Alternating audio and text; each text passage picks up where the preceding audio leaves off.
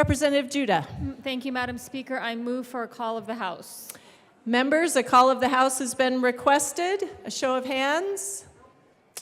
I see 10. The motion is properly sustained.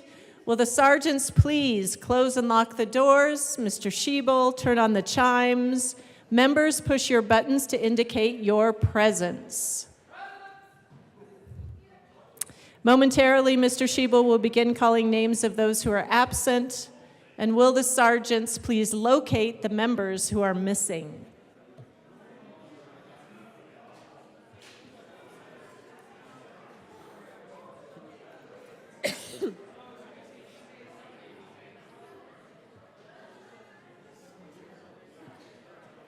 Representatives Bacon, Basenecker, Bradfield, Catlin, DeGraff, DeGree Kennedy, Ding, ding, ding. English, Epps, Frizzell, Froelich, Garcia, Here. Hamrick, Hartsook, Holtorf, Joseph, Leader, Luck, Lynch, Mabry, Morrow, Here. Ortiz, Parenti, Puglisi,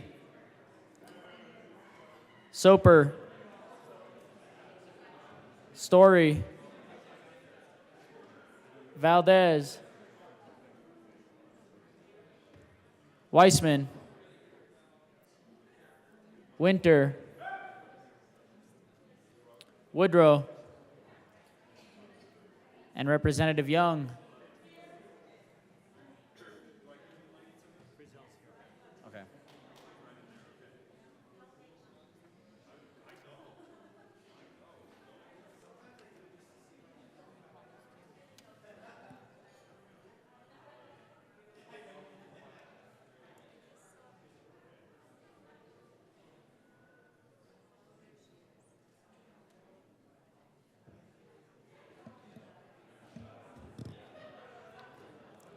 Members, please push your buttons.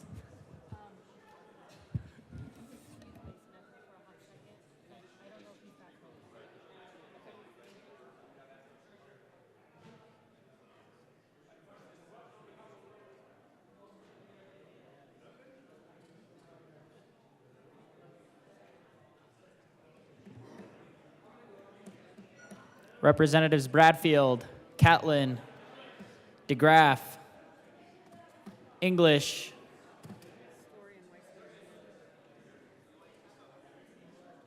Holtorf, Luck, Lynch, Parenti, Puglisi, Soper, Valdez, and Representative Woodrow.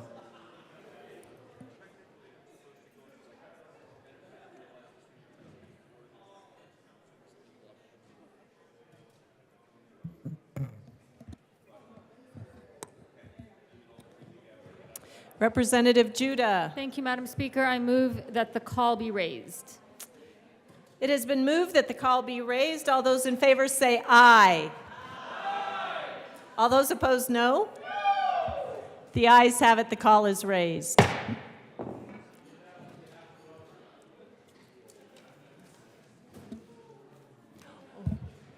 A bit of business first, members. Reports of committees of reference. Committee on Public and Behavioral Health and Human Services, after consideration on the merits, the committee recommends the following. House Bill 1307 be amended as followed, and also amended be referred to the Committee on Appropriations with favorable recommendation. Senate Bill 260 be referred to the Committee of the Whole with favorable recommendation. Committee on Transportation, Housing, and Local Government, after consideration on the merits, the committee recommends the following: House Bill 1304 be amended as followed, and as so amended be referred to the Committee of the Whole with a favorable recommendation. Message from the governor. Honorable members of the Colorado House of Message from the Representatives. governor will be buried in the journal. Madam Majority Leader. Madam Speaker,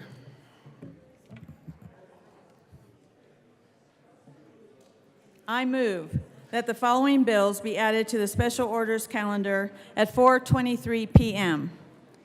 Senate Bill 272, House Bill 1107, House Bill 1214, House Bill 1112, Senate Bill 1, Senate Bill 60, Senate Bill 211, Senate Bill 202, Senate Bill 166, Senate Bill 167, Senate Bill 67, House Bill 1297, House Bill 1305, Senate Bill 7, Senate Bill 102, House Bill 1301, Senate Bill 193, Senate Bill 247, and Senate Bill 210.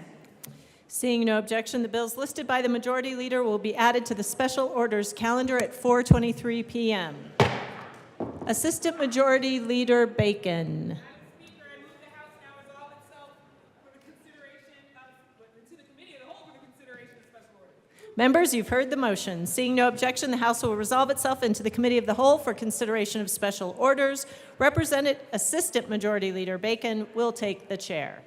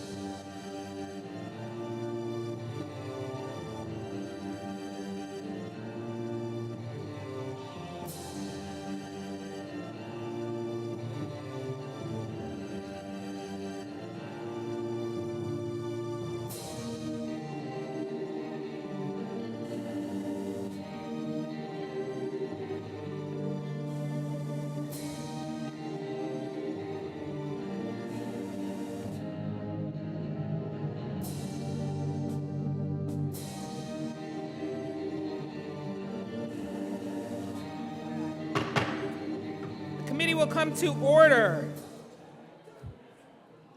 With your unanimous consent, or mine, the bills will be read by title unless there is a request for reading of a bill at length.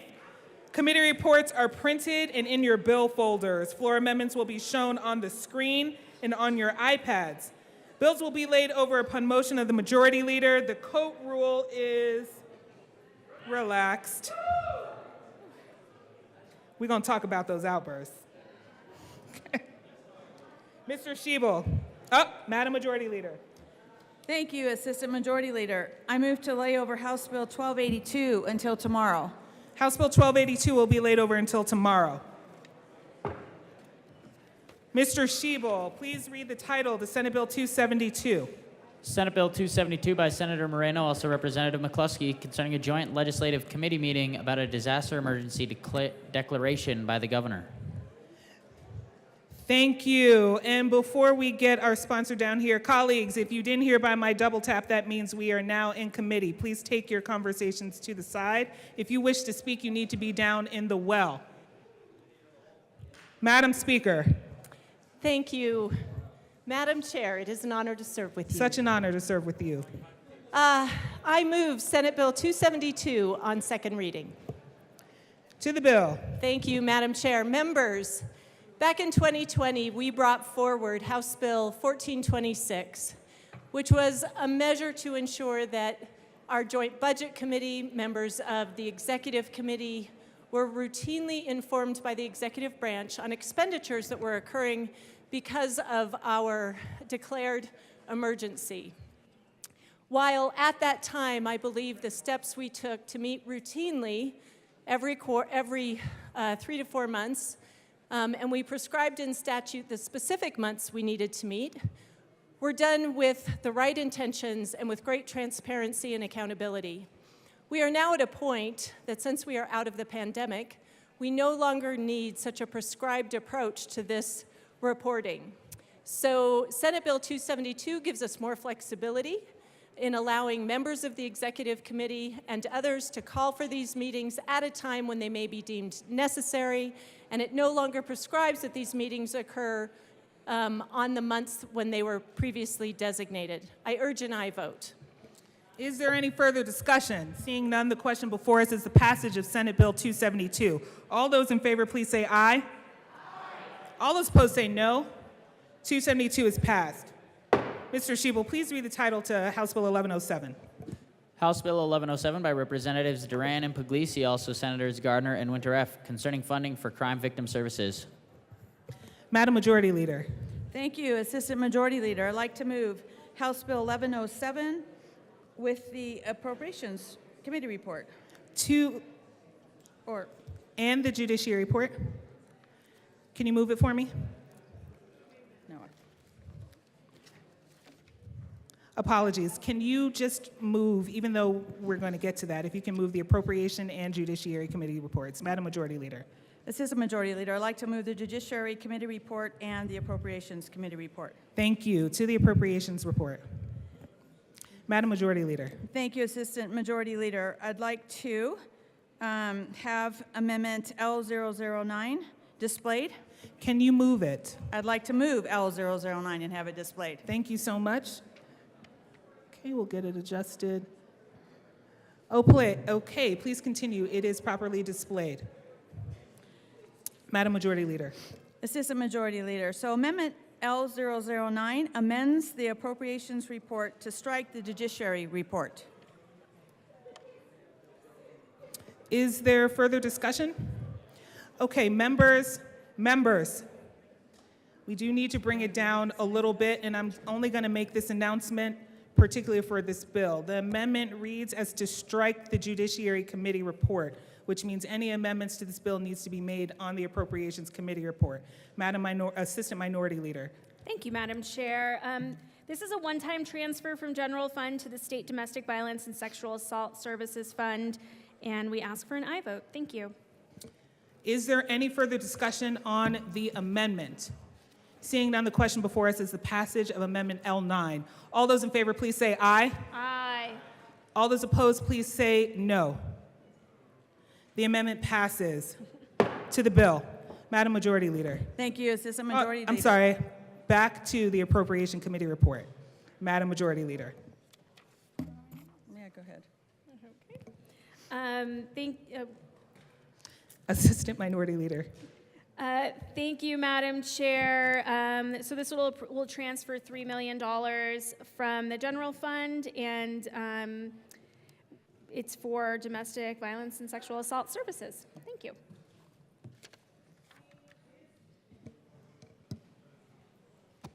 There we go. Is there any further discussion on the Appropriations Committee report? Just checking. Seeing none, the question before us is the passage of the Appropriations Committee report. All those in favor, please say aye. Aye. All those opposed say no. The Appropriations Committee report passes as amended. Let me just gavel. I'm gonna do it one more time. The Appropriations Committee report as amended passes. Madam Majority Leader, to the bill. Thank you, Assistant Majority Leader. So House Bill 1107 will actually provide shelter and civil legal advocacy for victims of domestic violence, stalking, sexual assault, counseling for victims of crime and surviving family members, and I ask for a yes vote on House Bill 1107. Is there any further discussion on House Bill 1107? Seeing none, the question before us is the passage of House Bill 1107. All those in favor, please say aye. Aye. All those opposed, please say no. The bill is passed.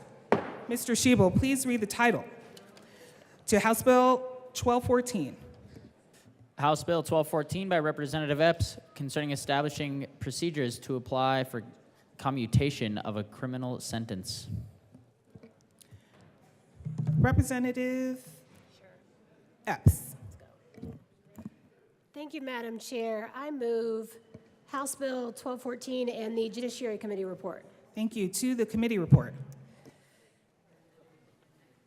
So, Madam Chair, did I just pass them to you? You just have to ask for the passage of the committee report. Well, I actually needed to do something before doing that. Can I have just a moment, Madam Chair? Let's take a quick recess.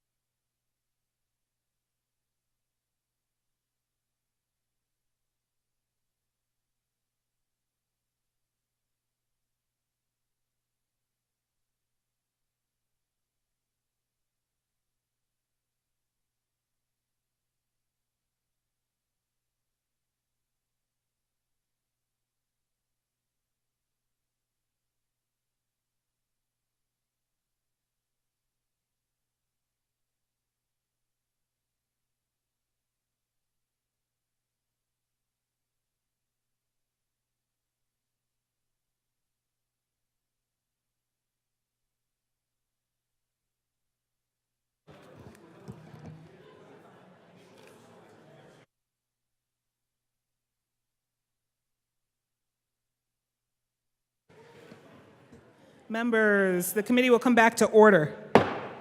Representative Epps. Thank you, Madam Chair, and thank you, members, for your indulgence. Good work was done in House Judiciary Committee, and I would ask for an aye vote on the committee report. Thank you. Is there any further discussion on the Judiciary Committee report? Seeing none, the question before us is the passage of the Judiciary Committee report. All those in favor, please say aye. Aye. All those opposed say no. The committee report is passed. To the bill, Representative Epps. Thank you, Madam Chair. In the years that I've been organizing and visiting the Capitol to testify, and now in the months as a legislator, rarely have I had occasion to see testimony as compelling as that which we heard on 1214, and I'm going to ask for an aye vote on the bill. Looks like there's some discussion. Representative Soper. Thank you, Mr. Chair, and it's an honor to serve with you. It's an honor to serve with you. So I just want to rise and say a couple of things. First of all, I also heard this in Judiciary Committee. We actually laid it over to be able to allow the bill's sponsor to continue to work on it.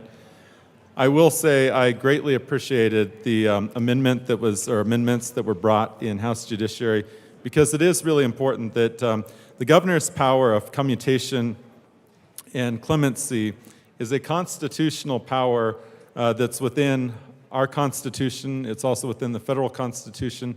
But also when you look at the history of this particular executive power, this is one of the oldest executive powers that we have had. This goes back to before the idea of having a democratic republic even rised up, the ability to commute, a sentence, or grant clemency.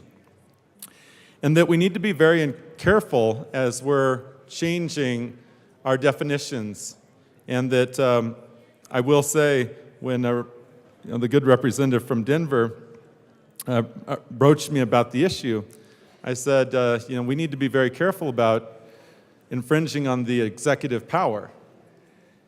And she then showed me a legal memo, which I was quite impressed with the background that was done here. And unlike the federal Constitution, Colorado's Constitution actually has a provision that talks about, while it's the governor's sole power to decide, the legislature, us, actually has the power to be able to add those parameters. And whether you agree or disagree with the parameters that have been chosen here, that is something to keep in mind, that anyone who tells you that adding the parameters is unconstitutional is just not true. Our own attorneys have validated this, and we know that it's true. So then, once we've taken off the constitutional question off the table, the next question is, do you agree with the provisions that are laid out here? And this is now a judgment call that each and every person within this chamber is going to have to decide for themselves that best represents their own districts. But it's one that you'll also have to decide, does this bill produce the best outcomes? Is it too prescriptive? And that's one thing that we certainly had heard in committee, is that we do not want a process that's overly prescriptive. But yet, by the same time, we also don't want a process where DOC employees are prevented from being able to write a support letter for commutation or clemency. Because who's going to know an inmate better than someone who works for DOC? And the old process was that all that would be blocked, and that someone who actually knew an inmate best wouldn't be able to make a case there. The system that is in place, while it is not perfect, I'm not entirely sure that the way the bill has changed, I'm not quite there yet, but I do feel quite close. I feel like that this has made great steps. Certainly it's not where it was as introduced, where I would have been 100% no, 110% no. I would say this is more of in that medium ground where if you support it, I fully respect you. If you don't, I also would fully respect you and appreciate being able to comment on this bill today. Thank you. Seeing no further discussion, the question before us is the passage of House Bill 1214 as amended. All those in favor, please say aye. Aye. All opposed, no. The ayes have it, and the bill passes.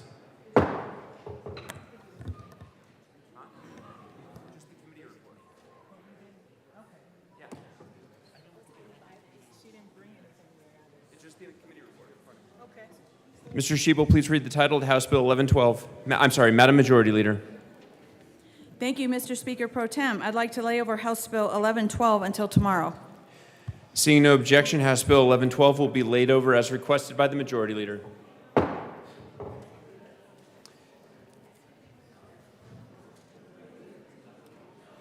Mr. Schiebel, please read the title of the Senate Bill 1.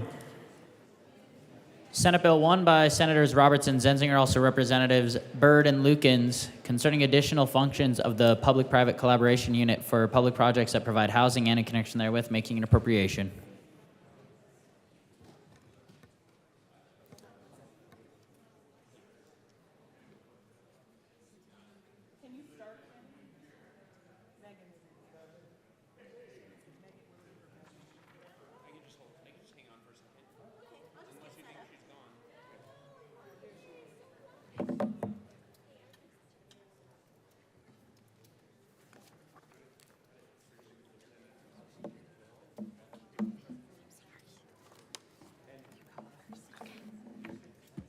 I'm just going to keep these for us and then give them.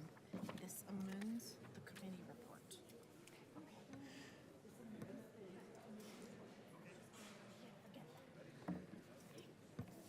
Who would like to begin? Representative Byrd.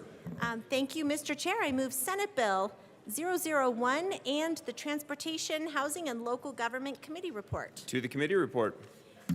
Members, I will just make note, we do have an amendment to the committee report, so we won't close things out until we go through this piece. But in this committee, we created a definition that we added a definition that gives preference. Representative Byrd, I'm so sorry. Members, it's quite loud. Please take your conversations off to the side. Representative Byrd. Thank you, Mr. Chair. So we made some amendments to make clear that the housing that is contemplated to be constructed through this bill is affordable housing. There were some other technical corrections. So that is the substance of the amendment in this committee. And we also, with that, I move Amendment L003 and ask that it be properly displayed. The amendment is properly before us. Please proceed. Thank you, Mr. Chair and members. This is a cleanup amendment, just tweaking language, making sure we have cross-references correct and that our grammar is right, and all words are plural where they need to be plural and singular where they need to be singular. I ask for your yes vote. Seeing no further discussion, the question before us is the adoption of Amendment L3 to the committee report. All those in favor, please say aye. Aye. All opposed, no. The ayes have it, and the amendment passes. Back to the committee report. Representative Lukens. The committee report or the? Oh, then to the bill. Seeing no further discussion, the question before us is the adoption of the Transportation, Housing, and Local Government Committee report as amended. All those in favor, please say aye. All opposed, no. The ayes have it, and the committee report passes. To the bill, Representative Lukens. Thank you, Mr. Chair. Today we bring before you Senate Bill 1, the Authority Public-Private Collaboration Unit for Housing. This bill will provide valuable employees with affordable housing by allowing employers to build workforce housing on government-owned land. One of the top issues facing our state is the affordable housing crisis, and Senate Bill 1 is a positive step toward addressing this crisis by attempting to increase the number of people who can afford to live where they work. We ask for a yes vote. Representative Byrd. Thank you, Mr. Chair. And I just want to add, this bill, we had a really robust discussion in transportation and local government talking about some of the roles and authority that this new unit that we will be creating will have. And a lot of it is just engaging in local partnerships, public-private partnerships with different nonprofits and developers, local governments, and recognizing that one size fits all doesn't work with development of housing. And there are some flexibilities that are given to buy and sell state-owned land, not to go out and be a competitor in the private market with private land sale transactions. So I do want to be clear about that. I know that there were some questions that came up in committee that where some concerns were raised that perhaps we might be expanding state authority to go out there and be a competitive developer with those in the private sector, and that is not the case. I do want to just make clear again that the authority conveyed is for the purchase of state-owned real property, and again, not to make the state a competitive developer in the private space. So we ask for your yes vote. Representative Puglisi, Madam Assistant Minority Leader. Thank you, Mr. Chair. I was subbing in on Transportation and Local Government Committee the day we heard this bill and really support the concept of public-private partnerships across the state. It's really very vital in affordable housing, mixed use, economic development opportunities, especially in rural communities. So really appreciate bringing this forward. There was a concern raised. There is a lot of state property that should be utilized before the state goes out and buys more property. We definitely don't want to do that. I had some concerns about the state coming in and using their eminent domain powers to take over properties. Really appreciate the bill sponsors and their conversations with both myself and the good representative for Mesa County about how to mitigate those impacts, and really appreciate the work that bill sponsors have done in order to get us there. So thank you so much for your partnership. Representative Holtorf.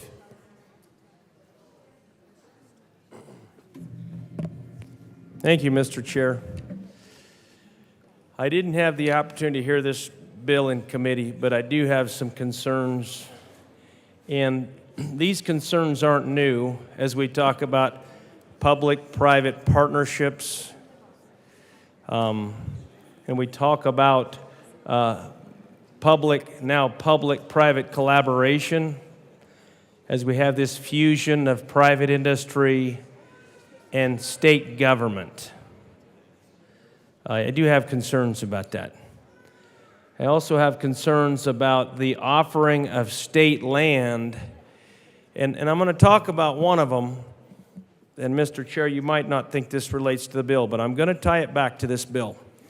Let's say that Division of Parks and Wildlife has some land out there, because they buy a lot of land using the tax fund resources they get, appropriated funds, either cash funds or general funds. They buy land. Let's say it was private land that they acquired, which you take out of the private sector, which I have a problem with, particularly ag lands. As you know, I stand up for agriculture every day I'm here. But let's say that with respect to this land that is now, and this is actually in my district, they are actually using this land along the river to graze cattle on. So it's in agriculture, it's supporting an agricultural enterprise. Another state agency is, or some other entity is renting this state land now. And then somebody says, we want to do a development on it. We want to build a housing unit on that land. And we want a developer to develop this, which is a public-private collaboration for housing. Now, this morning about 2:30, for those of us who were in Ag Committee, we sat and heard a very contentious piece of legislation with respect to URAs. And it is very similar to what this bill references. And there's a lot of problems with respect to if you have the public-private collaboration in this case, and they do build a housing unit on it and take it out of some other land use, let's say it was commercial land use or it was agricultural land use, but now it changes to housing. What happens to, and this was the big thing this morning at about 2:45 or 3 o'clock, what happens to all the special districts? What happens to the tax base? What happens to the fusion between county governance, special districts such as, and these are taxable entities, and this private, public-private collaboration in this private unit? Does it have the same considerations? I don't think the bill has gone through the level and the level of complexity that is involved here. And what are the ramifications? I'm pretty sure that the Speaker, or Mr. Speaker Pro Tem or Chair, I don't think that the bill sponsors are ready to address this question. I'm pretty sure they're not, with respect to these very important questions. But they're still questions nonetheless, and they're important questions. What happens to the tax base? What happens to the taxable entities that are involved in this? Does the state have any responsibility, or what's the relationship between that private entity? How are they taxed with respect to property taxes on top of state land with this public-private collaboration for housing? Because those are units, right? Well, I'd like an answer. I didn't come up here just to run my gums and flap my gums. These are actually serious questions that I have. All right, thank you. Representative Byrd. Thank you, Mr. Chair. And just like the gym, it's always nice to put this back down when you're done. I will just say that these developments, remember, they're happening on state land. What we're contributing is not a taxable piece of property anyway. So we're not depriving anyone of any taxation. And the intent is to build affordable housing, which that wouldn't be taxed in a conventional sense anyway. Representative Holtorf. Thank you to the bill sponsor, Representative Byrd. Now, it gets a little more complicated than that because it's state land, that isn't taxable, but the property that's put on it, what happens to that? Is it state-owned housing? Is it government housing? But it's a private Collaboration, public-private collaboration. And then what about that county that this state property lies in? What is the relationship? Because in rural Colorado, that tax base, as we found out this morning, is really important to those county commissioners, to the fire district, to the school district. So I'd like to know how that relationship works as we go into these new relationships called a public-private collaboration for housing. Okay?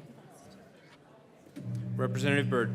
Thank you, Mr. Chair, and thank you for the question to the good representative in Akron. So I will just say the beauty of this model is that every deal is going to look different.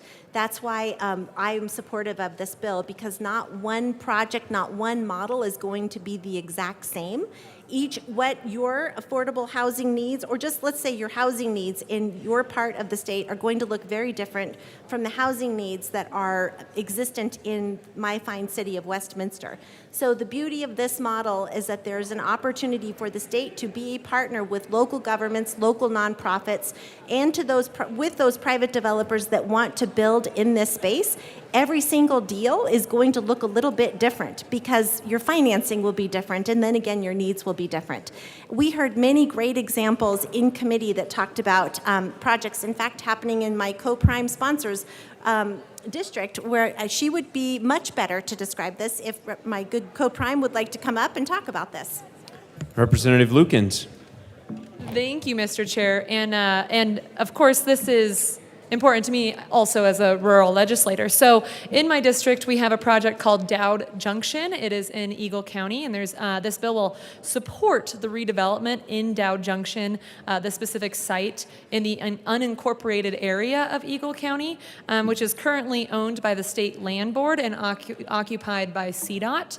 So by relocating CDOT employers through provision of alternative housing, Eagle County would have 3.5 acres to develop 80 two-bedroom units of 800 square feet each. So this is helping rural Colorado as well and giving us more opportunities to utilize state-owned land in affordable housing. Representative Holtorf. Thank you, Mr. Chair. So the units that are built, these 80 units, does the county still have the ability to assess property tax on the building and the units? Is there a tax base for that? And I'm representing rural Colorado, and I'm representing 7 counties in Northeast Colorado for House District 63, and I want to make sure that the tax base is not run over with respect to these public-private collaborations, because if you have an 80-unit building there, its infrastructure, should it be taxed? Should the county be able to tax it? The development has to have some surety that the property they're building on, which is state property, I don't know if there's going to be a lease arrangement or a buy arrangement, or who takes possession of that property. Or does the building become state-owned property? I mean, I really want to know, because we're going into some new territory here, I think, with respect to this. Maybe I'm wrong, but who has the taxable authority over the 80-unit building that is sitting in Eagle County, and does Eagle County have the rights to that? Well, that's good, because she's a county attorney, so I'm really glad she's rolling in here. Thank you. So I'm going to turn this back over to another colleague of mine. Assistant Minority Leader Puglisi. Thank you, Mr. Chair. Thank you, Representative, and thank you to the bill sponsors for allowing me to kind of jump in on this one. So normally, when you have a public-private partnership, the land right now is state-owned. So there is no property tax being assessed. If it was to go from state-owned to private, then the county would be able to assess those taxes. But normally, at least in the developments we've seen and we've done, it continues to stay state or county, same thing in the county-owned land, so that doesn't get taxed. So now you do a multi-unit retail space, that property is still owned by the local government or by the state government in this case, and then there would be a lease agreement at generally a higher rate for that multi-use property. So does that answer your question? Representative Holtorf. And thank you for that clarification, and we've walked right into what I'm most worried about with that answer. So now, and I really think we should focus on the private sector and private industry and developers that are going to build property and build housing units that are going to be a taxable assessed value to our counties and county government. And this is an important point for my colleagues here that particularly those of you that were former county commissioners, maybe some of you that sat on city councils, with respect to what happens when you promote state-level legislation that is going to do things to take away the tax base. Now, I do have another concern because we're talking about state land, and I'm an agriculturalist, and we got a lot of state land that is leased for agriculture. And I know it's a little loud in here, but I guess I'll just talk louder. It's all right. We have a lot of land that is farmland, irrigated farmland, dry land, and grassland. State Land Board managed lands for my colleagues here, all across this state, hundreds of thousands of acres. And I really don't want to see that migrating out of agriculture and moving into development. It's an age-old problem. But with this type of a legislation, is much of that land now going to be at risk for being developed by the state government? So the state government's now going to turn into the developer? This is a concern of mine. I'm not just making this up, ladies and gentlemen. This is a legitimate, real concern because the last time I was in Prague, Czechoslovakia, back in the 90s, right after the wall fell, there was a lot of state-owned buildings there too. And that's a different kind of government. That's a different form of government. One that I don't support. Let's stay focused. That's my last comment on this particular bill. But, you know, we're going to a little territory and some areas here that are very different than what I'm used to in this country. And I don't say this with a light heart. As we walk down this road and maybe don't see perhaps what I'm concerned about. Thank you for your time, and I believe I'll be a no on this. Seeing no further discussion, the question before us is the passage of Senate Bill 1 as amended. All those in favor, please say aye. Aye. All opposed, no. The ayes have it, and the bill passes. Mr. Schiebel, please read the title of the Senate Bill 60. Senate Bill 60 by Senators Rodriguez and Baisley, also Representatives Doherty and Lindsay, concerning consumer protections in event ticket sales. Representative Doherty. I move Senate Bill 60 in the Business Committee report. To the committee report. Representative Doherty. Thank you, Mr. Chair. And in committee, we ran a few amendments. And what they did was they mandated refunds by an entity selling a ticket for any extenuating circumstance. We narrowed the charitable purpose exception. We created a definition of ticket resale marketplace as requested in stakeholding. And we also further defined ticket resale marketplace. We would request an aye vote. It looks like there, Representative Bottoms, were you wishing to speak on the committee report? Representative Bottoms. Thank you, Mr. Chair Pro Tem. Just put all that in there. So I move Amendment 047 to the Business Affairs Labor Committee report and ask it to be properly displayed. You may proceed. I'd like to explain just a second or two. If you go to, it says here page 2, strike line 10 and substitute, and this is the way this sentence reads. Now, a person including an operator. And I would like the sentence to say, a person including an operator, a primary ticket seller, or a rights holder, to try to expand this out and not be as limited as it is right now. And so I ask for an aye vote on Amendment 047 to the committee report.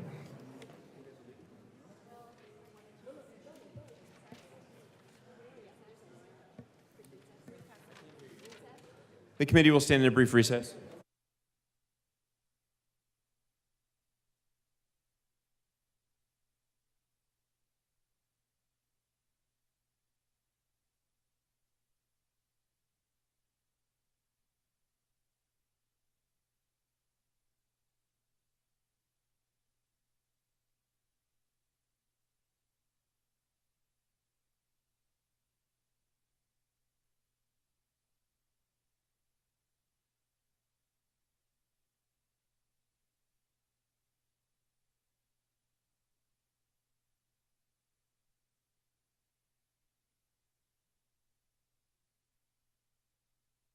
The committee will come back to order.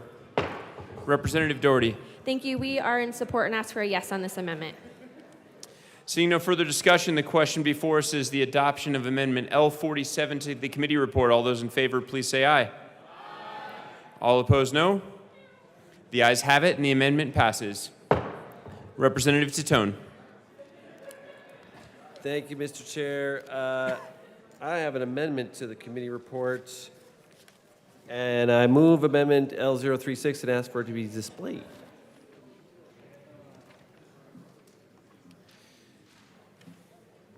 It's actually the Titone and Weinberg. Please proceed. So if you want to come up. All right. Thank you, Mr. Chair.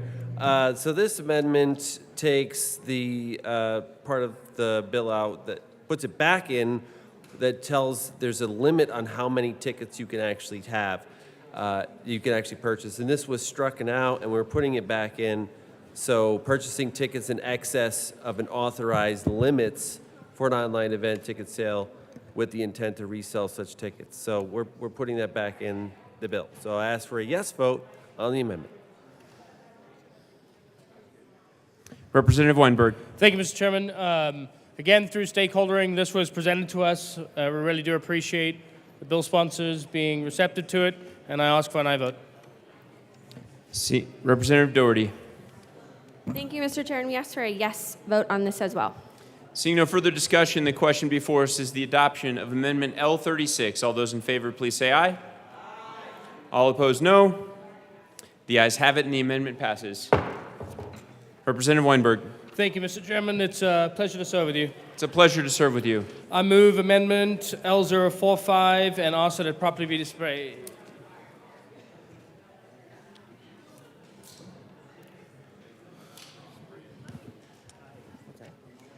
You may proceed. Thank you, Mr. Chairman. Again, a very simple amendment through stakeholdering, and again, the bill sponsors being receptive. I'm grateful that they would even take the time. Simple strike is aware and substitute has knowledge. Good amendment, vote yes. Good amendment, vote yes. Representative Doherty. Thank you, and we agree with this and ask for an aye vote. Seeing no further discussion, the question before us is the adoption of Amendment L45 to the committee report. All those in favor, please say aye. Aye. All opposed, no. The ayes have it, and the amendment passes. Representative Lindstedt. Thank you, Mr. Chair. I move Amendment L042 and ask that it be displayed.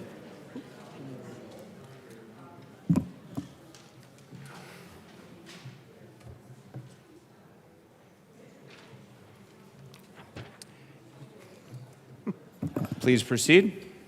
So, you may have heard that there was an amendment made in the Business Committee to disclose holdback tickets. What this amendment is a cleanup to that amendment that will exempt small venues and make sure that the onus of the required bot reporting is on primary ticket sellers and not venues. So this is a really important amendment to protect consumers, and it just needed a little bit of cleanup from committee. So I urge an aye vote. Representative Doherty. Thank you, and we were opposed to this amendment in committee and remain opposed, so we ask for a no vote. Is there further discussion? Seeing none, the question before us is the adoption of Amendment L42. All those in favor, please say aye. Aye. All opposed, no? No. The ayes have it, and the amendment passes. Seeing no further discussion on the committee report, the question before us is the adoption of the Business Affairs and Labor Committee report as amended. All those in favor, please say aye. Aye. All opposed, no. The ayes have it, and the committee report is adopted. To the bill, Representative Lindsay. Thank you, Mr. Chair. Hello, colleagues. Good evening. I am here with my co-prime, Rep. Doherty, to discuss Senate Bill 60. Have any of you heard of it? I know this has been a topic of big discussion here, and I'm actually really excited to be down here in the well to lay this out for you and let you know about our bill and all the great things that it does. Number one, transparent pricing. 60 makes it simple and mandates transparent pricing. The first price a consumer sees when the ticket has been selected to purchase will be the final price a consumer pays. No surprises during checkout. I love that. I have 4 teenagers. They want to go to concerts all the time. It's sometimes a difficult process, and this will make it better. Number 2, 60 will prohibit the practice of speculative ticketing and will require resellers to have actual or constructive possession of a ticket for a specific seat before selling it, allowing consumers to have confidence when making a purchase. No longer will people show up at a venue with a ticket that they think is legit and not actually have a ticket. We're solving that problem as well. Next, deceptive URLs. 60 will ban the practice of deceptive URLs by making it so no person can use a website to display a trademarked or copyrighted URL or other mark or symbol without the written consent of the rights holder. It also modernizes language around nefarious bot activity in the ticketing marketplace and attaches serious penalties for bad actors engaging in this activity. Also, 60 empowers Colorado venues and allows them to revoke tickets that are purchased or sold through deceptive trade practices, preserving those tickets for true fans like my kids trying to get these tickets to the most popular teen stars. This bill is great. I've been really excited to work on this bill. And does one more thing. Let me tell you about it. It will limit transferability in a couple of different areas. ADA seating, where sometimes people will purchase tickets meant for ADA folks, and then they will sell them to people who do not need them. Our bill takes care of this. Also, charitable tickets. If something is meant to be free and someone gets their hands on them, they're not allowed to sell those tickets for profit, which is awesome. We take care of that as well. It's a really great bill. We've been working hard to let you know what's going on in this bill. I'm so happy to have worked with Rep. Doherty on this, and I think that once we get this through seconds, you may never have to hear about it again. So thank you for your support. We urge an aye vote. Representative Doherty. Thank you. And I just want to reiterate how this bill does help consumers. It enhances consumer protections for fans by ending the practice of speculative ticketing, as you've heard about, and requiring resellers possess a ticket before listing it for resale, as well as requiring pricing transparency and clear refund policies. This is a consumer-friendly bill. We think that it absolutely helps, and we ask for an aye vote. Thank you. Seeing no further discussion, Representative Frizzell.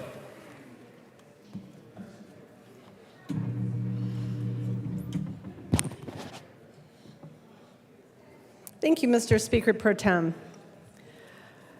I sat in the Business Committee and heard this bill, and it was a fascinating experience. Even more fascinating was the efforts to lobby both for and against this bill prior to committee hearing. And I tried to hear both sides with a fair ear, and I feel like I did. But there were some things about this bill that kind of concerned me. And I'll have to tell you that I was a little concerned about some of the testimony I heard in committee as well, because it felt very one-sided. It felt like the proponents of the bill, not the bill sponsors, but the folks who were really pushing this bill very actively. It felt to me like they were targeting the wrong people, targeting the wrong companies, because there's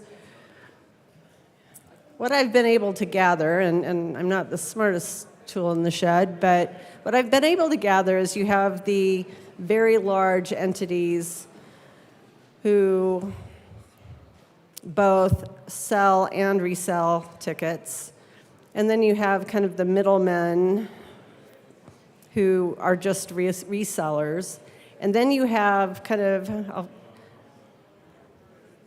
for lack of a better term, kind of the bottom feeders. And those are a lot of these really unscrupulous entities that buy tickets through bots and maybe sell tickets but don't deliver the tickets.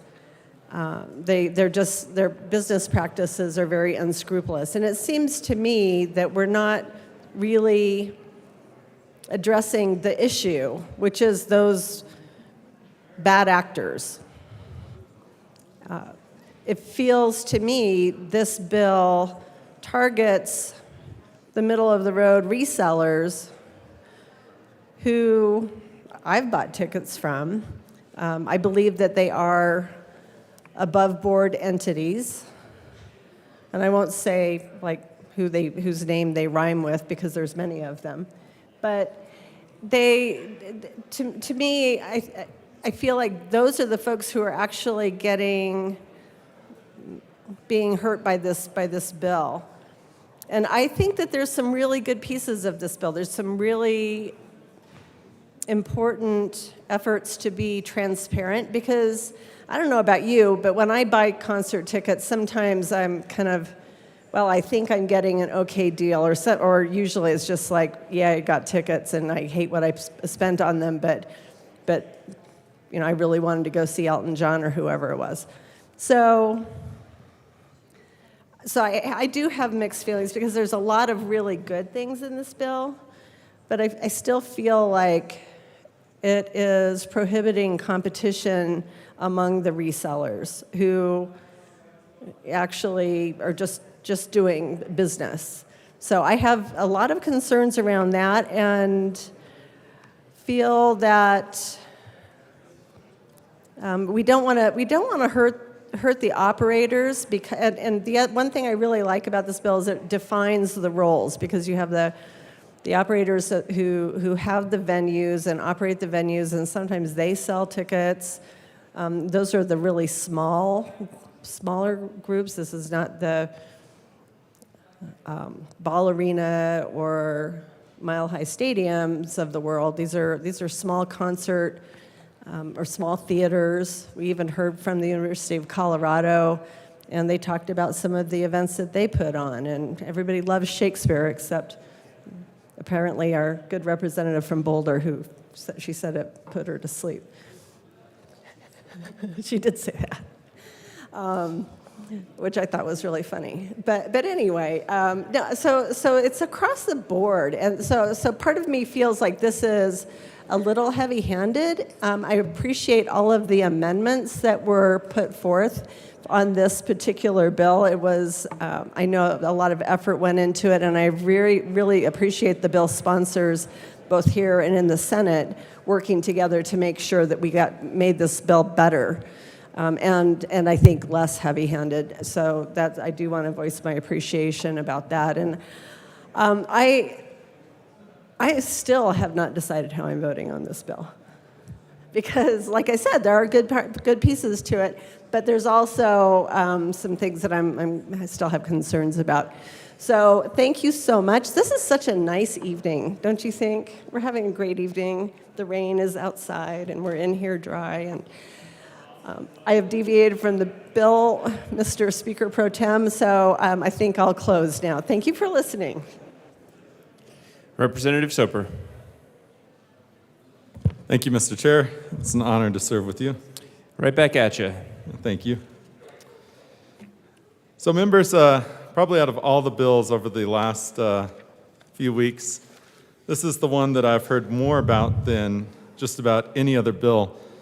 And I'll never forget, actually, when I first heard about this bill, it was actually at a dinner party in January, and the senator who is the main sponsor said to me, what's your interest in tickets? And that was the preview of what I did not realize would be probably hours of conversation since then.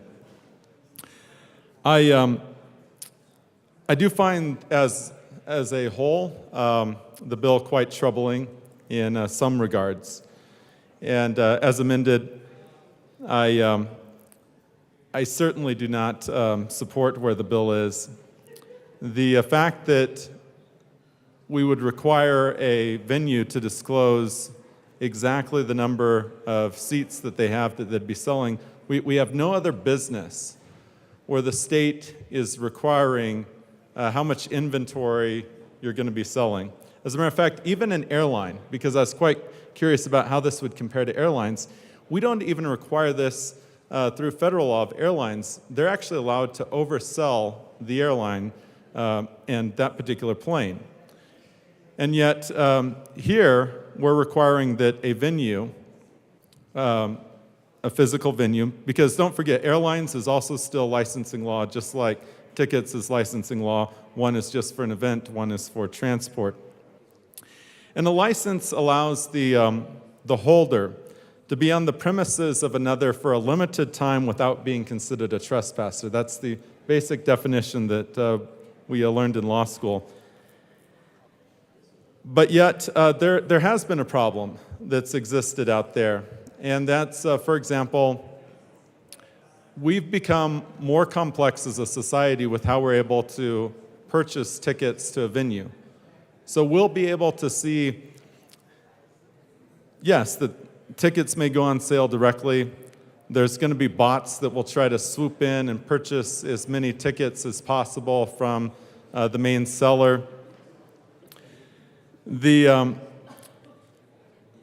one thing that I have been concerned is we just try to carve out always the small person instead of having always a one-size-fits-all. The fact that we're carving out those venues of 2,000 seats or less, that at some point in time, we need to develop a statewide approach that really applies to everyone, and that by having this be the bill, we're now saying that we're creating a tale of two cities in the ticketing world.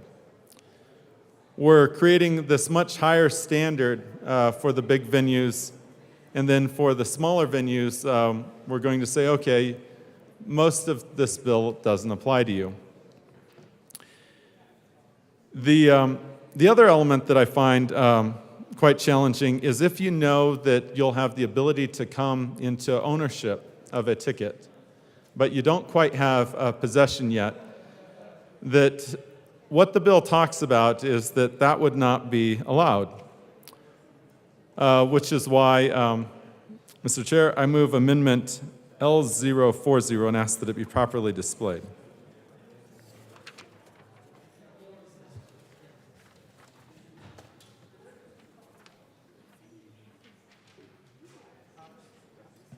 I have quite a few, actually.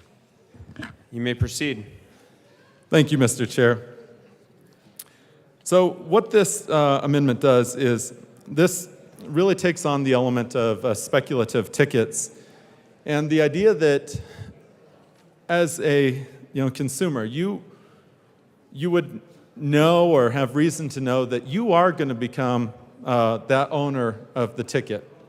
But you shouldn't be barred based solely on the fact that you do not have actual physical ownership of that ticket at that moment in time. We do know that, let's say we're talking a big event center like Ball Arena. You own a box seat. You know that some of the terms of that box seat are that you're going to be able to acquire all the tickets, not just for the sporting events that occur, but also at the music events that are also within that arena. You don't have actual possession, but the ability to know that you are going to have possession. We need to make sure that that's preserved and incorporated in the bill as well. And that's quite important to me. It's quite important as we're looking at as we're setting the policy, because this is not as simple of a bill as some may have made it sound. This is actually far more complex. And I think we need to appreciate the complexity and the fact that there's many different scenarios that can play out. And that's why I'd ask for a yes vote. Thank you. Representative Doherty. Thank you. We would request a no vote. The way I'm reading this has a practical effect of now allowing speculative ticketing, which we are opposed to. So I would request a no vote. Thank you. Seeing no further discussion, the question before us is the adoption of Amendment L40. All those in favor, please say aye. Aye. All opposed, no. No. The noes have it and the amendment fails. Seeing no further discussion, the question before us is the passage of Senate Bill 60 as amended. All those in favor, please say aye. Aye. All those opposed, no. No. The ayes have it and the bill passes. Mr. Sheeb will please read the title to Senate Bill 211. Senate Bill 211 by Senators Danielson and Moreno, also Representatives McLaughlin and Velasco, concerning adopting federal regulations to the Indian Child Welfare Act of 1978 as state law. Representative McLaughlin. Thank you, Mr. Speaker Pro Tem. I move Senate Bill 211 on second reading, please. To the bill. Yes, the Indian Child Welfare Act was designed in 1978 to protect Native American children. Turns out that like 25 to 35% of Native American children used to be taken from their homes and placed in non-Indigenous homes. There's a chance that even though this law has worked really, really well and it's been a gold standard throughout the United States, a Supreme Court case is coming up in June that could change it so that that could happen all over again, and people could, non-Indigenous families could just take whoever they wanted, Indian children again. And we want to make sure that doesn't happen in Colorado. So we're going to adopt the U.S. code in Colorado. Representative DeGraff. Thank you, Mr. Chair. Just some further information that I was trying to look at, like why this was even an issue, and then looking up the case. So it is at the Supreme Court level, added another high-profile dispute to what is happening to be shaping up to be a blockbuster 2022-23 term. The justice has granted a review in a quartet of cases challenging the constitutionality of a federal law intended to protect the separation of Native American families. Supporters of the law contend that a ruling that invalidates the law could have significant negative consequences on both Native American and children and tribal rights. And I think that's the kind of the intent of the bill here. So to protect those things. The justices agreed to review a ruling by the U.S. Court of Appeals for the Fifth Circuit that invalidated portions of the Child Welfare Act. And it's a pretty extensive act. Enacted in 1978, establishes minimum standards for the removal of Native American children from their families, and establishes a preference that Native American children who are removed from their families be placed with extended family members or in native foster homes. Some of this, I think, is actually handled by a previous bill that we heard. I think it was 1024. The Court of Appeals ruled that the provisions violate, among other things, the 10th Amendment because they commandeer. So this is why there's the lawsuit, because they commandeer, that is, impose duties on the states. So it's my understanding that this would be, instead of imposing it on the state would be taking on itself, and then there would be no violation of the 10th Amendment. Correct? Okay. The federal government asked the Supreme Court to weigh in, which it agreed to do so on Friday. The case will be argued in the fall. Let's see, some other things with it. The challenging the constitutionality of ICWA came under intense scrutiny in April. The United States Court of Appeals for the Fifth Circuit considered the challenge to the constitutionality of ICWA brought by Texas, Louisiana, Indiana, and several other plaintiffs. So not a small case. A sharply divided court generally upheld the constitutionality of ICWA, although sharply divided. However, as a result of the divided ruling, the court also upheld the lower court's decision that certain provisions of the placement preferences of the Native children for Indian homes, as well as certain ICWA processes, violated the Constitution. So, and again, I think that goes back primarily to the 10th Amendment of commandeering and imposing duties on the state. Finally, the court ruled that the corresponding provisions of the laws implementing regulations violated the Administrative Procedures Act. The Supreme Court now has granted and consolidated 4 petitions for a writ of certiorari that raise overlapping questions on several constitutional doctrines, including equal protection. and that was equal protection, and that goes to a race issue. The case is expected to be argued in the fall of 2022. Has it been argued? Has not been argued yet. It has been argued. Okay. By the federal government to reestablish the tribal authority over the adoption of Native American children. The goal of the act was to strengthen and preserve Native American family structure and culture, which I think we can all support. Studies conducted in advance of ICWA's drafting showed that between 25 and 35% of all Native children were being removed from their home. The sponsor mentioned that by child welfare and private adoption agencies. I don't know why that would be. Of those, 85% were placed with non-Native families, even when fit and willing relatives were available. Again, I think that hopefully that is something that was also being dealt with in 1024 that we heard earlier. ICWA was established as a safeguard that requires placement cases involving Native American children to be heard in tribal courts if possible, and permits a child's tribe to be involved in the state court proceedings. It also requires testimony from expert witnesses who are familiar with Native American culture before the child can be removed. The law requires that Native American children be placed with extended family members. I think that's a great idea, with extended family members or other tribal members before taking them out. As 18 leading national child welfare organizations, including Casey Family Programs and the Child Welfare League of America, attested to the Supreme Court, ICWA represents the gold standard for child welfare policies and practices that should be afforded to all children. And in fact, when I was reading through ICWA today and then looking at 1024 as well, I think we could actually, it would actually be good to do this, the gold standard for child welfare policies and practices that should be afforded to all children. So I guess there's some concerns on equality under the law, but I think this ICWA would be a good thing to apply as applicable to all children. It lessens the trauma of removing by promoting placement with family and community, promotes the best interest of Indian children by keeping them connected to their culture, extended family, community, which are proven protective factors, promotes the placements and stability by ensuring that voluntary adoptions are truly voluntary, and among other benefits, positive and continued connections to one's family, community, and culture are key factors in ensuring health and well-being. However, despite the progress which has been made since 1978, the need for ICWA remains today. According to NICWA, Native children are removed from their homes 2 to 3 times at the rate of their white counterparts and often not placed with relatives or other Indian families, even when such placements are available.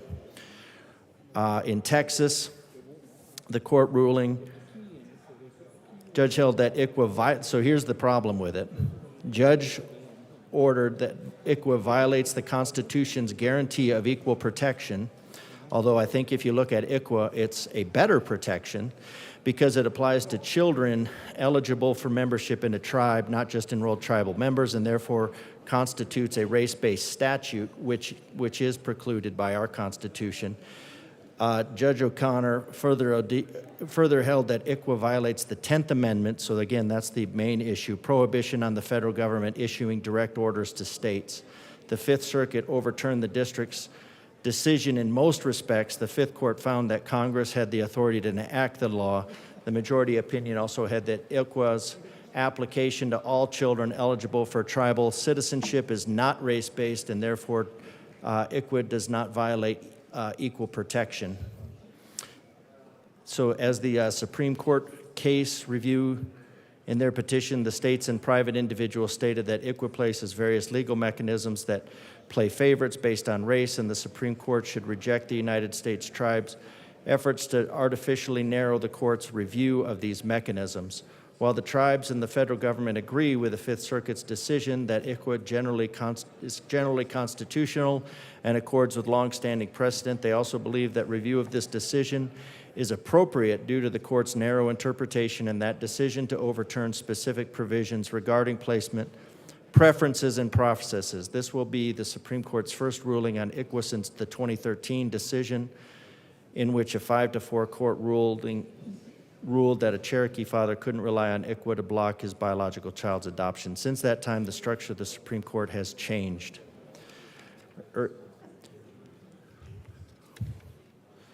urban populations. AIAN children are overrepresented in foster care systems according to NICWA.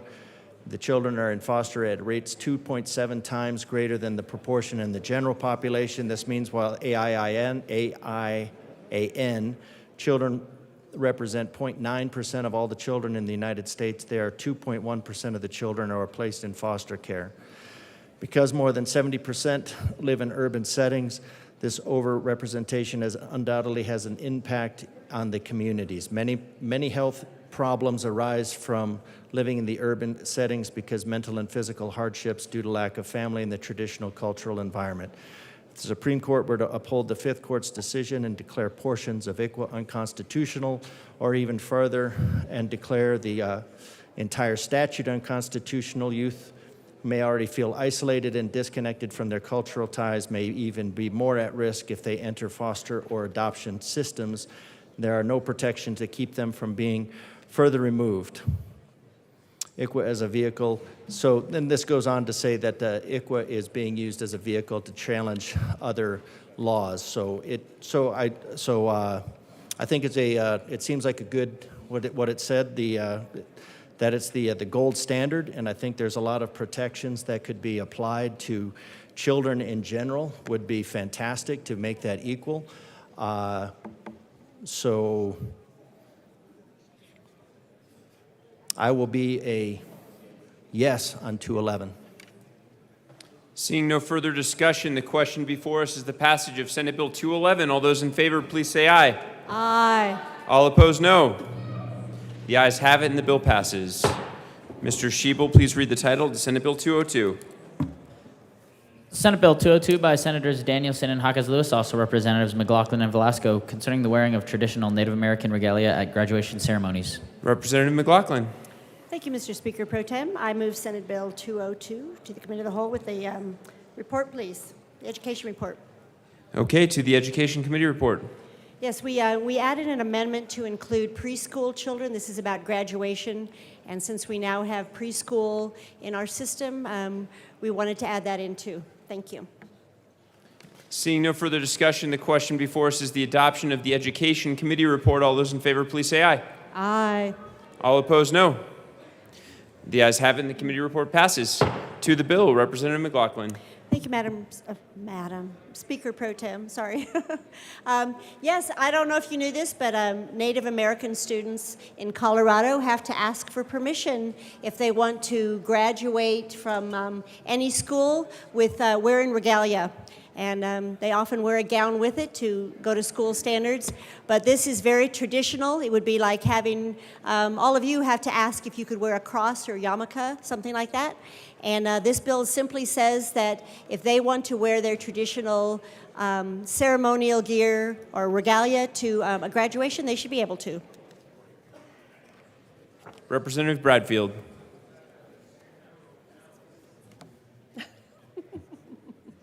Thank you, Mr. Chair.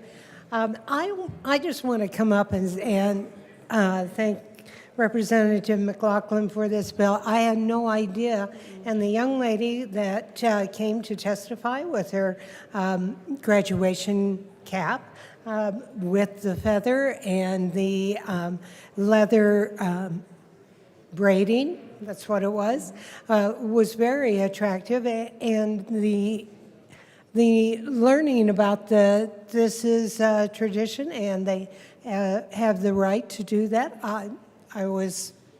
I asked for a yes vote. This is a great bill, and every school should know about this.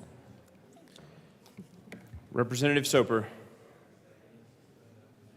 Well, thank you, Mr. Chair, and I also rise in strong support of this. When I saw the title, I was quite curious. I just dove through and read it, and was even more curious to hear your answers down here at the well as far as some of the background. Pretty hard to believe that this isn't allowed, that we're having to run a bill, but I'm glad we are, because this is denying someone's cultural identity on one of their most important days of their life. So I'm glad to be able to support this, and thank you very much. Seeing no further discussion, the question before us is the passage of Senate Bill 202 as amended. All those in favor, please say aye. Aye. All opposed, no. The ayes have it and the bill passes. Mr. Shebel, please read the title of Senate Bill 166. Senate Bill 166 by Senators Cutter and Exum, also Representatives Froelich and Velasco, concerning the establishment of a Wildfire Resiliency Code Board and in connection therewith requiring the Wildfire Resiliency Code Board to adopt model codes, requiring governing bodies with jurisdiction in an area within the wildland-urban interface to adopt codes that meet or exceed the standards set forth in the model codes and making an appropriation. Representative Velasco. Thank you so much, Mr. Chair. And we moved the appropriations report and Senate Bill 166 to the Committee of the Whole. To the committee report. Thank you. In appropriations, we just added our J amendment to make sure that our funding was coming from the right place. And we asked for an aye vote.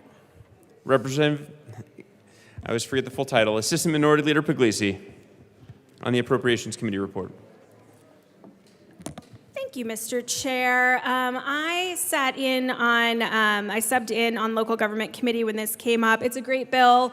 The underlying premise is really good. We all care about wildfire mitigation. I do have some things that I think would make this bill better and better policy.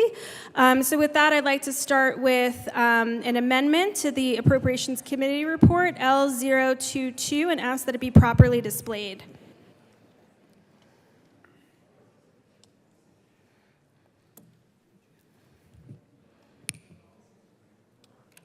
The amendment is properly before us. Please proceed. Thank you, Mr. Chair. So throughout Colorado, we do not have one statewide plan for everything. Transportation is set up into regions and districts because on the western slope, as one of the sponsors knows, we have a lot of federal land. So you have issues with Bureau of Land Management. You have issues with National Forest Service when it comes to healthy forests, which contribute to our wildfire problem. When I was a county commissioner, right in the middle of COVID, we had one of the largest wildfires in Colorado's history. People don't really talk about it, but we did, and had to mitigate those impacts. But that is very different from Jefferson County and Boulder County and what happened out there. I also spent a lot of time with my friends in Southeast Colorado. There's no trees in Southeast Colorado, lots of trees on the western slope, and a huge diversity of geography in the middle. And so, good policy. I really am very glad that the sponsors are bringing this bill forward, but I do think the better policy is to break this up into regions. Right now, this is set up as a state-controlled one solution for all across Colorado. Except all across Colorado, our wildfires look different. Our communities look different. And so the better policy would be to set it up into regions, like we do for transportation, like we do for the opioid settlement funds, where you have a governing board, which can be statewide. I think the way they set up the state board with all of their stakeholders is really good policy. Right now, they don't even have the wildfire urban interface, the WUI, as we call it. That's not even established yet. So they need to establish the WUI first, then set it out into different regions, and let those regions decide what is best for their communities, and the governing board can approve those plans. I think that's the way we have it set up all throughout Colorado. It is really good policy and would encourage the sponsors to consider, instead of one statewide plan where it's very top-down, that it actually comes from those communities and those regions. It'll give the Western Slope more standing when it comes to the federal government in dealing with wildfire management and safe forests, safe and healthy forests. And so my amendment, that's what it does. It keeps the governing board the way that the sponsors had set it up, which I think is great. But then it also allows local governments to decide for themselves what is the best plan for their communities. And when I was in committee, I was really disappointed to hear, when I asked the question as to why these wildfire management plans weren't happening, that there was an unwillingness and uneducated response to this, and I don't believe that's true. I believe funding is the issue. I think in these smaller communities, it's really hard for them to develop their plans for themselves. They don't have staff. And so it would be really important that we have these regional boards with funding that is then able to go to this governing board, get their plans approved, and implement it throughout Colorado. It's not a new or novel concept. It is what we do right now. And so I really think that this is the better policy. It is the better way to address these issues and really want to address wildfire mitigation. Every community wants to keep their community safe. Every single community. I can't imagine a community that says, no, I would rather wildfire take over my community. But they need resources and funding in order to get the right plans in place. And so what this amendment does is bring forward this policy for us to all discuss and vet tonight that says, let these regions do the work they need to do and then lift those up to the governing board. They can be approved. That's how we do it for opioid settlement funds, transportation planning regions. Again, not a new concept, but I do think that this is the best policy for Colorado. I think it's the best policy for the regions around Colorado and acknowledges the differences that there are between all of our communities across Colorado. So with that, I would ask for an aye vote. Thank you. One more thing, Representative Puglisi, would you please clarify that you move the amendment? Okay, I will do that again. I move L022. Thank you for clarifying for us. Is there further discussion on the amendment? Representative Froelich. Thank you, Mr. Chair. This actually was an idea floated in the Senate, and this bill has been heavily stakeholdered, and this idea was already considered, and we think what's in the bill is a better route, so we ask for a no vote. Representative Frizzell. Thank you, Mr. Speaker Pro Tem. I rise in support of this amendment, understanding that significant stakeholding has already taken place.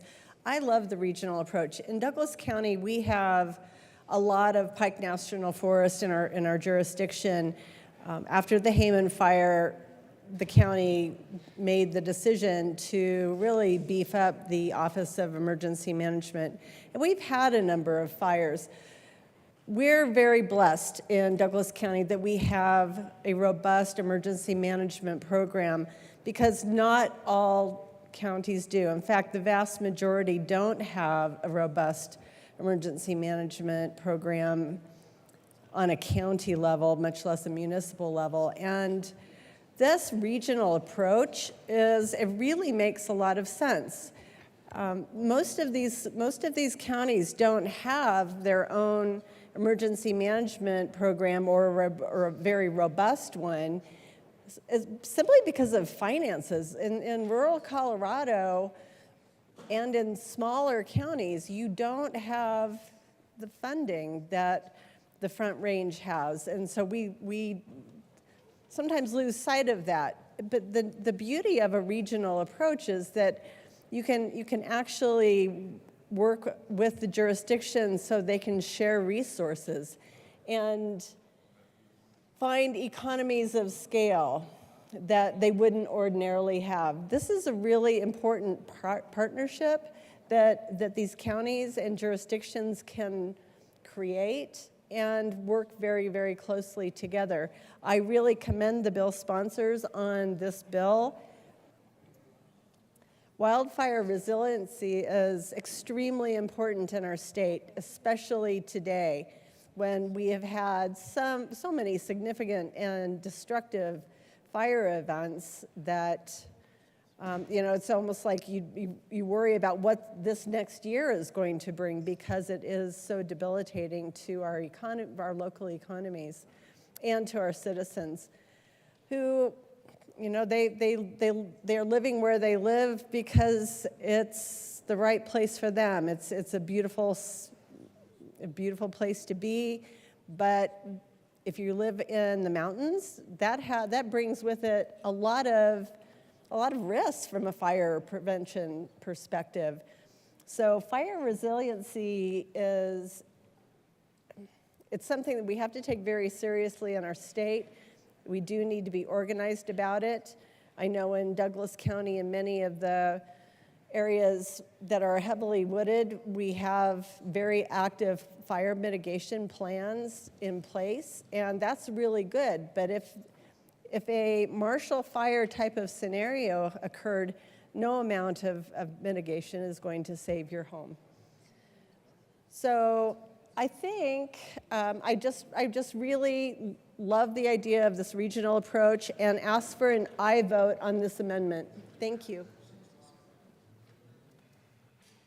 Representative Bottoms.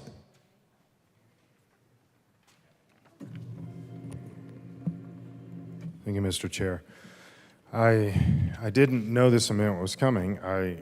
After reading it, though, I'm pretty excited about it. I have plenty of statements to make about the bill, but a lot of the statements potentially fall under this category. So if we can vote this amendment in, I think we just have to come back to local control. Why is the state, what understanding, knowledge, and authority would the state have in this? In 2012, I moved to Colorado Springs. We had the Waldo Canyon fire. The very next year, we had the Black Forest fire. El Paso County and Colorado Springs has very thorough policies around fire mitigation and codes and all this kind of stuff. Colorado Springs nor El Paso County want the state to stick its nose in our business. We've got it under control, and the state needs to stop doing this stuff. Our state is so diverse. Why do we think that a group that has not even been set up yet, that'll be set up by the state, and therefore now more control under the governor, why would we want that anywhere else in the state except like right outside the building here? That's about the only place we want that. We don't want it in El Paso County. We don't want this in Colorado Springs. We'll take care of ourselves. We know what we're doing. I would say much better than anything that the state can offer up. And so I strongly support this amendment, but I still have lots of notes on the bill if we can't get that done. But we just need to make sure that our local government has the ability to make these decisions.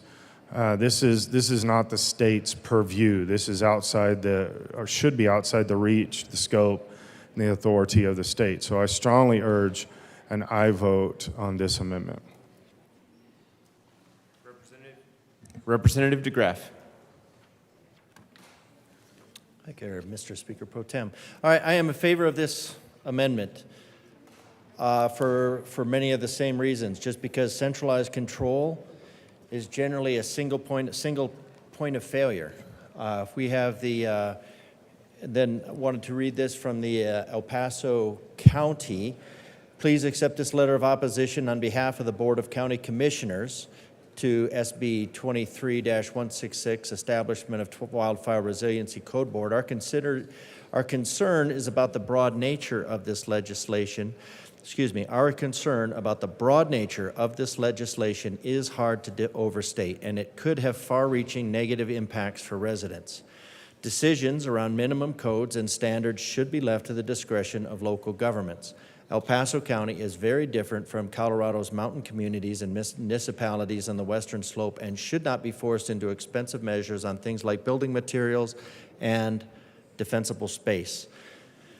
As you're aware, wildland-urban interfaces, WUI, include vegetative features found in abundance in El Paso County, including woods and grasslands. If the unelected and unaccountable board described in the bill were to designate a WUI in this WUI, maybe that'd be a better way to say it, WUI, a wildland-urban interface, as an area within 1,000 or 1,500 feet of these features, large areas of both incorporated and unincorporated El Paso County would be subject to vastly more expensive building or renovation codes and homeowner insurance rates. If this unelected and unaccountable board uses a wildland-urban interface definition that encompasses larger areas, then is already contemplated as a wildland-urban interface, the impact to residents will grow exponentially. which means your homeowner insurance rates will grow exponentially. In addition, without clarity on the enforcement side, again, there's always the enforcement side, it may fall on counties to enforce the defensible space provisions of this bill. El Paso County would be forced to hire additional code enforcement staff to enforce the provisions dictated by this law and its board.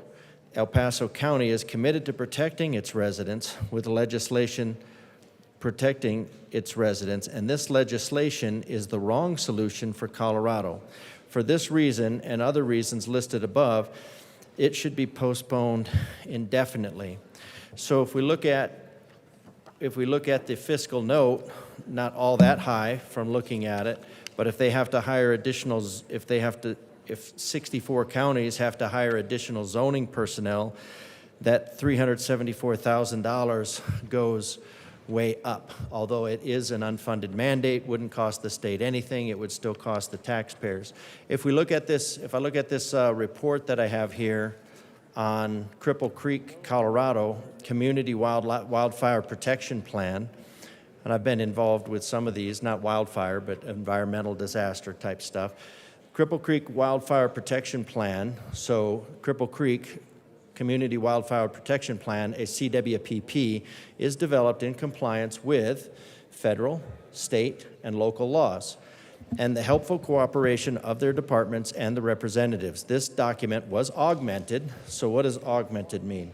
Augmented means it was made better by the selected citizens. So it was made in conjunction with federal, state, and local laws, and then because it had local control, it was made better. The selected citizens of Cripple Creek passionately interested, and this might come as a surprise to everybody in the body, but most communities are averse to having their community burned down. So they don't need the legislate, and they've been concerned about their communities burning down for well over 100 years. So I'm not sure why at this point in time the state legislature all of a sudden decides to need to tell communities how to not burn down or be interested in it. Cripple Creek CWPP expands on the Teller County Wildfire Protection Plan.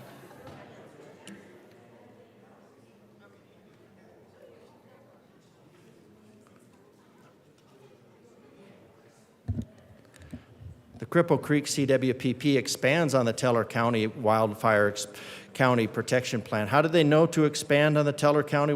Because they are a Cripple Creek, that they're locally controlled. The purpose is to identify the values important to the city. So when we go with centralized control, what we don't have, something that's not related in there is the nature or the values of the city. So again, one-size-fits-all legislation that comes down from this body should be minimized.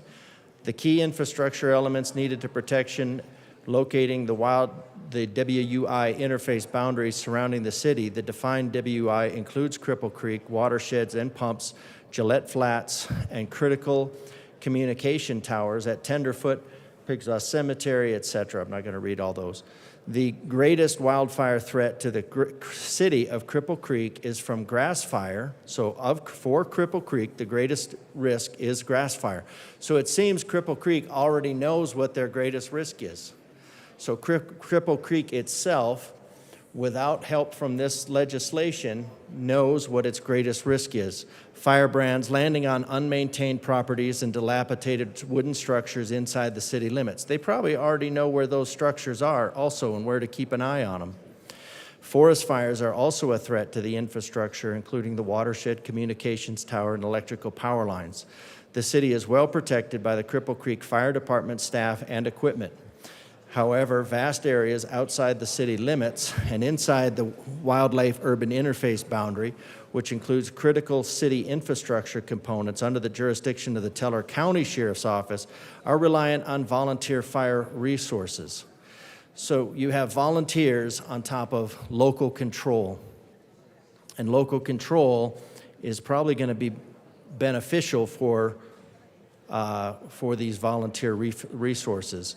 for buy-in. In addition, wildfire risk mitigation measures need to be taken to protect the watershed and the most critical communication assets on Tenderfoot Hill. Okay, so that would be something that, so to know all of these things about this plan, this centralized board, and I'll look at that here in a second, this centralized board needs to know everything about Tenderfoot Hill and about the dilapidated wooden structures inside the city limit, the volunteer resources that are available to it, and the watersheds.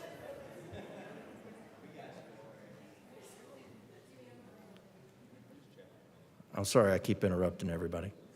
The Cripple Creek CWPP is a living document designed to be used as a guide to reducing the community's. Oh, it looks like the community recognizes that there is a wildfire. So now we can go to something different as far as like what the broader legislation has done. That would be the wildfire promotion, but that would be a different conversation. The CWPP is developed in compliance, again, with federal, state, and local laws, and helpful cooperation with their departments and representatives. So is that going to be part of this plan? Because if I look at this board, I'm sure it's going to include some community members, but what do we have? 3 members of building code professionals from Denver, 1 member from the House of Representatives, 1 member from the Senate because they're experts, an architect, a fire marshal and fire chief, that's good. 1 statewide organization for commercial building professionals, land use community planning professionals. I wonder if they're going to be more familiar with Denver, or the Western Slope, forest, grasslands. 1 member representing hazard mitigation. Is that going to be forest areas? Is that going to be grassland? Is that going to be watershed? Is that going to be 6 members representing Colorado local governments, including 1 municipal representative representing rural communities, 1 municipal representative representing urban communities, so rural communities and urban communities, they're going to have a municipal representative there. Let's see. Urban communities appointed by the president of the Senate, so somebody that knows the minority of the leader of the Senate.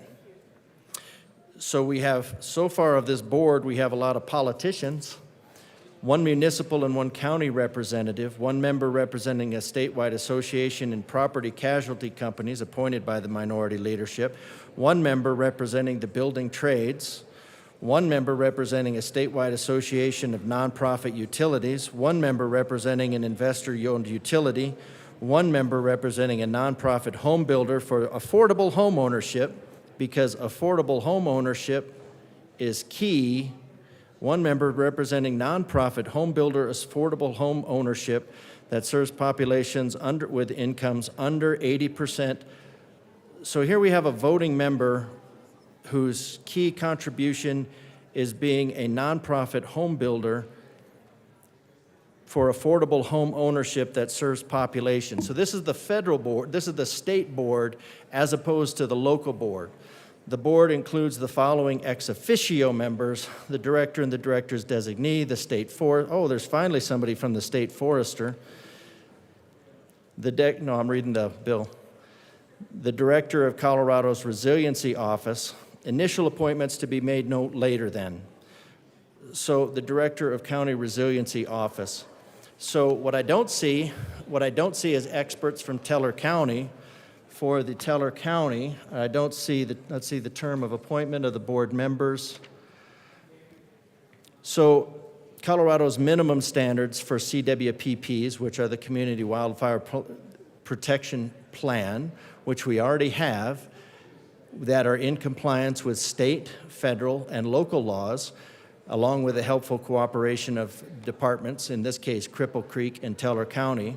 The HFRA is also required the Colorado State Forest Service to establish minimum standards for the development of CWPs in CSFS must approve. Okay, let's see. The HFRA is also required the Colorado State Forest Service. So there's a Colorado State Forest Service. That makes sense. I'll bet Colorado State Forest Service has a lot of experience with wildfires.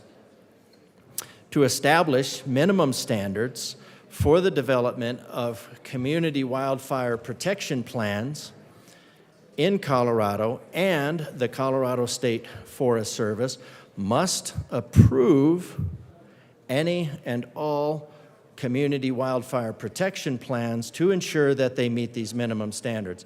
So we already have, and maybe it's in here, but I didn't see Colorado State Forest Service. I did see a forester, but I didn't see the Forest Service.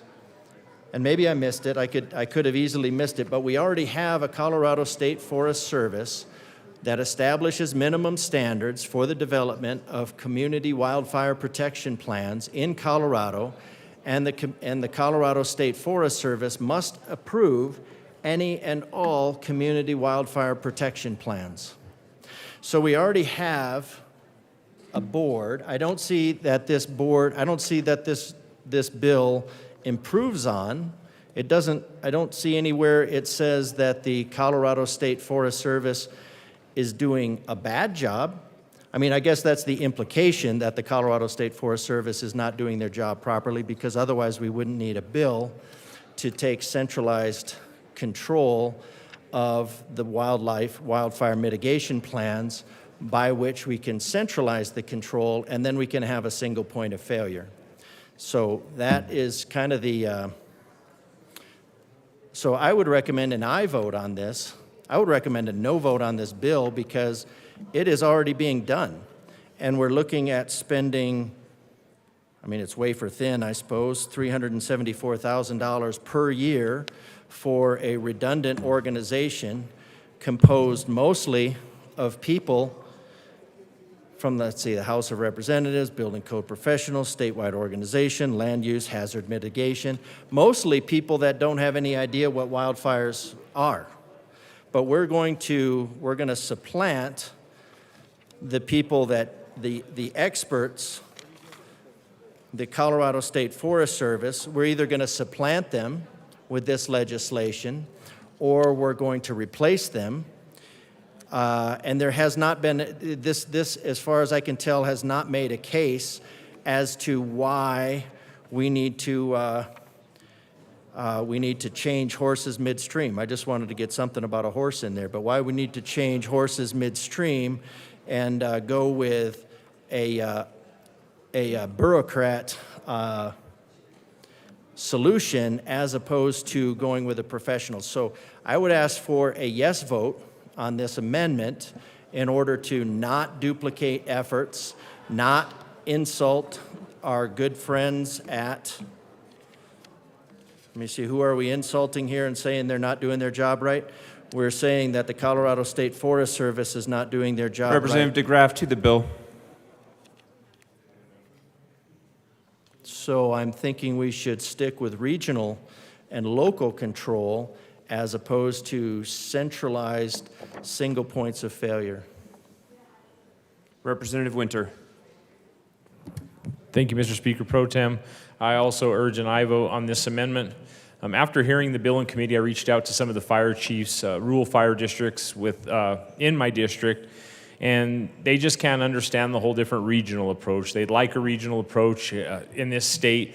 You know, Northwest Colorado is vastly different from Southeast Colorado. You're looking forest versus grasslands.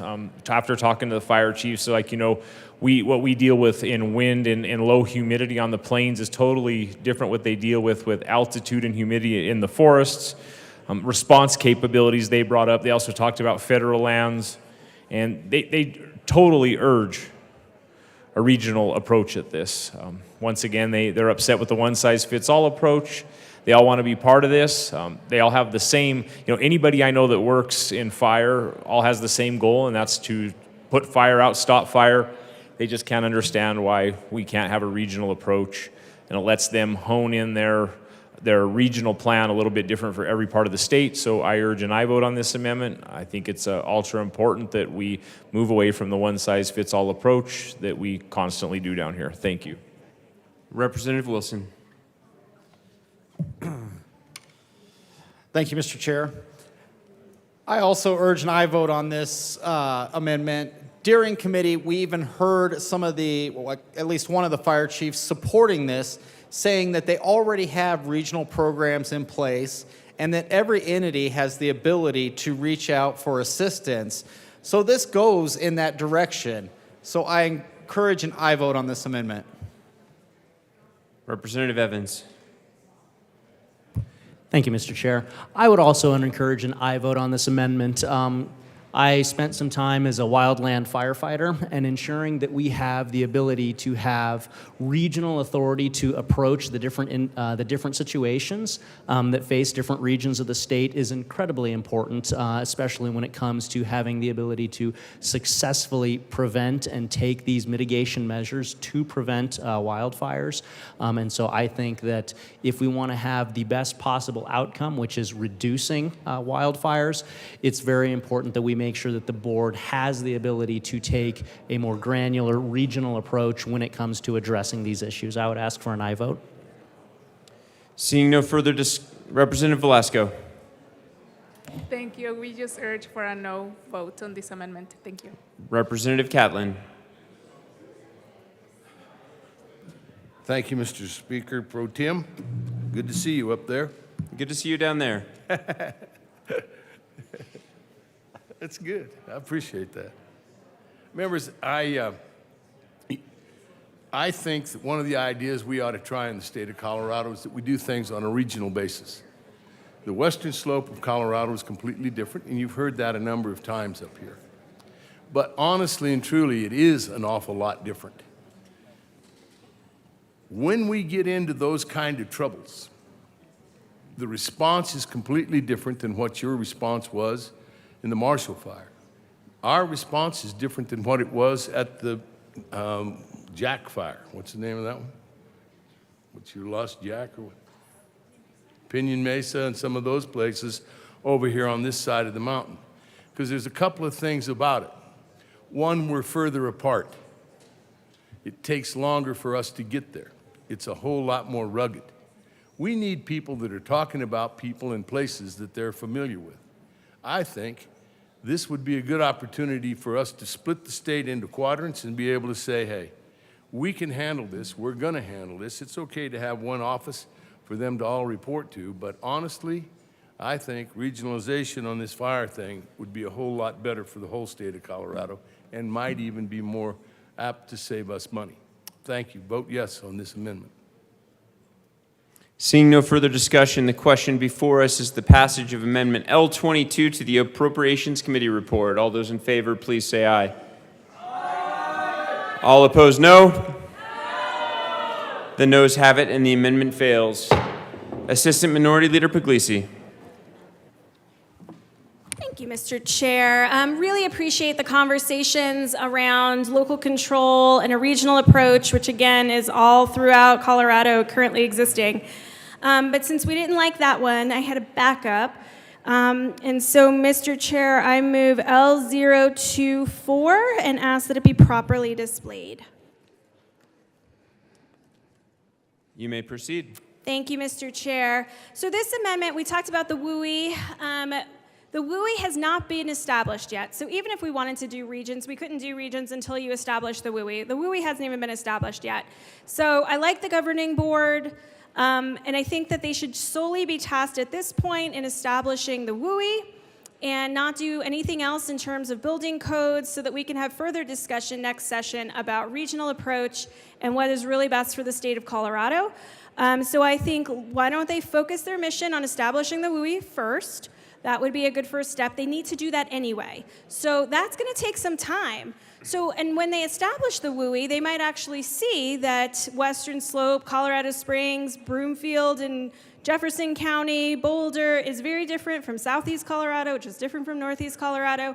And so maybe we can have some further discussions. Let's slow this train down and work on some good policy. So keep the governing board, establish the WUI, and then at that point, let's revisit how we implement codes going forward. And so with that, Mr. Chair, I would urge an aye vote on this amendment. Thank you.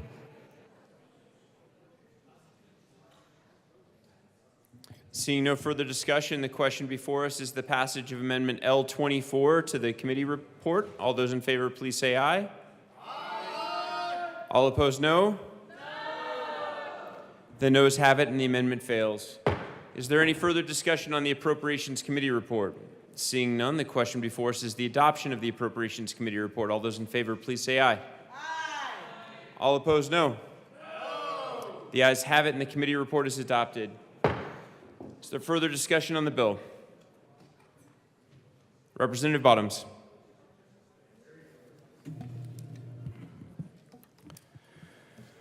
Thank you. So, looking at this, I did some studying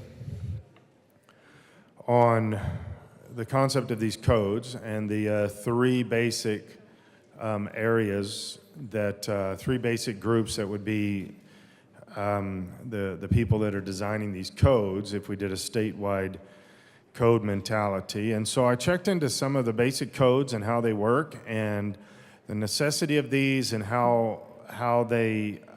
what do they accomplish, what do they not accomplish, what is the ability to actually change or lessen, mitigate fire at some particular level. The first thing to kind of throw out here is to retrofit a home with wildfire-resistant materials, on average, costs $47,000.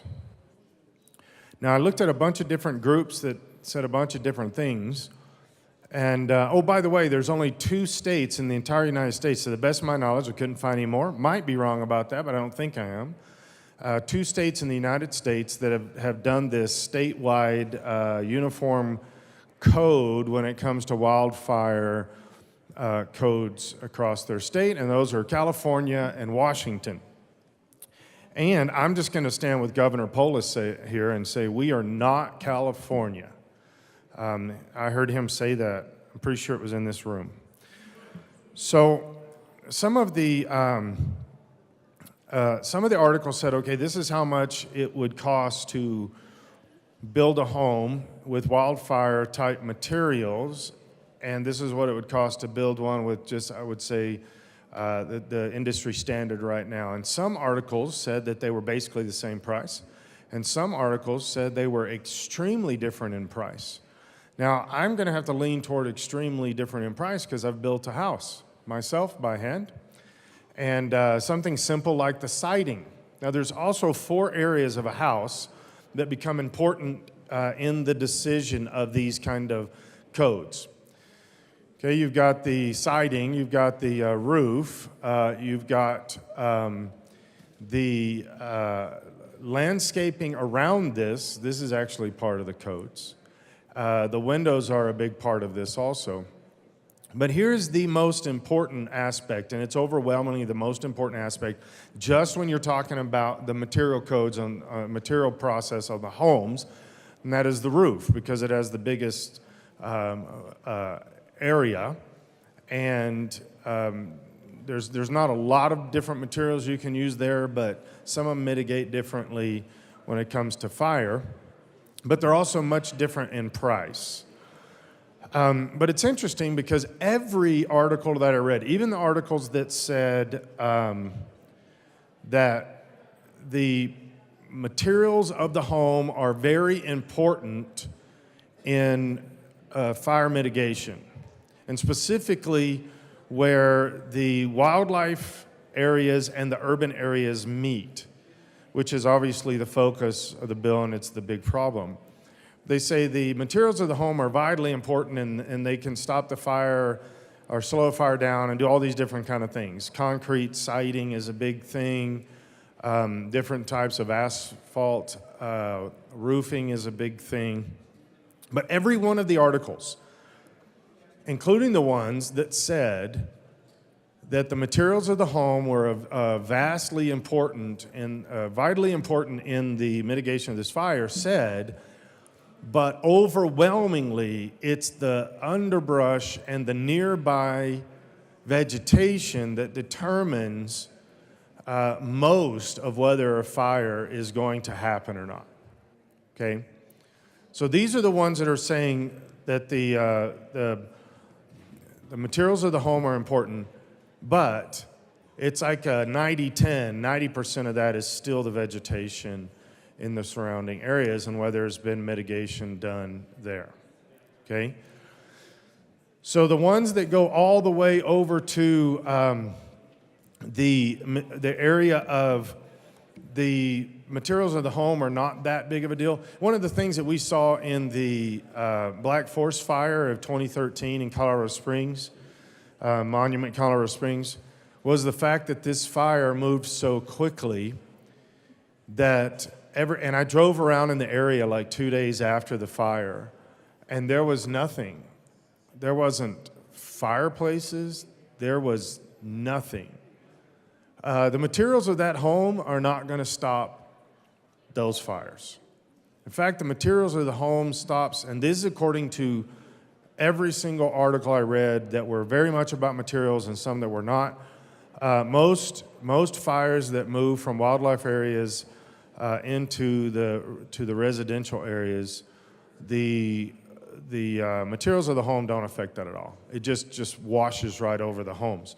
The only time the materials of the home actually affect that at any level is when it's a very small brush fire, like in a neighborhood, and there's not a lot of close vegetation to the home. That's where the materials actually can make a difference, and I do believe they do make a difference in that setting. Now again, if you went to retrofit your home right now, it's still almost $50,000. So you have to weigh that into the thing. But here's what they said about the roof. The roof is the most susceptible space of a home to fire because of embers and everything else.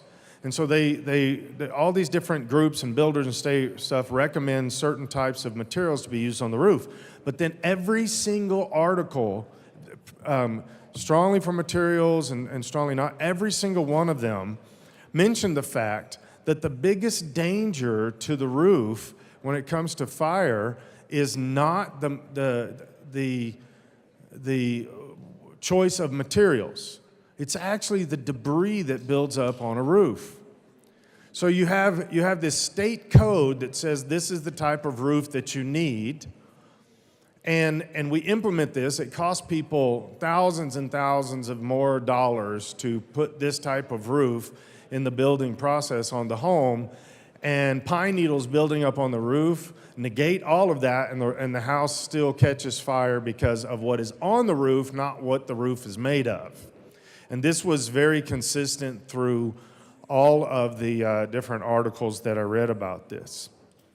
So coming back to the fact that the fire fuel around any type of domicile is actually the biggest problem.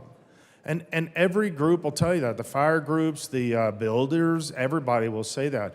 Yeah, we can change this code, we can do this. So now what we're trying to do is say, yeah, those things are the problem, but what we're going to do is we're going to build a state board that is going to decide the building codes for southeastern Colorado, northwestern Colorado, West Slope versus East Slope versus the Front Range. Those are three complete different areas. I've lived in Front Range and I've lived in the Eastern Plains, and they're very different. But now we're saying that the state has to do that. Now, if the overall importance, or not importance, but the overall guide to whether that home burns down or not is what is around the home, then there's only so much that codes can accomplish. And on top of that, there's only so much that a state governing board of this can know and decide on these kind of things. We're also trying to make decisions that could be in mountain towns and say the eastern side of Colorado Springs. Well, those are very, very different when it comes to one simple thing, and that's wind. So now the building codes have to be different in those specific areas, which, by the way, has already been taken care of. We already understand on the eastern side of Colorado Springs what those building codes need to be. Architects, engineers, in accordance with fire, we have to get all these things signed off. my house, when it was built, had to get all these things signed off. My church is trying to build. We have to get all these things signed off. And those are not the same rules and codes that need to be implemented in Red Feather's area. These are completely different regions. They are completely different geographies. And we're trying to say that a state board is going to decide all this because we have one rural and one urban representative. Well, where is that rural representative going to come from? Is that rural representative coming from Sterling or from Los Animas or from Delta? Where is this rural person coming from? Because each of those areas are very different, and we're trying to make rules that are going to say, we know that this is what needs to happen in the whole state. These are the codes for the whole state. And so I also looked up some of the things to do with these codes. One of the codes that came up was the type of siding. And this one was, and the actual code structure came from something called, I think it's California 97. That's what we're going to be using here in Colorado, California 97. Again, only two other states, Washington and California, have these type of things. They even talk about the fact that once they instituted the codes, they realized they had to come back later. This was California, had to come back later and change them because of the different types of climates that are in California, and they realized the different types of geography, different types of landscape that's in California. They had to come back and change all these rules. What we're doing is, instead of the amendment that should have just passed, we're saying, no, this is going to be from the state level, and the state's going to make all these decisions for all of these different areas under all these different circumstances, different weather, different types of vegetation, different landscape and everything. In the three places that I've lived in Colorado, 3 different regions, they were vastly different. And the idea that somehow that we can figure this out on the state level, again, it's overreach. The state is not going to be the best deciding factor. In fact, we know that once the state gets involved, it's going to get bad. It's going to go downhill, and this committee is going to make a lot of bad decisions. It's going to hurt people that need local decisions being made. And again, I think this was read by one of my colleagues, but El Paso County strongly stands against this. It says, a letter of opposition strongly stands against this, that El Paso County wants the state to stay out of its business. We know what we're doing in El Paso County. Colorado Springs knows what it's doing. And interestingly, the state, the concrete jungle of the state, doesn't. They don't know. And we're going to point one person here and one person there, and that's going to cover it. That doesn't make sense. And so I strongly urge a no vote on this bill, mostly for common sense, and which should be intuitive. And so I strongly urge a no vote against this bill. Representative Wilson. Thank you, Mr. Chair, Speaker Pro Tem. I sat in committee on this bill, and like I had mentioned earlier, even one of the fire chiefs in support spoke about these kind of programs already being placed throughout the state.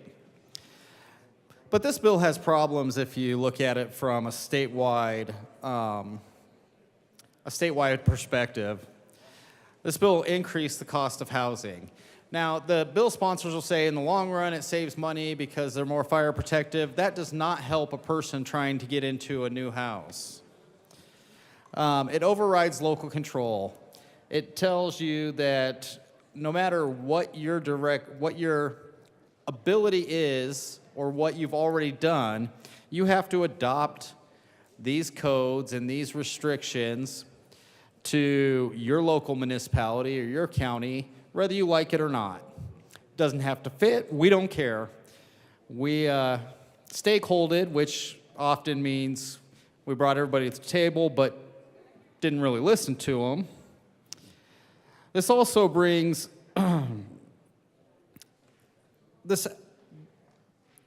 regions already have resources available to deal with these things, and they're already working on them. There was actually, I'll get to it here in a minute. There's already 18 different entities working in one area to address fire mitigation in that area and address what works best for them. And that's without the help of the state. They can do it all by themselves. This will give unelected board members, and if you go through who's a member, not a single member of this board is required to be an elected member of any entity. In fact, it doesn't even allow for anybody from the Forest Service to have a vote, nor does it allow any sort of fire building professional be involved. Many municipalities have already put in place programs and codes that address the threat of wildfire in their communities. They know what the threat is. The state should focus on creating model codes that can be adopted. And before I go on, I'll offer that amendment. I'd like to move Amendment L027 and have it properly displayed.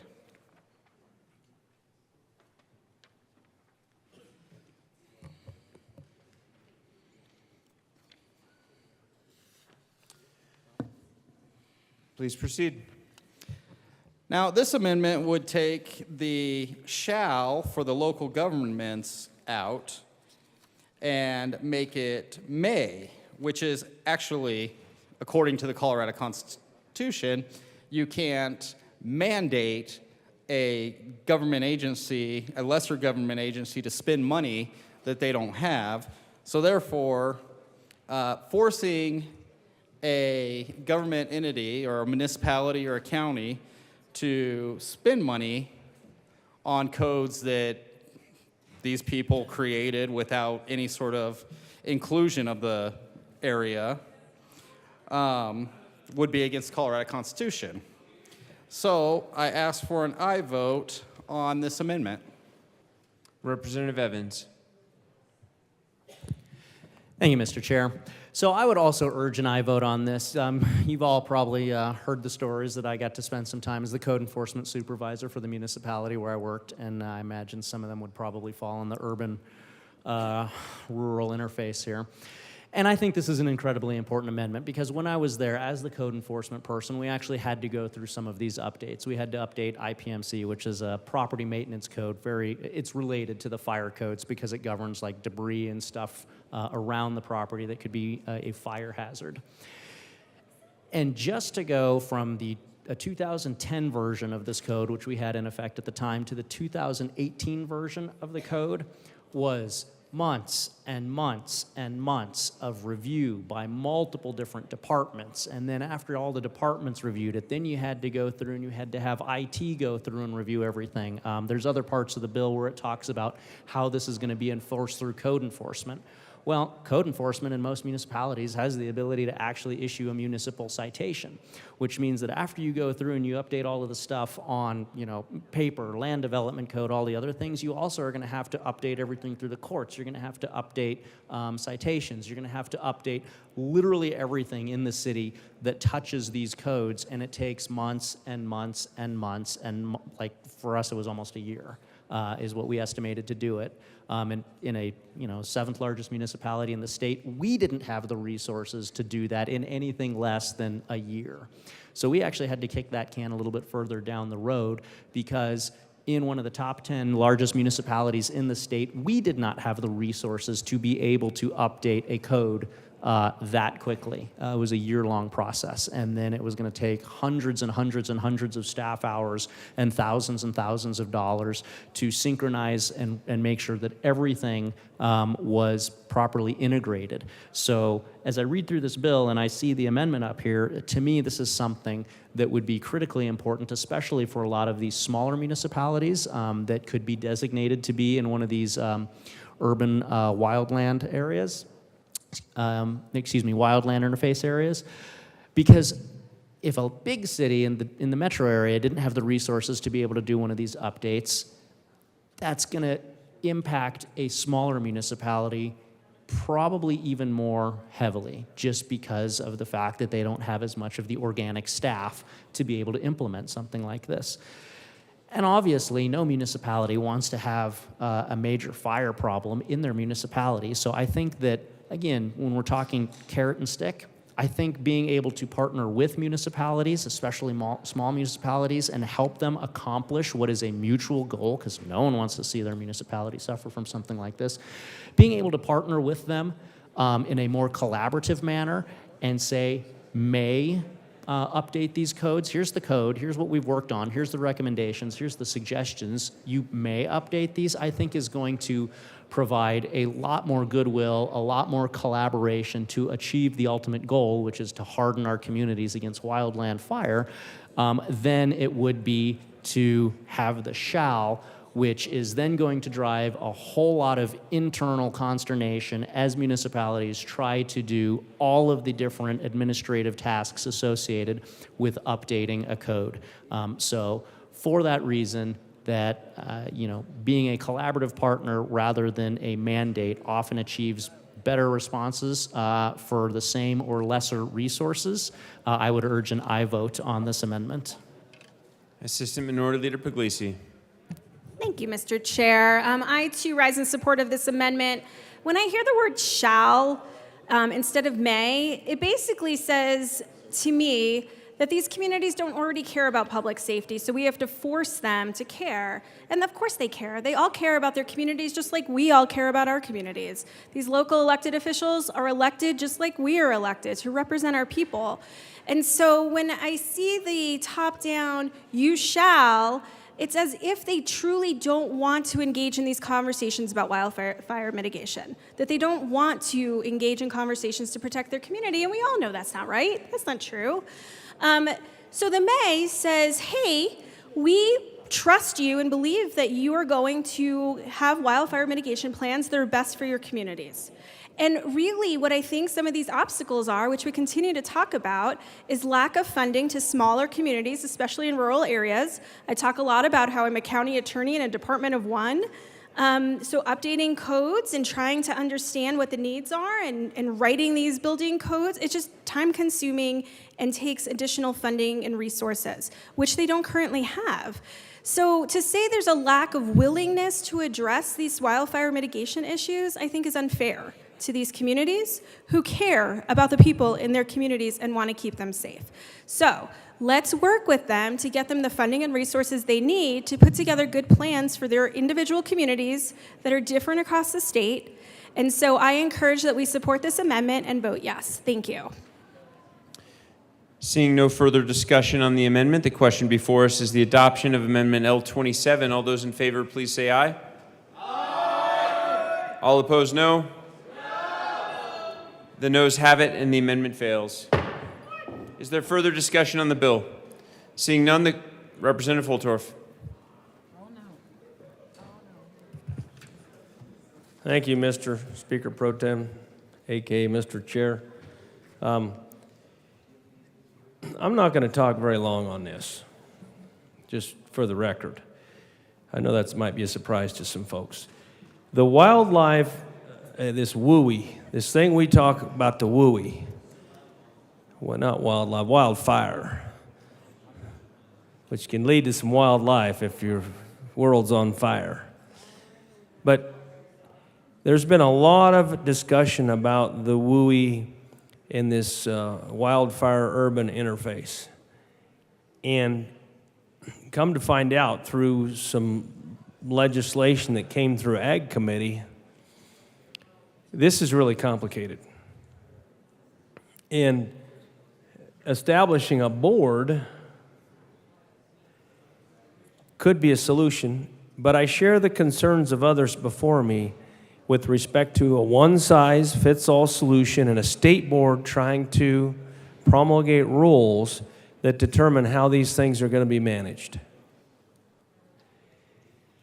You see, I think it should be, and I don't want to pick on the bill sponsors and their effort here, but I think this should be a regional approach because Colorado is so different and diverse. And I don't know how we frame the regional approach with respect to what? Local control, local authority, and the Department of Public Safety supporting and empowering those regional entities that are trying to do this work within the WUI. So I have concerns about this. I know there's been some people that are really opposed to it. Some very strong stakeholder organizations that I have a lot of respect for have said, no, this isn't the right solution. I'm not going to mention any of them here in the well.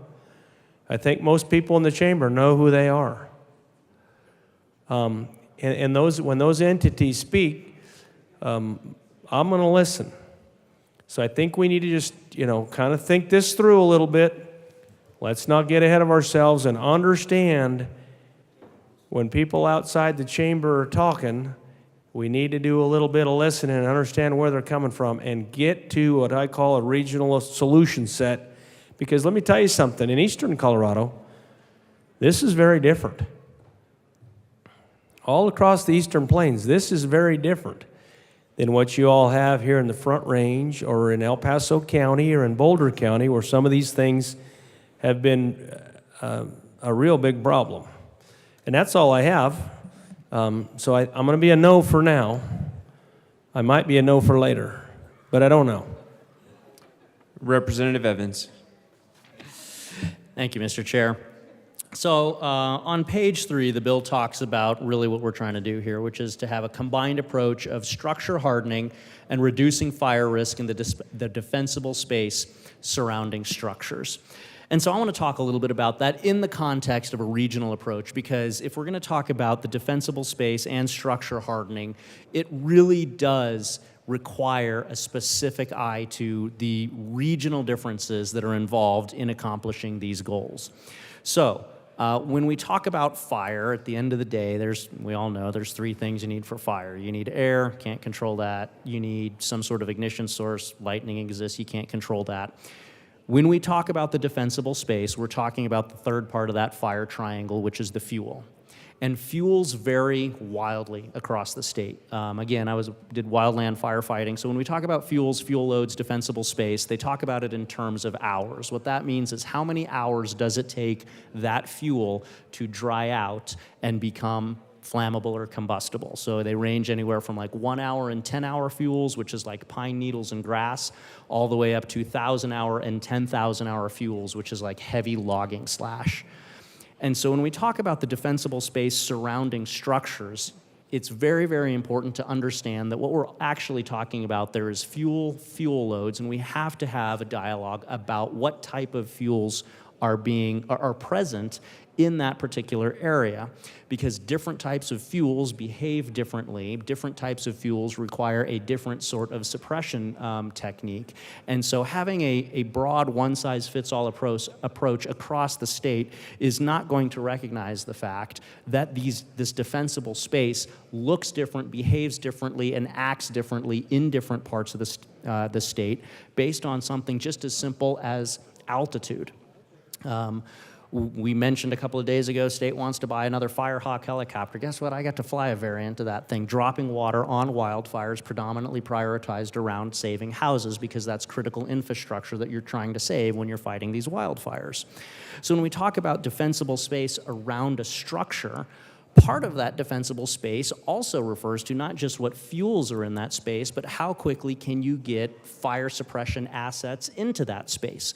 So that would involve conversation about things like altitude. If we're fighting a fire at 4,000 feet out on the eastern plains, the resources and the assets that you can get into that defensible space are going to look completely different than if you're fighting a fire at 10,000 feet in the mountains, with a completely different set of operating parameters for helicopters, air attacking. So fires are fought using 2 primary methods, air attack and ground attack.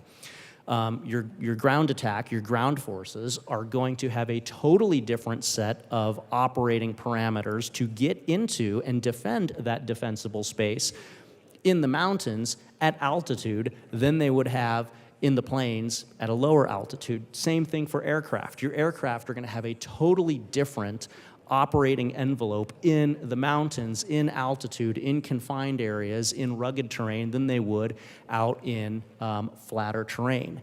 And so what might be defensible space in one particular part of the state might be completely overkill in another part of the state, or it might not be sufficient space, just depending on the type of fuel that you are confronted with. Another thing to consider when talking about the defensible space surrounding structures is the accessibility to water to be able to put this thing out. I've fought fires where the closest water source by air was 20 minutes away. So when I can only drop 1,500 gallons of water, you can carry 500 gallons of water in a Black Hawk per turn.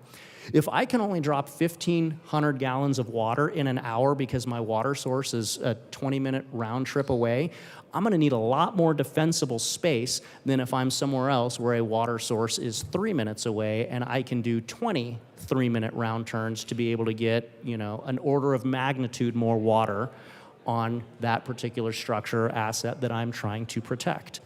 So ensuring that we have a regional approach to the defensible space, I think, is incredibly important in making sure that municipalities and communities are doing what's necessary to be able to protect their communities and key structures, but that they're not being required to do either way more than would be necessary given their particular locale or less than might actually be necessary given their particular locale.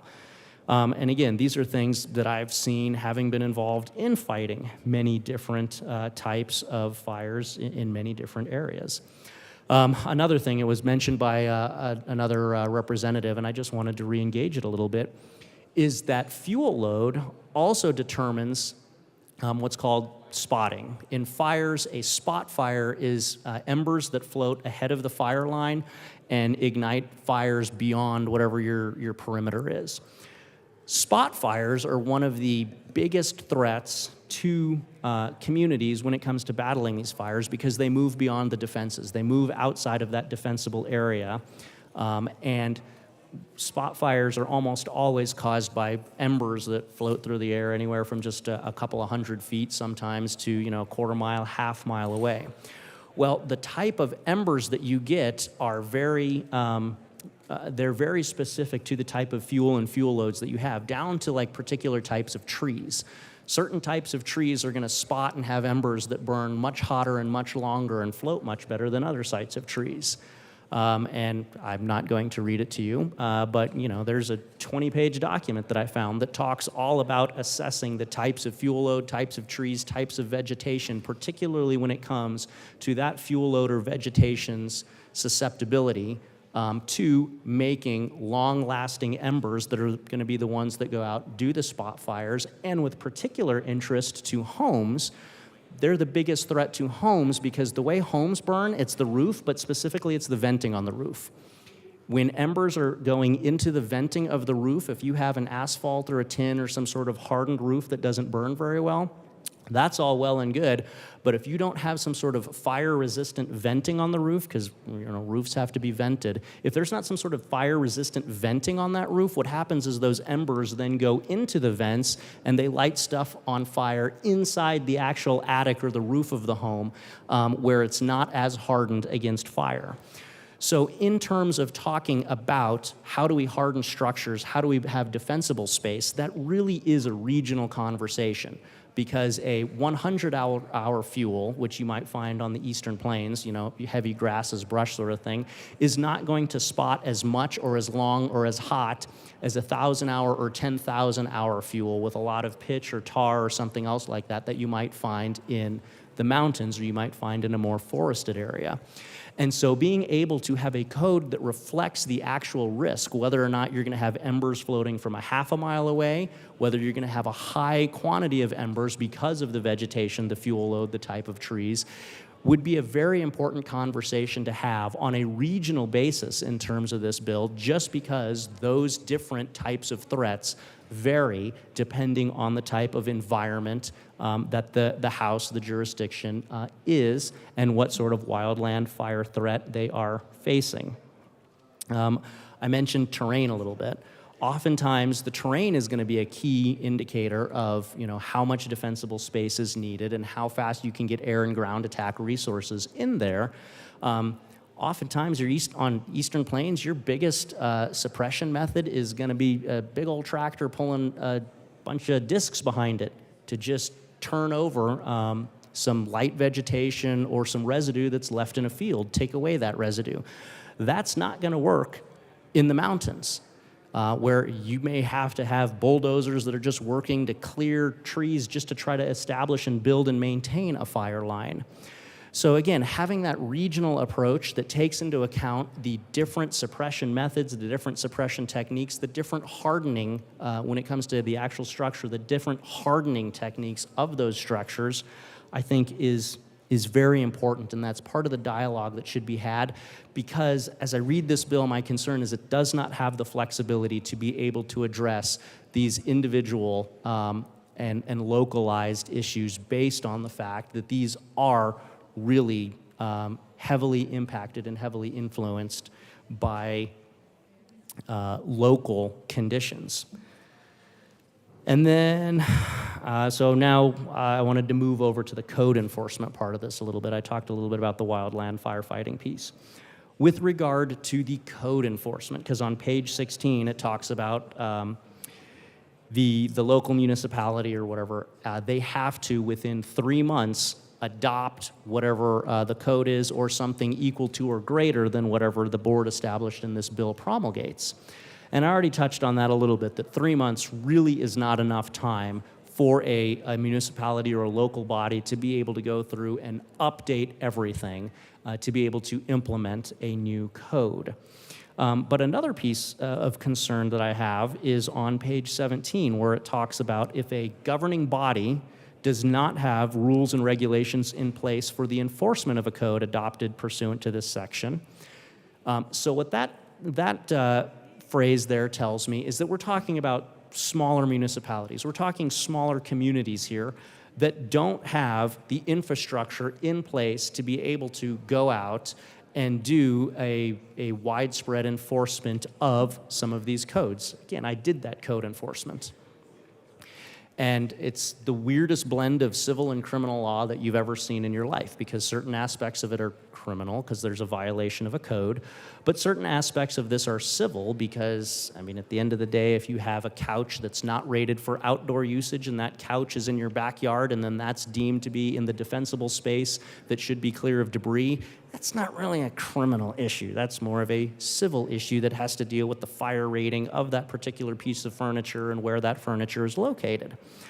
So when I read here that the governing body has to either have the way to enforce this, or the governing body may request support from the division in conducting inspections and enforcing the code pursuant to the division's procedures set forth in the section, to me, there's an awful lot of logistics that are associated with actually going out, doing the inspections, doing the enforcement. And there's a tremendous amount of expertise that has to be built and developed in order to have someone who can go out to that particular location, that particular property in a city, and be able to know not only the code that governs the wildland urban interface, that defensible zone, and things of that nature.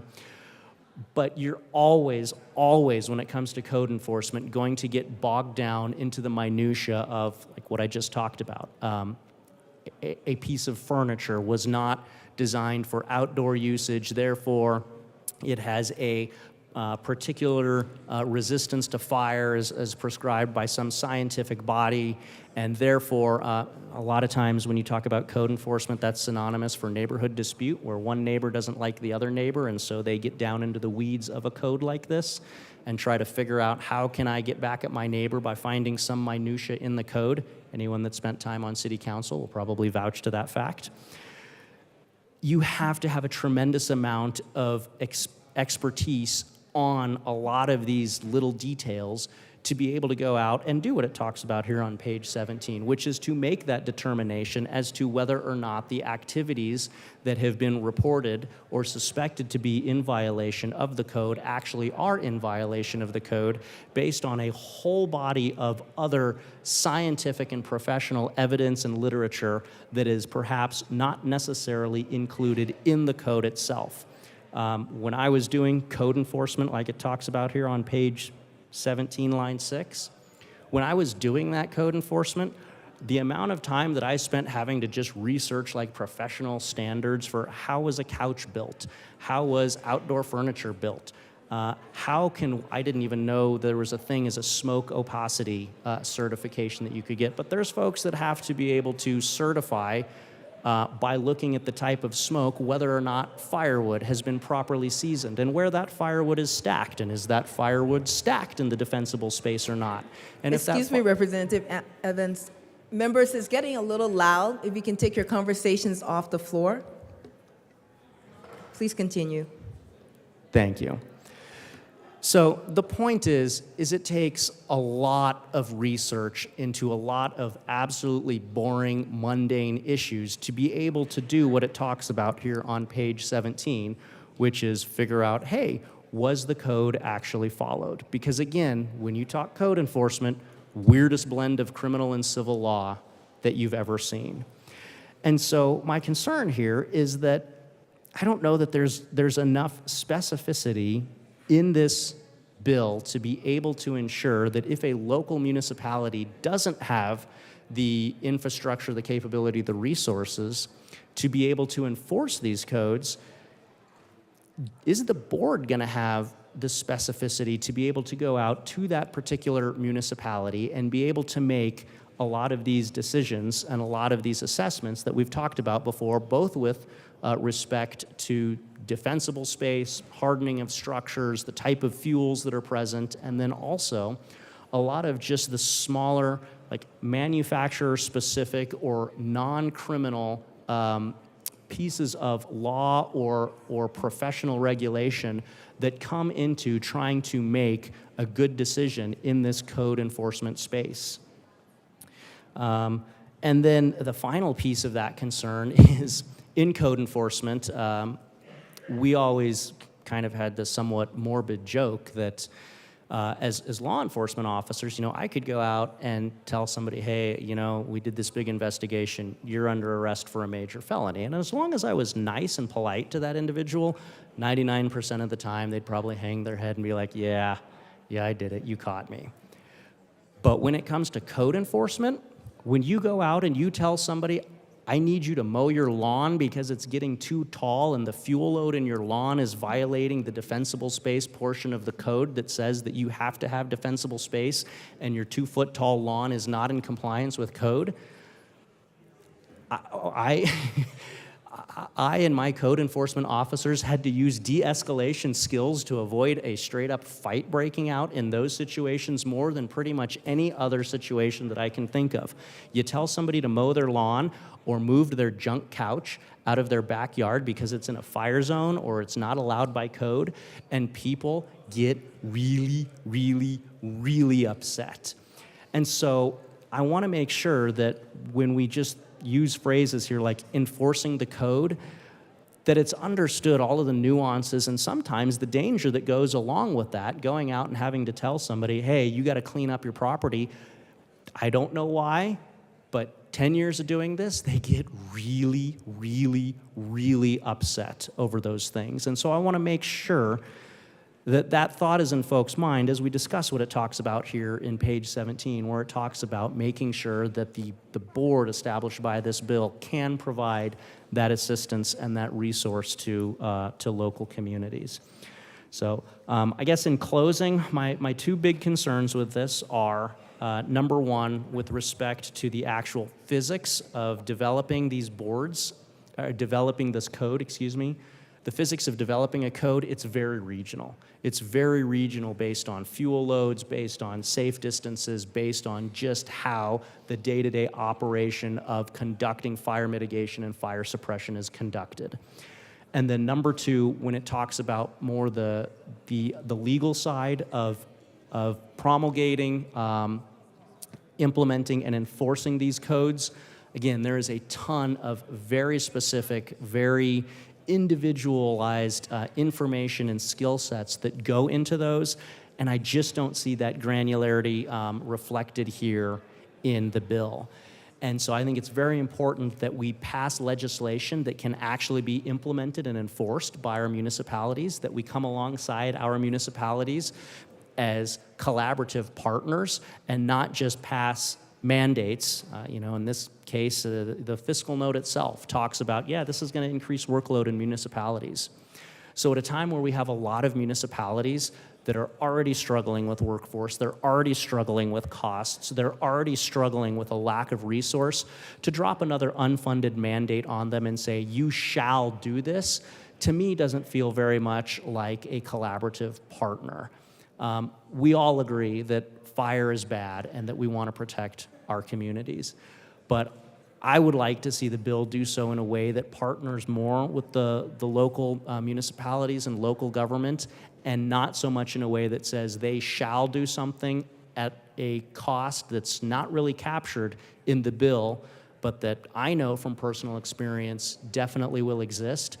And then the unfortunate part, after all of that, after that unfunded mandate is implemented, is that it may not actually have the desired result, just given the fact that these are issues that I believe should be addressed on a regional level and not a one-size-fits-all state mandate. So those are the reasons that I unfortunately can't vote for that bill. Thank you for your time. Is there any further discussion? Representative DeGraff. Thank you, Madam Chair. Okay, so it's unfortunate that the amendment didn't go through. I don't know what it is that makes the state legislature think that the state needs to be in charge of everything. We are moving rapidly away from local control in pretty much every way possible, and moving to centralized control. I'm using the corporate we, maybe, but it doesn't apply necessarily to everybody. There are some people in the body that that think local control has its valid points, because the benefit of local control, it's like the free market where you have lots of ideas instead of just a very limited number. In this case, we have a limited number of about what? We have 3 members. The board consists of 21 voting members. 21 voting members. Already went through the voting members and their initial appointments. I do like that. And then we have this part in here, where they should be from, and that their initial appointments must be made no later than September, and that individuals initially appointed to the board must reside or work within an area of the state that is at high risk for wildfire, as determined with input from the Colorado State Forest Service. So the Colorado State Forest Service, which has its own, can you hand me that study right there?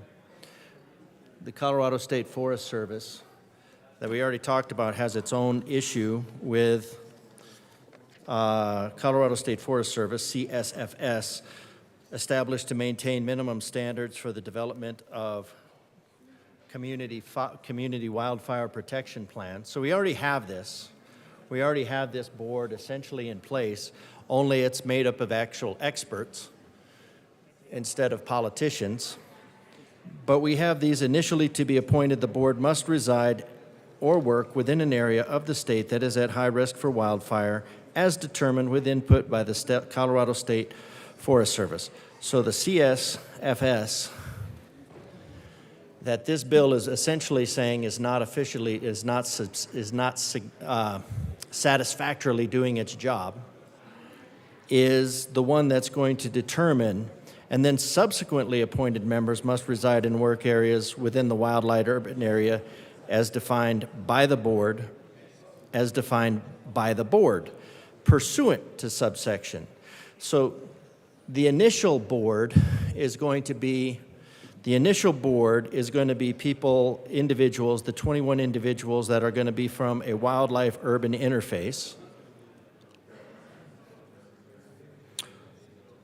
as determined by the Colorado State Forest Service. Subsequent appointed members must reside or work in areas of the state within the wildland urban interface as defined by the board.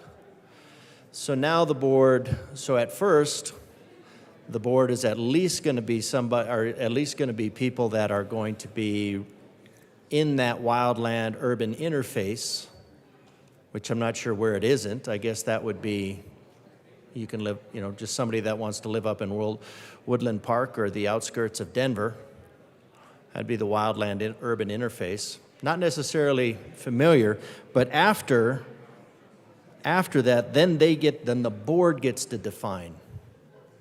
So I'm not sure why we have initially appointed and subsequently appointed. So I guess I'd ask the sponsors why the difference between initially appointed, that they would be from a wildfire determined with input from the Colorado State Forest Service, and subsequently they would be from areas within the state as defined by the board. So really this takes it, and instead of having expertise by the Colorado State Forest Service, it's taking it and saying, hey, you know what, these people don't even have to live in wildland. I mean, it says they have to be in wildland urban interface as defined by the board. So the critical part there is as defined by the board. So the board gets to determine where they're from, and they do not have to be in an area that is at high risk for wildfire.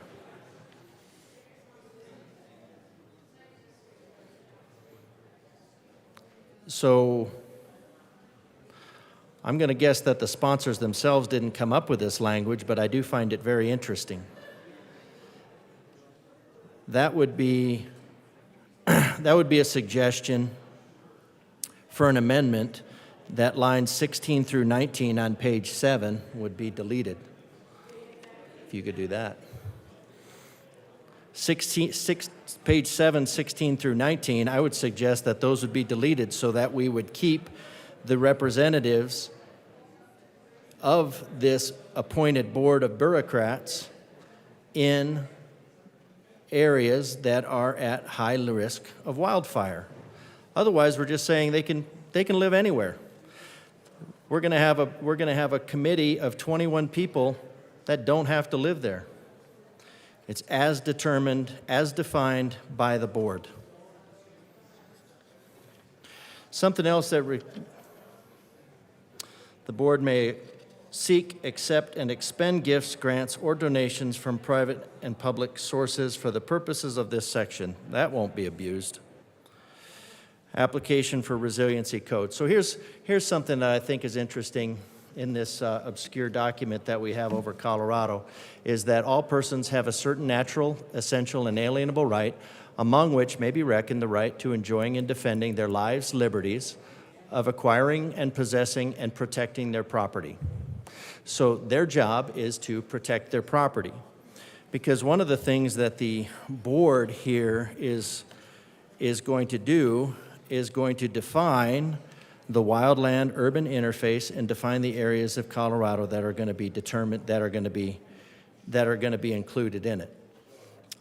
So what happens when they determine that a certain area is a wildland urban interface?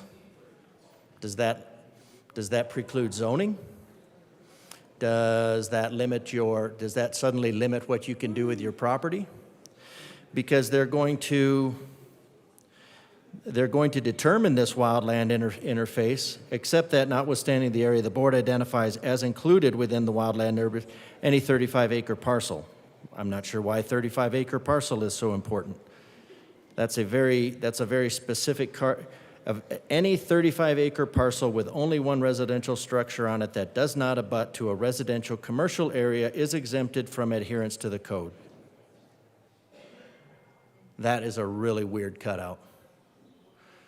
35, not 30, not 36, or not 34, but 35. A 35-acre parcel with only one residential structure on it that does not abut a residential commercial area is exempt from adherence to the code. That would be another good deletion right there. It looks like somebody, whoever was writing it, had a certain specific 35-acre parcel with only one residential structure on it that does not abut a residential or commercial area to be exempted from adherence to the code. That's what it looks like to me, but I'm sure that's wrong. I'm sure the sponsors will tell me that is a very general application of the law. All persons have a certain natural and essential inalienable right, among which may be reckoned the right of enjoying and defending their lives and liberties, acquiring, possessing, and protecting property, and seeking and obtaining their safety and happiness. So the state is really constitutionally overstepping its bounds here. So the people have the property, they have acquired it, they possess it, now it's up for them for protecting it, and they get to seek and obtaining their safety and happiness. So with their property that they have the constitutional right to possess, to acquire, possess, and protect, they are responsible for the safety of that property. So if they're responsible for the safety of that property, then it would make most sense that they are first and foremost the people that are responsible. And then what you would do is you would form a local government, and then you could pool your resources to protect property and obtain safety. And then you could form a broader government. But the state has not asked the people of Colorado whether they would like to acquire, if they would like the state and help in acquiring, possessing, or here protecting property and obtaining their safety. And we've already determined that we don't need it because we already have the Colorado State Forest Service, which has the HFRA, Healthy Forest Act, the Healthy Forest Restoration Act. So they have the Healthy Forest Restoration Act of 2003, FHFRA. This legislation established unprecedented incentives for communities to develop comprehensive wildfire protection plans in a collaborative, inclusive process. Furthermore, this legislation directs Departments of Interior and Agriculture to address local community priorities in fuel reduction in both federal and non-federal lands. So we have the Healthy Forest Restoration Act of 2003, just the other day, just happened. So the things that happened in 2003 probably haven't taken effect yet. And then we want them to have comprehensive wildlife plans, which I have right here, which for Cripple Creek is about 54 pages long, very delineated. And this legislation directs the Department of the Interior and Agriculture to address local community priorities and fuel reduction treatments on both federal and non-federal lands. HFRA emphasizes the need for federal agencies to collaborate. Collaborate is a cooperative agreement. So what we have, even with the federal level, we have a cooperative agreement. What this bill is a dictatorial agreement because it has a shall. It's dictating actions, shall, with communities in developing hazardous fuel reduction projects in place as priority treatments on areas identified by communities through development of a community wildfire prevention plan. Priorities include the wildlife-urban interface, municipal watersheds. Okay, so municipal watersheds. I'm guessing that the people at the state level don't know everything about all of the local watersheds. Other local values at risk. Local values. I wonder if those state 21 state bureaucrats that are going to live as defined by the board, which probably means Denver, in a bedroom community up in the mountains, areas impacted by wind throw or insects disease epidemics, critical wildlife habitat that would be negatively impacted by a catastrophic wildfire. In compliance with Title I of the HFTA, the CWPP requires agreement among local government, local fire department, local government, local fire departments, and the state agency responsible for what? Forest management. That would be the Colorado State Forest Service, CFSS, who's already doing this job. So the people that are familiar with the Colorado State forests and wildfires who are already doing this job, apparently not to the satisfaction of the writer of the bill, and whoever owns the 35-acre parcel with a single building that is not abutting any commercial structures, that we need to supplant that, and we need to usurp local control. So let's get back to this obscure document. All persons have a certain natural, essential,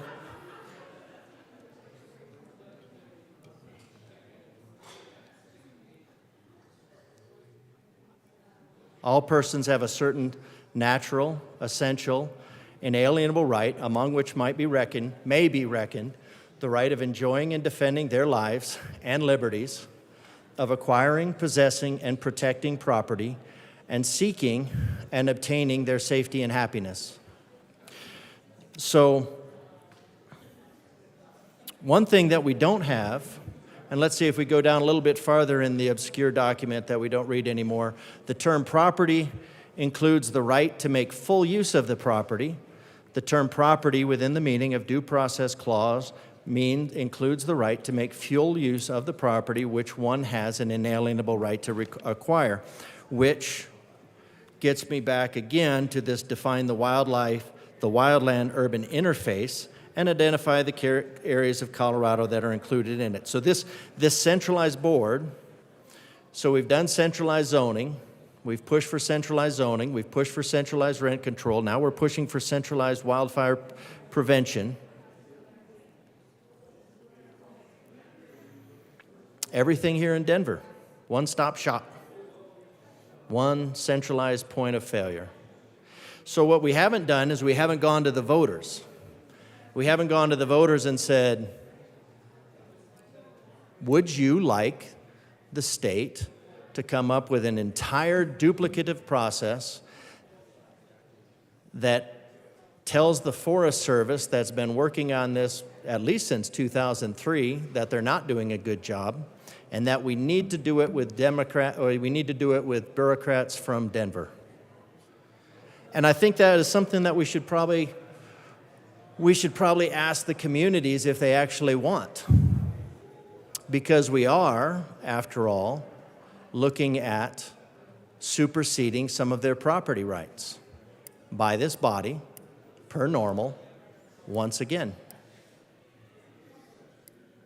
So my ask is that L029 to SB166, I move that L029 to 166 be properly move it and ask that it be properly displayed. Thank you, Madam Chair. Now, this is just your standard referendum clause. This would change Section 4, because right now there's a safety clause, and there's nothing safety about this amendment, about this bill, because everything in this bill is already being done, except maybe the exclusion of a 35-acre parcel with only one residential structure on it that does not abut a residential commercial area that is exempt from adherence to the codes. I like that carve-out. I just want to know where it is. It is. Who owns it?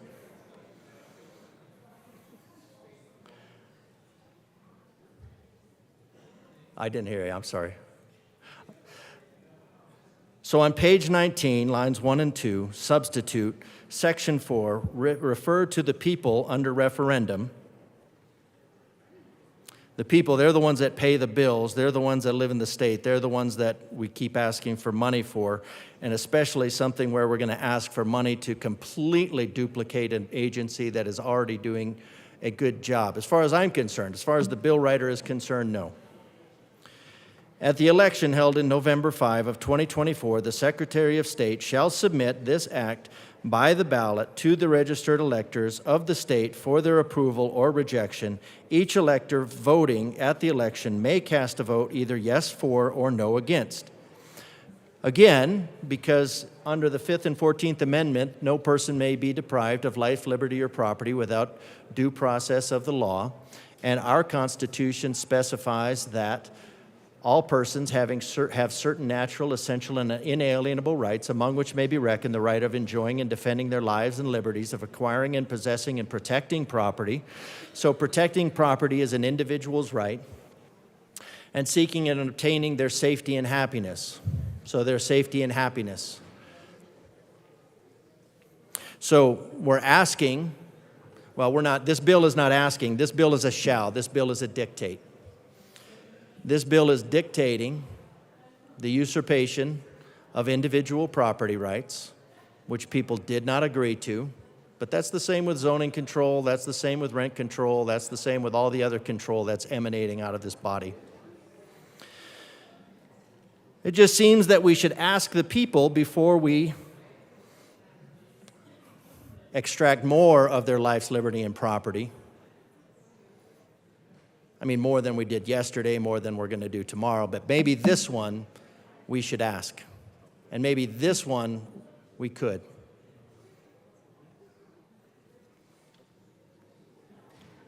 Shall a wildfire resiliency code board be formed to adopt model codes, except as otherwise? Yeah, I'm good with that language. Shall be formed to adopt model codes. It's really to impose model codes, except as otherwise provided in sections 1-40-123 Colorado Revised Statutes. If a majority of the electors voting on the ballot issue vote yes for, then the act will become part of the Colorado Revised Statutes. So if the Colorado Revised Statutes, because obviously this is a really good idea, and if it's a really good idea, the voters are going to love it. And then nobody will complain about spending $374,000 a year on a duplicative effort, replacing people that have been replacing a professional board with bureaucrats from Denver.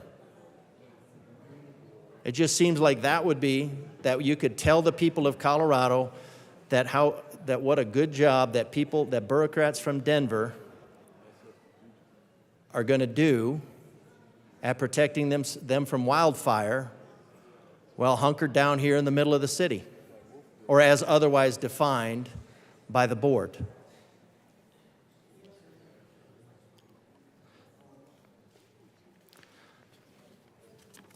So, in keeping with the idea of not depriving the people of Colorado of life, liberty, or property without due process of the law, this would be a novel thing to do. This would be a novel thing to do, but I think we should try it, would be to ask the people. So I ask for an aye vote on L029 for constitutional reasons. The question before us is Madam Minority Leader Pugliese. Thank you, Madam Chair. I support this amendment. If we can't trust our local elected officials to make these decisions to protect our communities, we should at least be able to trust the people in those communities to make these decisions. So let's put it to the vote of the people. I ask for an aye vote. Thank you.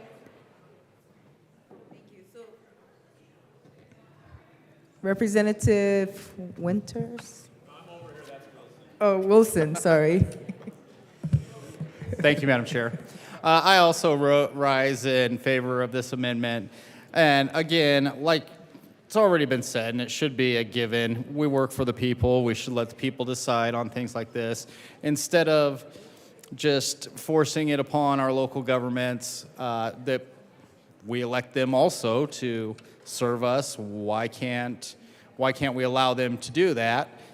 If we're not going to allow them to do that, then let's take it to the voters. So I ask for an aye vote on this amendment. Is there any further discussion? Representative Velasco.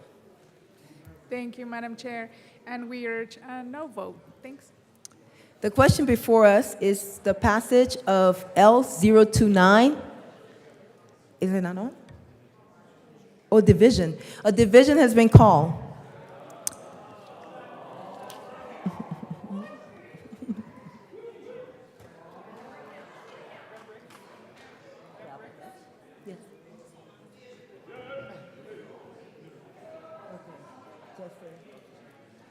Okay.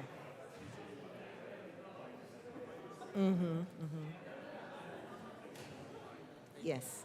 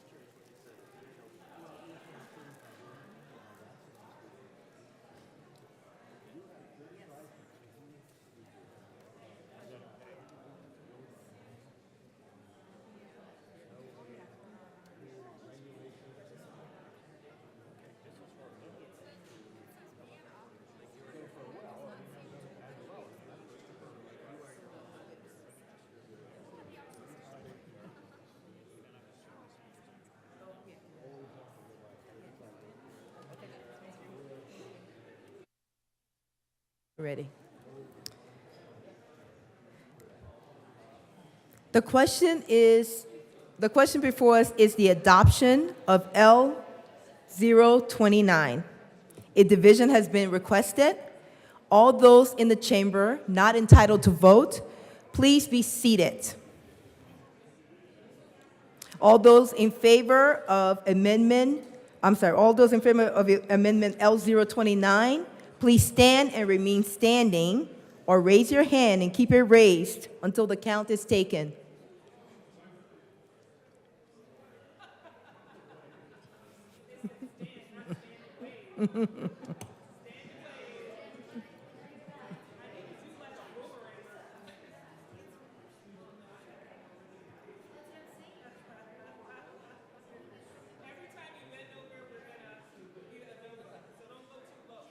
Okay. You may be seated. All those opposed, please stand and remain standing in one place until the count is taken.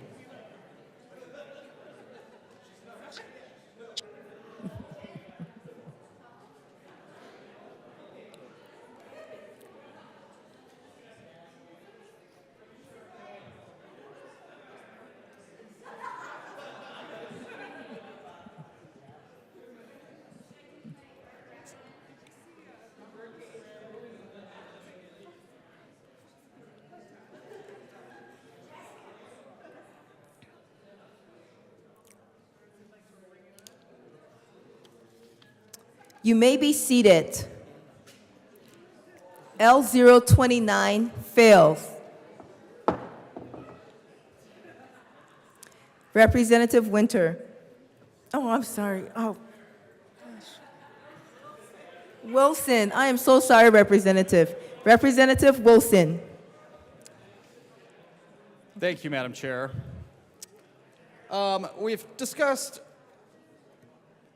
the enforcement of this and the requirement of smaller communities to give up the money, and it didn't seem like anybody was interested in the fact that that's not allowed, but I think a better way to address forcing local communities to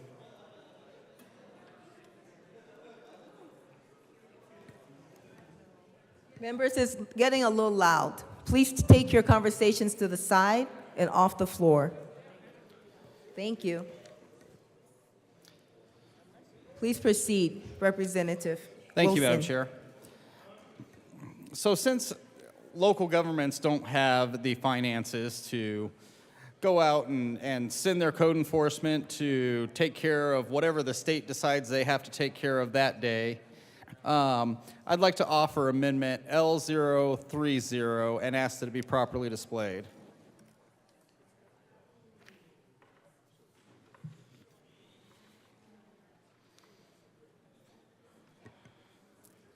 L030 has been properly displayed. Representative Wilson. Thank you, Madam Chair.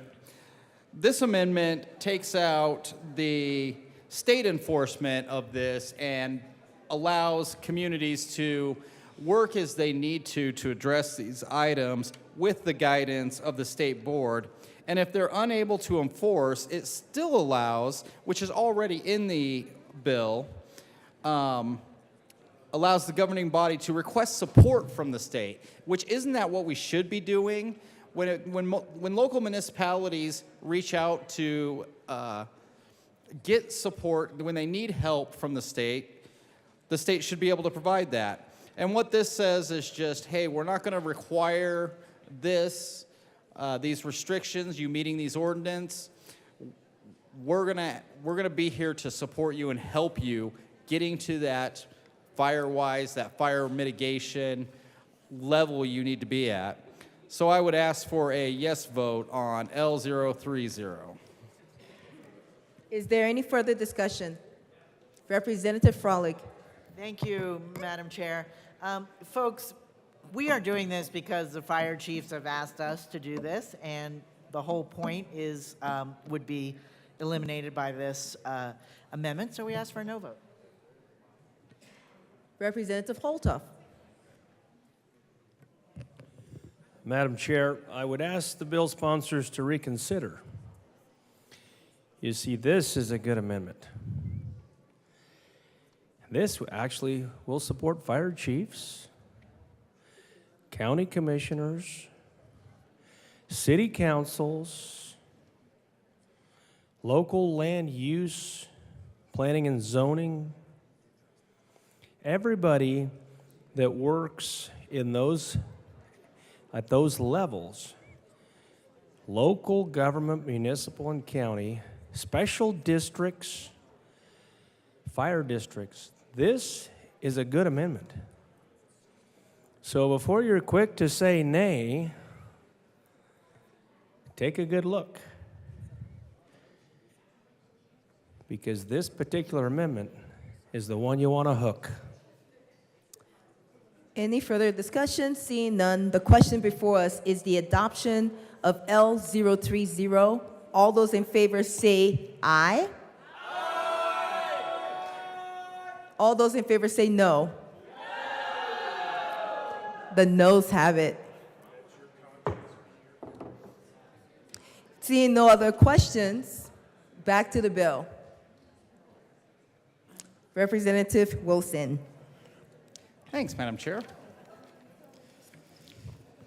So one thing we have discussed is that a lot of communities are already doing this, and they do a much better job than the state as far as addressing what their needs are versus what some unelected group randomly put together would do.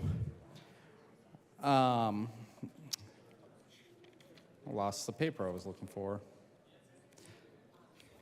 Anyway, okay, I'll skip that for now. So one thing is the development of this. If you recall, the Marshall Fire was in the middle of winter.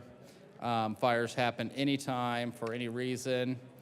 And for that being, with this board being developed and put together, there would be no reason for a safety clause on this. It would not affect the time it takes to put the board together. In fact, you could probably get some of this stuff done before, halfway through the summer. So with that, I'll offer I move Amendment L028 and ask that it be properly displayed.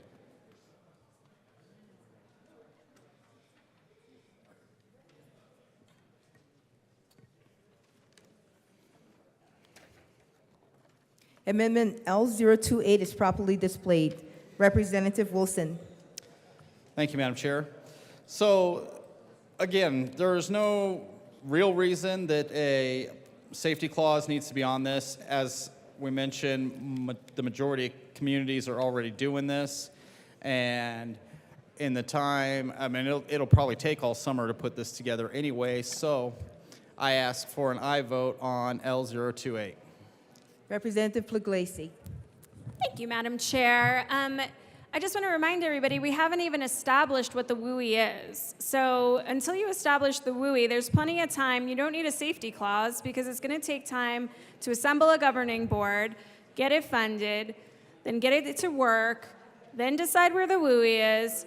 I don't understand why you need a safety clause. A petition clause is more appropriate. Let the people engage, let the people decide. Again, if you don't trust your local government officials to make the right decisions to protect your communities, then people should have that vote and that say, and I urge an aye vote. Thank you. Is there any further discussion?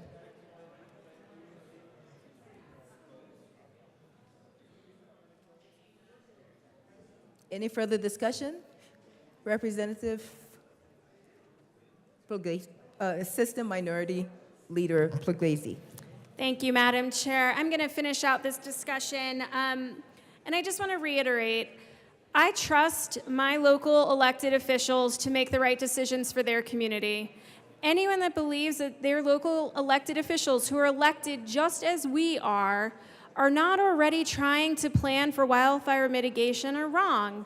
And so this whole forcing of model codes statewide when we could be doing this as regions, which makes more sense because every part of this community, of our communities are unique. Every part of our state is unique. But when we are using this one-size-fits-all blanket statewide model codes, it doesn't work for all of our communities. And to require it says that we don't trust our local government officials. To require it says that we don't think It's loud in here. Please take your noise off the floor, please. Assistant Minority Pugliese, please continue. Thank you, Madam Chair. I appreciate that. To say that we must require our communities to engage on wildfire mitigation implies that they're not already engaged on wildfire mitigation, and I just don't believe that. I don't believe there's an unwillingness in our communities to handle these issues. I do think recognizing the unique parts of our state is incredibly important, and really what I truly believe part of the issue is that there's not the resources in these smaller rural communities to handle wildfire mitigation.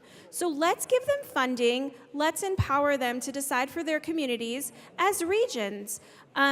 What is best to mitigate wildfires? We all believe that wildfires need to be mitigated. We all believe in the safety of our communities. None of us want to see our friends and neighbors hurt. So let's just do the right thing here. When I come up here, I talk about what I believe is good policy for this state. I truly, in my heart, believe, and I'm up here asking you to listen to me, but I truly believe that this regional approach is what is best for the state. And we already do it. This is not a novel idea. It is not a new idea. We do it for transportation planning regions. We do it for opioid settlement regions. We already do this. We already have these regions throughout the state, and they are working, for their communities in a way that best fits and suits their communities. So I implore you to give this another look. Let's come back to the table. Let's establish the WUI. That's going to take some time anyway, and then figure out how we get building codes that are regionalized and really help serve the communities in which we live. I ask for a no vote on this bill. Thank you. Representative Froelich. Are we on the amendment? Yes, I still have it. Okay. Thank you, Madam Chair. Just on the amendment, the board has to be appointed before there would be time for a petition to go through, so we asked for a no vote. The question before us is the passage of L028 to SB 166. All those in favor say aye. A division has been called.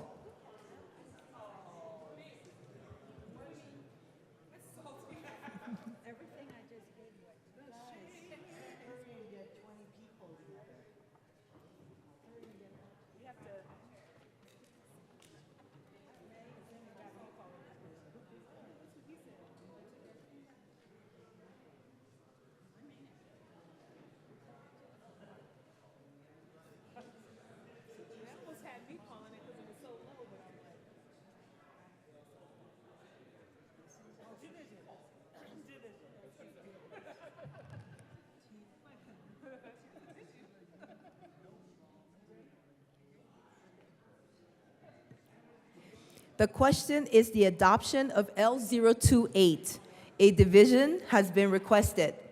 All those in the chamber not entitled to vote, please be seated. All those in favor of L028, please stand and remain standing, or raise your hand and keep it raised until the count is taken.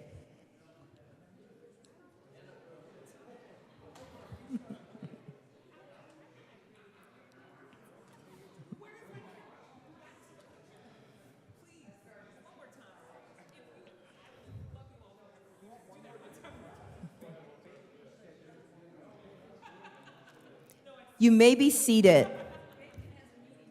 All those opposed, please stand and remain standing in one place until the count is taken.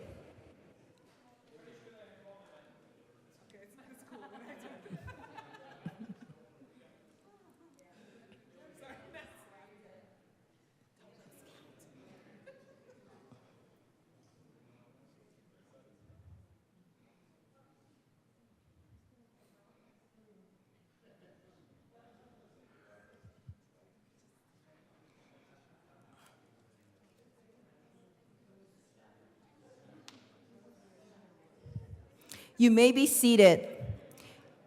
L028 is lost. Back to the bill. Seeing no further discussion, the question before us is the passage of SB 166. All those in favor say aye. All those opposed say no. The ayes have it. Minority Leader, I'm sorry, Assistant Majority Leader. Oh, no. I'm sorry, Majority Leader Duran, sorry.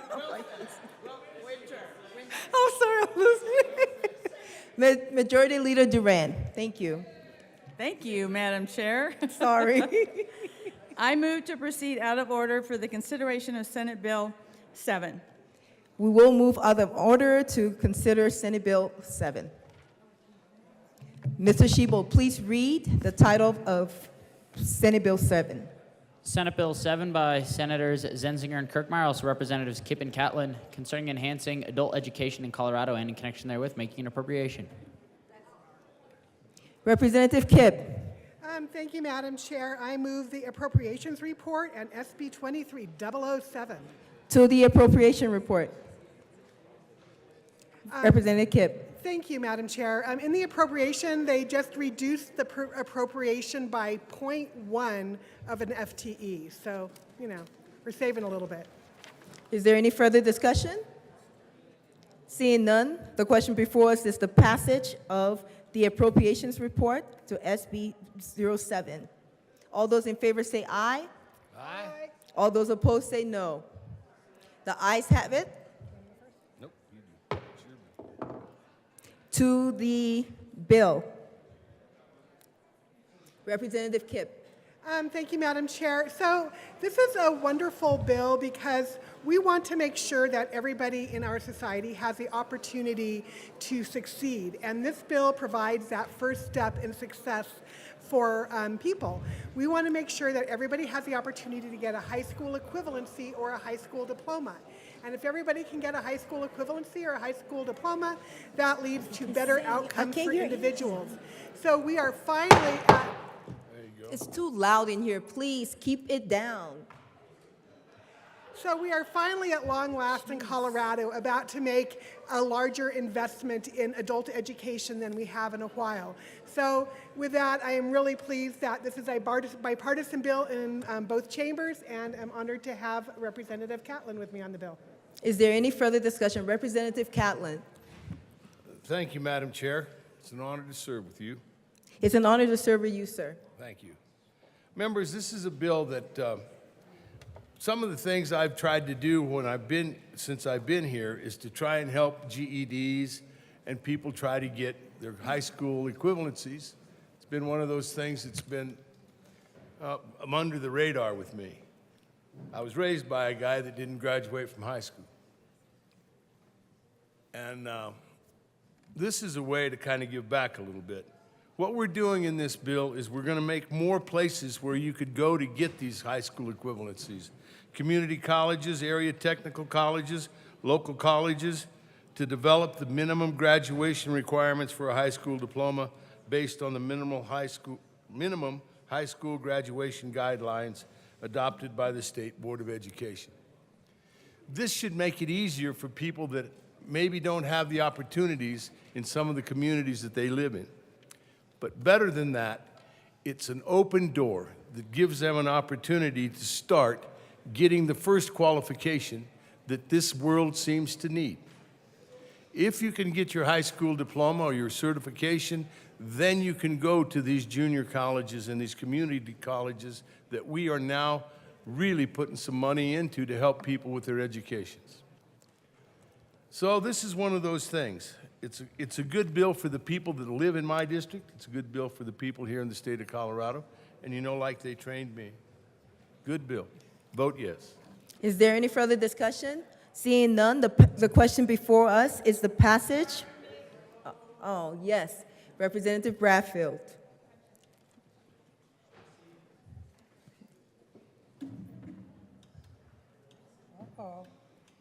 Thank you, Madam Chair.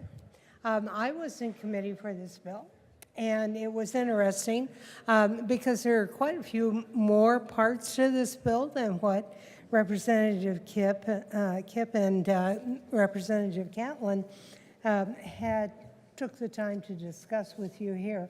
I think we have to acknowledge that an older person that is looking to get a high school diploma probably is not very computer literate.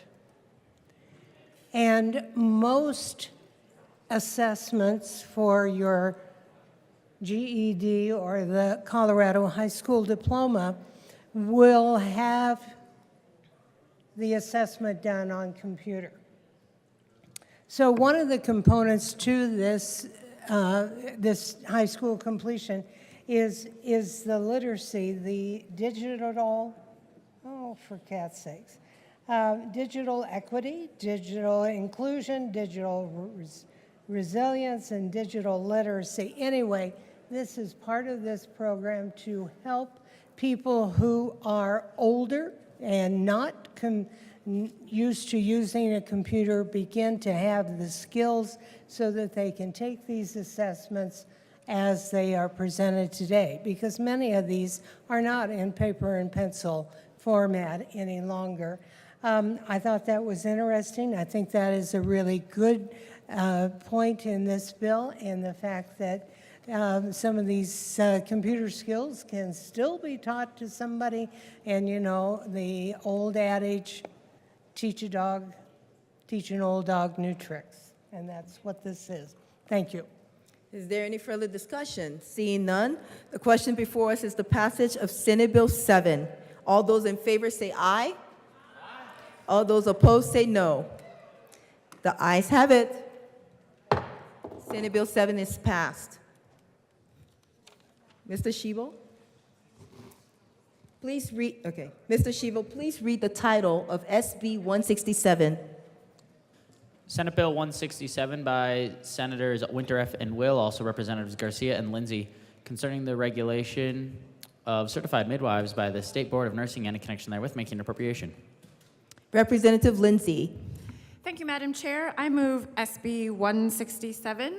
And then I also ask that you recognize my co-prime. She's on the wall over there.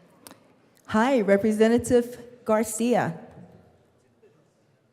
Thank you, Madam Chair. Members, I'm excited to bring this bill forward with my co-prime, Representative Lindsay, to create a pathway for certified midwives to become licensed in Colorado. Colorado already has certified nurse midwives and direct entry midwives, and what we're trying to do is create a pathway for certified midwives who don't need to go through the nursing school part to be able to be certified midwives. In October of 2022, the state of Colorado's Department of Regulatory Agencies issued a Sunrise report that recommended the licensure and regulation of certified midwives. What this would do is it would increase access to qualified practitioners through an already established professional pathway, decreased educational expenses for candidates seeking midwifery education, and what's really exciting is that it would not fill nursing education spots for folks that don't intend to be nurses, but midwives. Right now, certified nurse midwives have to go through the nursing education route. And as you know, we have a lot of people that want to become nurses. We have a long wait list. So what this hopefully will do is alleviate some of those spots for folks that want to be nurses and not midwives. The certified midwives is a professional designation for midwifery. This is so exciting for Colorado because, as we know, here in Colorado, it's important for us to respect families' choices and families' options, and that comes with birth giving. It's important that if there's families that choose midwifery practices for birth giving, that they have options at their disposal. And if we can get more highly qualified folks to go through the certified midwife process, instead of having to go through the longer, more expensive nursing school practice, we will get a lot more folks that are perfectly qualified to serve in those roles here in Colorado. So that's what I got for you. Vote yes. Representative Lindsay. Thank you, Madam Chair. I think we all come to this place with our own life experiences. Mine, I keep telling you all, I have 4 kids, I have 4 kids, I have 4 kids. Once upon a time, I was pregnant with all of those 4 kids and had to deliver them each and every time I had a midwife. And it was a really wonderful experience for me. I'm glad I had the opportunity to choose that for myself. And I would like to expand access to anybody who is interested in that kind of experience. And that's what our bill does. So it's a great bill. Before I hop off, I just want to recognize my co-prime over there. I've been so excited to work with her on 2 bills, and then she's been on the wall for both of them. But Rep. Garcia and I have a long history. We met 2010-11 when we were on the same roller derby team a million years ago, and so we used to skate around and fight it out on the track, and now we bring that ferocity here for the issues that we care about. So just want to let you know this is a Cowabunga bill and a Lala Shove You bill, so please vote yes. Thank you. Representative Holtorf. Thank you, Madam Chair. And when the bill sponsor said cowabunga, I got right up. Now, as the ranking member in public health and the only male in public health, I think it's always important when I hear a bill that I present it to the members of my caucus that don't have the privilege of being in that committee. In this particular bill, there's a few things I do want to talk about. And I am proud of the bill sponsors bringing this particular bill that talks about the regulations of certified midwives by the State Board of Nursing. Midwifery, as it's called, the profession of midwives, has been around literally for millennia. For those of you from Plattner, Colorado, that's more than 1,000 years, if you know where Plattner is. not too far from where I live. But this particular bill does something pretty important because Colorado, and members of this chamber need to understand, we don't have enough medical technicians. We don't have enough medical practitioners. We have a nursing shortage in the state of Colorado. I've got a daughter in nursing, and she has to work double shifts all the time because there's not enough of them. But with the midwife profession, they fill an important role and stopgap in supporting as medical practitioners in their field of study. Now, that pretty much is in the prenatal arena and specifically with respect to birthing, and I know people understand that. But I do want to talk about some very important things, and I thank the majority leader for giving me the opportunity tonight to talk about this. I was afraid that wasn't going to happen, but it has. What this is going to do is allow for the certification and the rules to be drawn up for this board. And everywhere in statute, this is going to be defined very closely and in parallel with nursing, because they do have parallel roles. Now, their training is different, but also there's a lot of training that is parallel, particularly with child delivery. So this is going to become a licensure. The State Board of Nursing and the Department of Regulatory Agencies is going to get the certified midwife licensure established. Of course, there's going to be a fee and a background check required, which I think is important. But once licensed, this midwife can apply to obtain provisional and full prescriptive authority within that scope of practice. And I'll get to that here in a little bit, so we can talk a little bit about that scope of practice. Okay, it's really important also that they have the liability insurance requirements and they can be met. So that has to be written in this. And I'm not going to read this because we're not doing that. But I'll tell you, this particular bill is very comprehensive. It's only 75 pages. But it really does a good job of outlining specifically what we're talking about. Now, many people may not know this, but there's a couple levels in the midwifery trade. So write this down.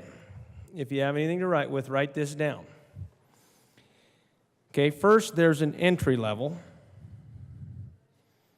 Okay, and that's where it starts, and that's defined in here. And then there's a certified midwife as they practice and progress. Now, people might ask, well, how many of these are in the state? How many midwives are there in the state of Colorado? Well, I would say there's not enough, particularly in rural Colorado, and let me explain. There are many hospitals in eastern Colorado that can no longer do the maternity wards. They can no longer deliver babies because they don't have the capacity. They don't have the staff. So other regional medical centers or other medical facilities have to do this, which makes the travel time take longer. And that's a problem for rural Colorado, and that's why I'm here talking about this, and that's why I am a very strong supporter in this bill, because rural Colorado needs this. We need these practitioners to help us so we can have safe deliveries. Now, within the scope of practice, and I see some guests here that are listening very intently, and I do appreciate your attention.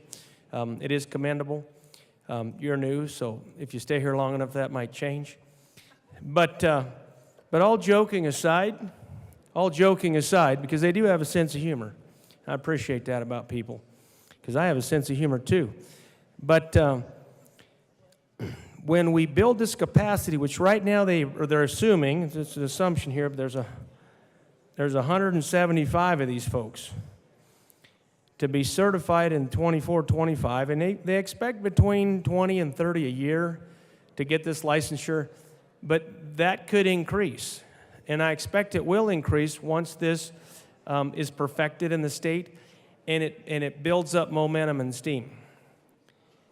Now, there's a couple more points I want to make here as I move along, and I am going to turn these pages rather fast because I did get a little note. I found it interesting in testimony in the Public Health Committee that there's actually 3 levels. There's the entry level, then there's a practicing midwife, and then there's a certified midwife with the final certification. And they do have they are part of the continuum of care team. And what people need to understand is these midwives don't work alone. They work in a team. Many of them have a practicing physician that is their mentor and supervisor. And they also work with registered nurses and nurse practitioners. So they are part of a team delivering the services that they can deliver under their scope of practice, which does have some limitations. But they are professionals and they do have training. And here's another thing for the members of the chamber that are really interested, particularly my colleagues from Southern Colorado over here, that this is going to help Southern Colorado and Western Colorado as well, these rural areas. As part of this continuum of care and this team, as we build more capacity, more of our rural hospitals can actually do more deliveries because they'll have this specialty to help with respect to family nurse practitioners, nurses, and physicians. Now, I'm going to get to the liability in a minute, but the certification is a bit detailed, and I'm not going to go into that. But I'm going to move along here a little farther. I want to get to this one point here before. I want to talk about liability, because everybody was concerned about liability when we heard this in committee. There was a concern about liability, and would they be covered? Well, it just so happens that these midwives will be covered under the liability insurance, and they can also get their own liability insurance. And I think that's important that people have that. Now, there was one thing that was discussed, that birthing is a difficult process. And I could sit here and talk about my skills because I call myself a midwife. Oh yeah, here we go. Everybody pay attention. In the cattle business, I deliver babies. If we have 400 to 500 head of cattle on our ranch, and I'm working to make sure that their birthing processes are successful, especially with first calf heifers. And I know that you all are interested in this. They take an enormous amount of specialty care, and it becomes a science. And you work under a licensed veterinarian to do this, and I don't know if our licensed veterinarian is here. I don't see her here. And for anybody that's been in the ranching business, I see one other cattleman in here, that you have to work within a scope of practice and work with a licensed veterinarian. And this parallels to this bill, ma'am, or sir. Hold on, let me check. Bam. Make sure nobody changed on me. So, there are oftentimes in the birthing process significant challenges, and you have to be able to fall back on a consultation. And this bill allows for that. It allows for that with a physician and the nurse practitioner and the nurse working with the midwife. But there's an art to delivering babies. In the cattle business, in my 25 plus years, boy, imagine we're over about 5,000 deliveries on first calf heifers. And I'm talking 24/7, all night, all day, 2 in the morning, 4 in the morning, delivering a C-section to the veterinarian at 3:30 in the morning, which, oh, by the way, is about 20, 25 miles away. Representative, can you Yes, please yes, stick ma'am. with humans? All right, thank you. I'm getting a little off here. I do appreciate that kind of getting me back. I'm going to quickly move to the back of this because I just want to continue to show my support in the midwifery licensing that's coming and express, here, that's for you. No, it doesn't say anything about livestock for my colleague here from Douglas County. This is about humans and how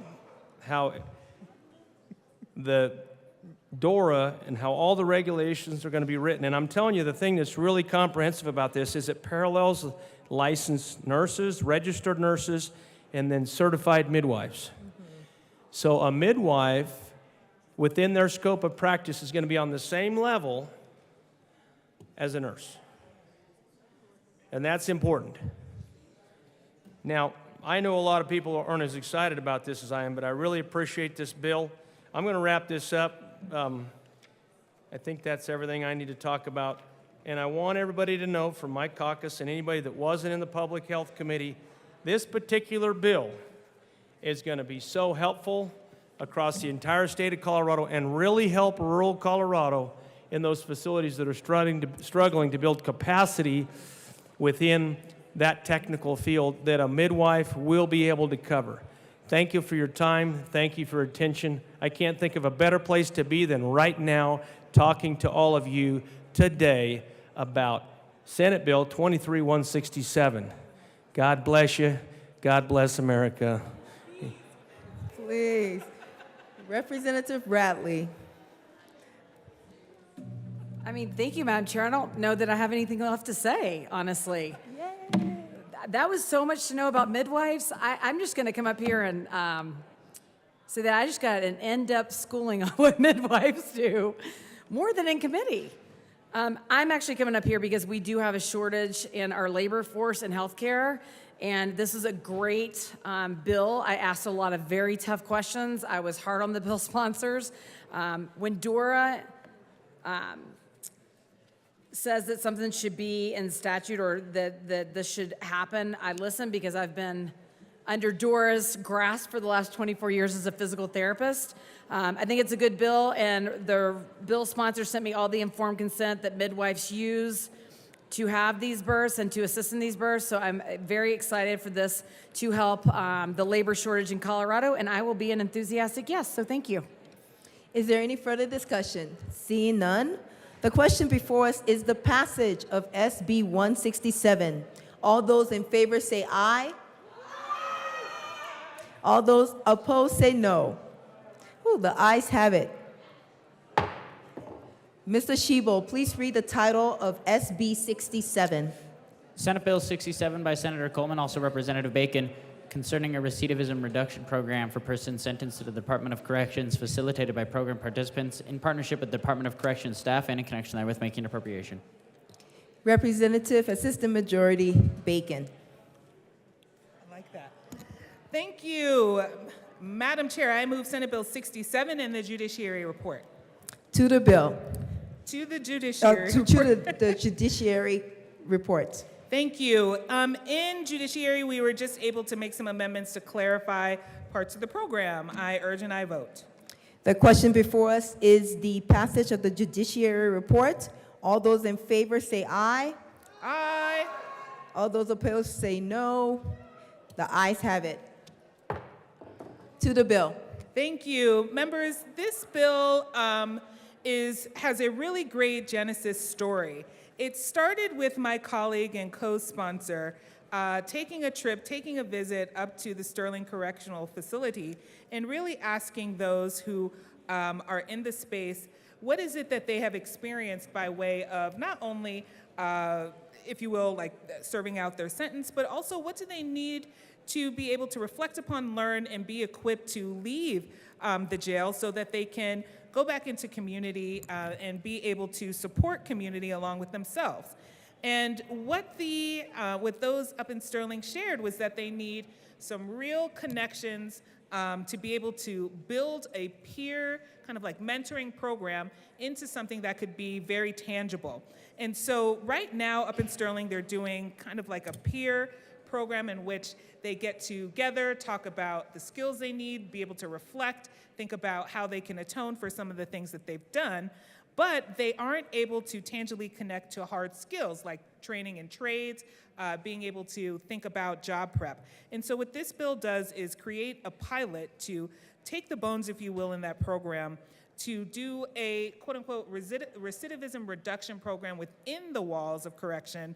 And so this bill outlines having a program director support DOC in structuring the program, building the program, and then they will report back to us in the SMART committee to figure out how we can execute on the program well.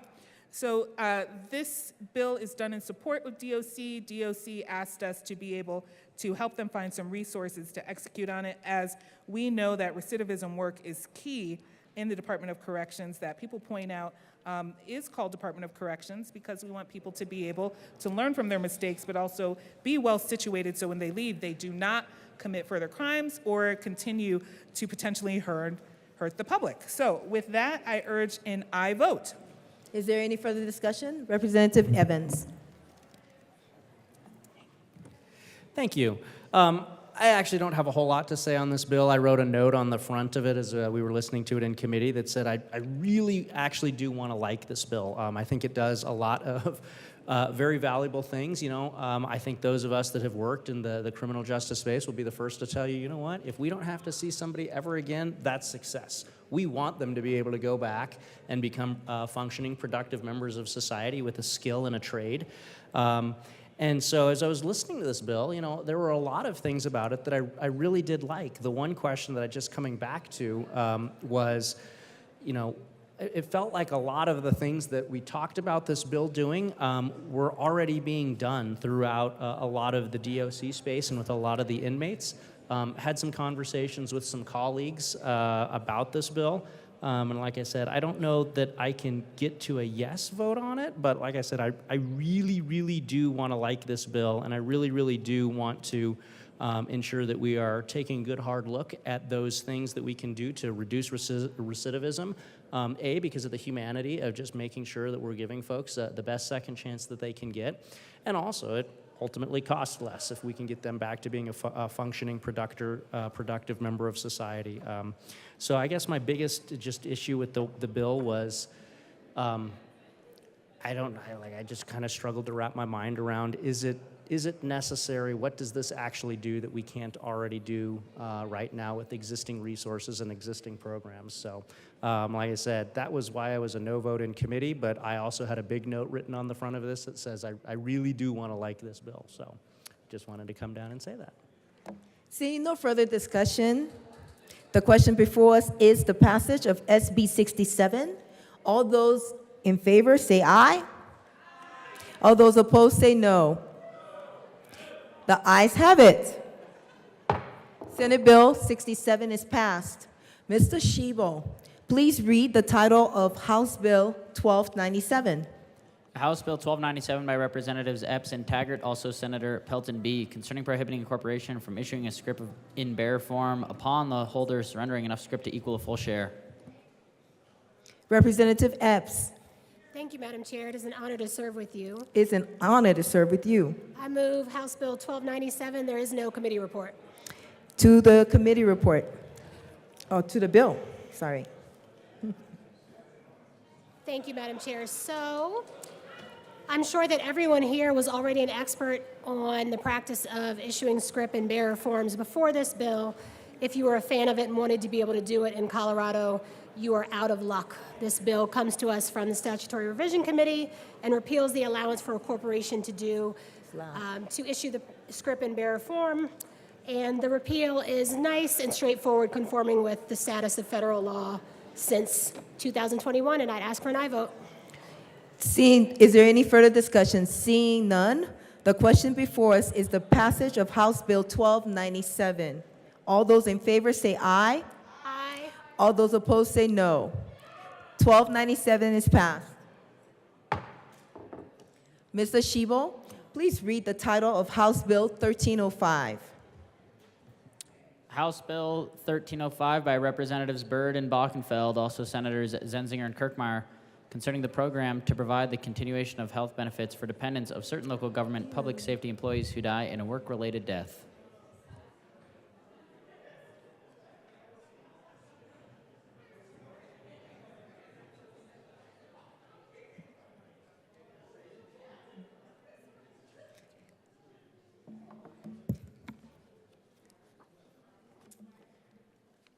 Representative Byrd. Thank you, Madam Chair. I move House Bill 1305 and the Appropriations Committee report. To the Appropriations Report. Thank you. Oops. Representative Byrd. Thank you, Madam Chair. In the Appropriations Committee report, members, we appropriated money to fund this program. I ask for your yes vote, and I'm just making Is there sure any I have further no discussion? Seeing none, the question before us is the passage of the Appropriations Report. All those in favor say aye. Aye. All those opposed say no. The Appropriations Report is passed. To the bill. Representative Byrd. Thank you, Madam Chair. So, members, I'm very honored to bring this bill before you. So, right now, we have a program that provides health and dental benefits for the dependents of firefighters and other law enforcement personnel who pass away in the line of duty. This is a program that will provide these benefits for these dependents for 1 year following the death of their family member. This has been done to ensure that no family loses their medical coverage after one of their family members dies in pursuit of public safety. So this is an opportunity for the state to contribute that so that we are honoring this and honoring our first responders. I ask for your yes vote. Is there any further discussion? None? Seeing none, the question before us is the passage of House Bill 1305. All those in favor say aye. All those opposed say no. The ayes have it. Thank you. House Bill 1305 is passed. Mr. Shebel, please read the title of SB 102. Senate Bill 102 by Senators Gardner and Rodriguez, also Representatives Weissman and Soper, concerning implementation of the Committee on Legal Services recommendations in connection with legislative review of state agencies' rules. Representative Wiseman. Thank you, Madam Chair. I move Senate Bill 102 and the committee report from the Committee on Legal Services. To the committee report. Thank you. Members, so briefly, this is a bipartisan bill brought to you by members of the Committee on Legal Services. It is the annual rule review bill wherein we carefully assess, with the assistance of our capable nonpartisan staff throughout the year, which rules that have been promulgated fall within their permissible statutory boundaries and which might not. This is a rolling process. For that reason, the committee report makes some additions to the bill as to rules that were evaluated or whose evaluation was completed only subsequent to the introduction of the bill, which is why we ask for your adoption of the committee report. Any further discussion? Seeing none, the question before us is the passage of the committee report. All those in favor say aye. Aye. Aye. All those opposed say no. Did you want to speak? The ayes have it. Okay. The committee report is adopted. To the bill, Representative Soper. Thank you, Madam Chair, and it's an honor to serve with you. Honor to serve with you, Mr. Soper. So members, in the annual rule review bill, our staff in legal services will carefully go through and see whether or not any statutory provisions, they'll go through and see if any rules fail any statutory provisions or any constitutional provisions to see if they're ultra vires. Then they'll make recommendations that the rules not be extended. There were a couple of rules that we chose not to extend, one concerning student loans and lead paint. And that's what was in the bill. Representative Wiseman. Thank you. Members, this is a pretty wonky bill, but it's actually pretty important because it's how we in the legislative branch, with assistance from our staff, assert our prerogative. We often need to make a delegation of limited authority to agencies to enact rules, to do certain details of the policy that we set forth here, but we are members of Article 5 and we want to guard that power, and the rule review process is part of how we do it. So we ask for your support of this year's rule review bill, Senate Bill 102. Is there any further discussion? Seeing none, the question before us is the passage of SB 102. All those in favor say aye. Aye. All those opposed say no. Well done. The ayes have it. SB 102 is passed. Mr. Shebel, please read the title of House Bill 1301. House Bill 1301 by Representatives Soper and Snyder, also Senators Gardner and Rodriguez, concerning the non-substantive revision of statutes in the Colorado Revised Statutes as amended any connection therewith, amending or repealing obsolete, imperfect, or inoperative law to preserve the legislative intent, effect, and meaning of the law. Yeah, same routine. You want to move it? Representative Snyder. Thank you, Madam Chair, and it's a real pleasure working with you. It's a pleasure to work with you, Mr. Snyder. And with that, I move House Bill 1301. So we need To the bill. Do you want me to talk to it? Representative Soper. Thank you, Madam Chair. So members, this is the annual reviser's bill. So if you are not a big fan of grammatical errors, this is the bill for you. I know you've been waiting on the edge of your seats all session long, because this is the bill where our staff has gone through and they will make sure that typos are corrected, that we have the proper internal cross-references to statutory provisions, and that if there was any misconforming amendments from prior bills when we went through and incorporated the bills into statute, that those get added back in. A couple of key provisions in this year's bill. I'll just highlight one, and I'll let my co-prime sponsor highlight the rest. One is to correct the internal references to federal law and regulations within the statutes. Representative Snyder. Yes, and folks, this is a bill referred by the Committee on Legal Services, and I think it's not too early to give a shout out to our wonderful reviser of statutes, Ms. Jennifer Gilroy. She does a fabulous job, and the appendix is attached. It's the only bill you'll see this year where there has an actual appendix attached to the back, and it will tell you all of these technical and clarification and properly cross-referencing federal statutes. It's fascinating reading, and I encourage you all to take it home with you tonight and read up on it. But with that, I would ask for a yes vote. Is there any further discussion?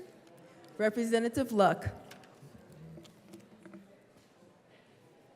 Thank you, Madam Chair. I just wanted to highlight the importance of this bill by asking the question, does anyone know the difference between your dinner and your dinner? One leaves you nourished, the other leaves you dead. So thank you to the revisers for ensuring that the punctuation and grammar is well done in our statutes. Seeing no further discussion, the question before us is the passage of House Bill 1301. All those in favor say aye. Aye. All those opposed say no. The ayes have it. House Bill 1301 is passed. Mrs. Shebel, please read the title of SB 193. Senate Bill 193 by Senators Fields and Pelton B., also Representatives Weissman and Puglisi, concerning victim notification matters related to criminal proceedings. Representative Wiseman. Thanks again, Madam Chair. It feels like it's been a while since I've seen you here. We move Senate Bill 193. To the bill. Thank you, Madam Chair. Members, 193 does two simple things. We add a new victim notification at a stage in the criminal justice process that doesn't currently have one, and that is a notification 15 days prior to when somebody might receive early termination from parole. That happens only where folks have been found by the Division of Adult Parole to be particularly compliant and to have earned their way to that disposition. It's maybe 9 or 10% of folks on parole in a given year. We found that although there is notification upon termination, there is not notification of that early termination status, so we added both in the adult parole code and in the juvenile parole code. we also add some language urging entities with VRA notification requirements to hear from victim advocacy organizations and to make their utmost effort to make those communications clear and noticeable and in plain language so that they have their intended effect, and we ask for your support. Representative Assistant Minority Leader Pugliese. Thank you, Madam Chair. Really appreciate my co-prime for asking me to be on this bill. I feel very strongly that a lot of survivors live in fear, but being able to have this notification is really important for them to mentally prepare for whatever happens next. I'm really glad that some of these people are being rehabilitated and they have the ability to leave early, but that notification is also really important for survivors, and I urge an aye vote. Thank you. Is there any further discussion? Seeing none, the question before us is the passage of SB 193. All those in favor say aye. Aye. All those opposed say no. The ayes have it. SB 193 is passed. Mr. Shebel, please read the title of SB 247. Senate Bill 247 by Senator Gonzalez, also Representative Soper, concerning the establishment of the Division of Civil Protections and Rights in the Department of Law.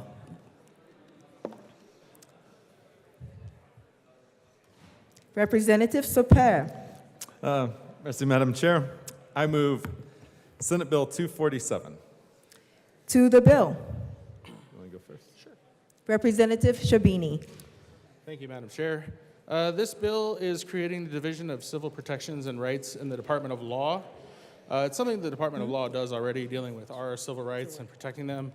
And this just codifies it into one division instead of being spread amongst all the divisions. So it makes it a little more cohesive and easier for them to work together. Representative Soper. Well, thank you, Madam Chair, and it's an honor to serve with you. Thank you. So, this is something in the Department of Law. Most states have a civil rights division. Ours, unfortunately, can't be called that, so we had to call it the Division of Civil Protections and Rights. That's because there's another state agency that has a civil rights division. I will just put on the record that I would have liked to have actually changed their name to something else and given the Attorney General a civil rights division. But what will happen is existing authority will be, will continue within certain priorities within the AG's office, only they're going to shift some of the attorneys around, so it's not like they're hiring new attorneys. It really is more just a shift to be able to focus on patterns and practice, for example, as provided for in Senate Bill 20271, the Labor Division and Housing Division, with the current authority granted from the General Assembly to be able to continue here. It really is just a shift, and we would ask for a yes vote. Thank you. Representative Luck. Thank you, Madam Chair. So we heard this bill in committee today, and I asked some questions about the structure of this particular division and how the AG's office works and what the organizational chart is. And I was concerned by the response because, in essence, we were told we're not really sure where this division is going to fall, who they're going to fall under. We're also not really sure what's going to fall under it. As you can note here, that already in statute, there's a fair housing unit, there's a financial empowerment office, there's a... Sorry, it's just getting a bit loud in here. Please proceed. Thank you, Madam Chair. There's a worker and employee protection unit, and so there's already some of these entities in existence, and there wasn't really a clear understanding of who all was going to fall where, what the missions were. And so while I can understand that there is a desire to restructure, I do think that before the executive branch comes and asks us to restructure them, they should know how they want to restructure. I think that's only fair as we give this authority over. I am concerned that they're going to come back in the next fiscal year and ask for more resources for this, and that's well within their right, but it would be nice to know what exactly the scope of this division is, where it falls, and why it's necessary to be in existence. And those were questions that they could not answer today, and that is the reason why it was a no vote. Is there any further discussion? Seeing none, the question before us is the adoption of Senate Bill 247. All those in favor say aye. Aye. Those opposed, no. Senate Bill 247 is adopted. Mr.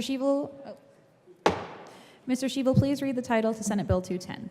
Senate Bill 210 by Senator Exum, also Representatives Ricks and Frizzell, concerning updates to administrative statutes for specific administrative entities that focus on human and social services. I feel so short. Representative Ricks. Thank you, Madam Chair. This bill, SB 23210, is a bill that removes obsolete administrative boards from within the Department of Human Services.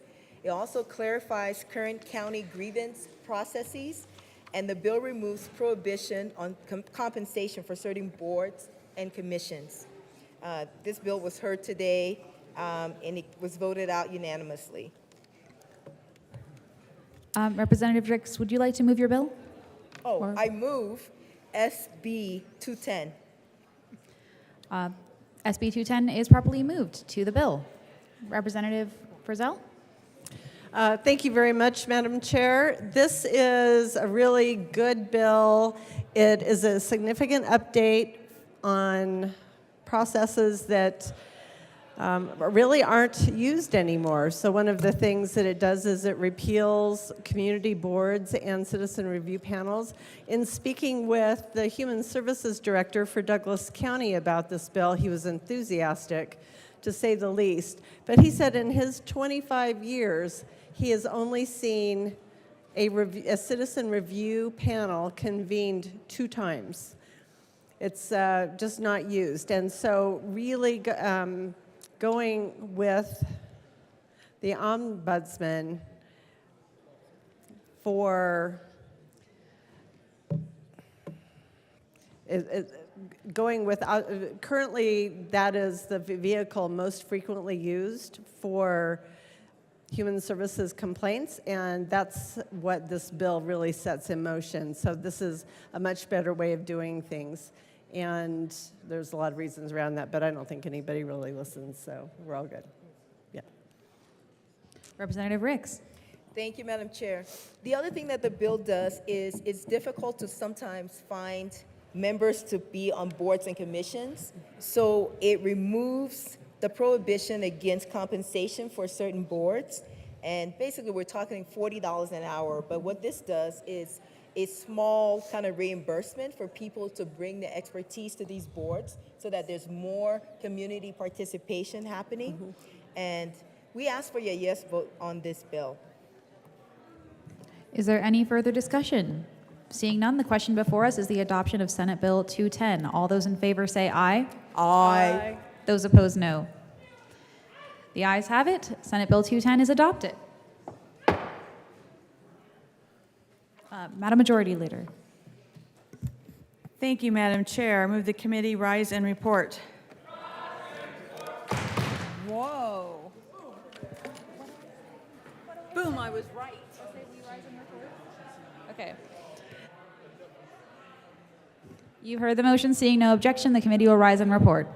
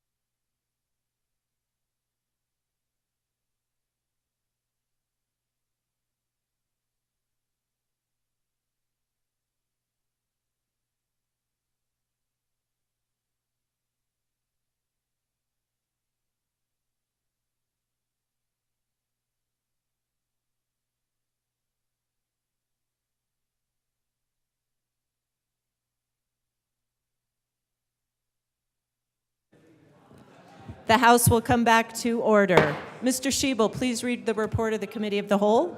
Madam Speaker, your Committee of the Whole begs leave to report it as under consideration the following touch bills, being the second reading thereof and making the following recommendations thereon. House Bill 1107 is amended, 1214 is amended, 1297, 1301, 1305 is amended, passed on second reading and ordered, engrossed and placed on the calendar for third reading and final passage.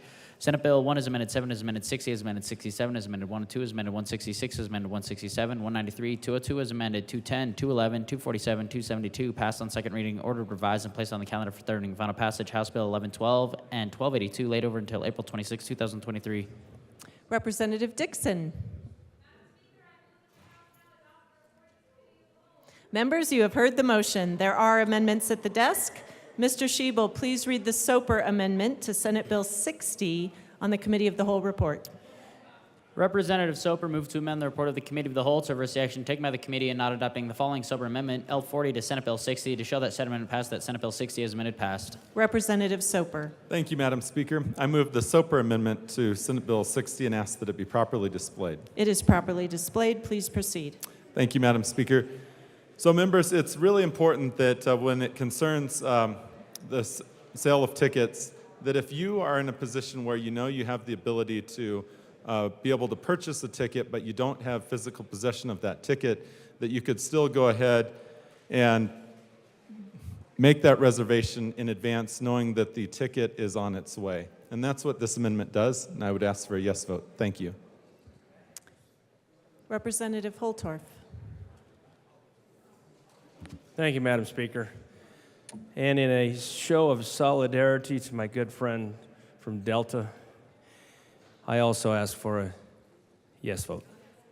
Seeing no further discussion, the question before us is the adoption of the Soper amendment to Senate Bill 60 on the Committee of the Whole report. Mr. Schiebel, please open the machine and members proceed to vote. Representative Garcia, how do you vote? No. Representative Garcia votes no. Representative Basenecker, how do you vote? No. Representative Basenecker votes no. Representative Morrow, how do you vote? No. Representative Morrow votes no.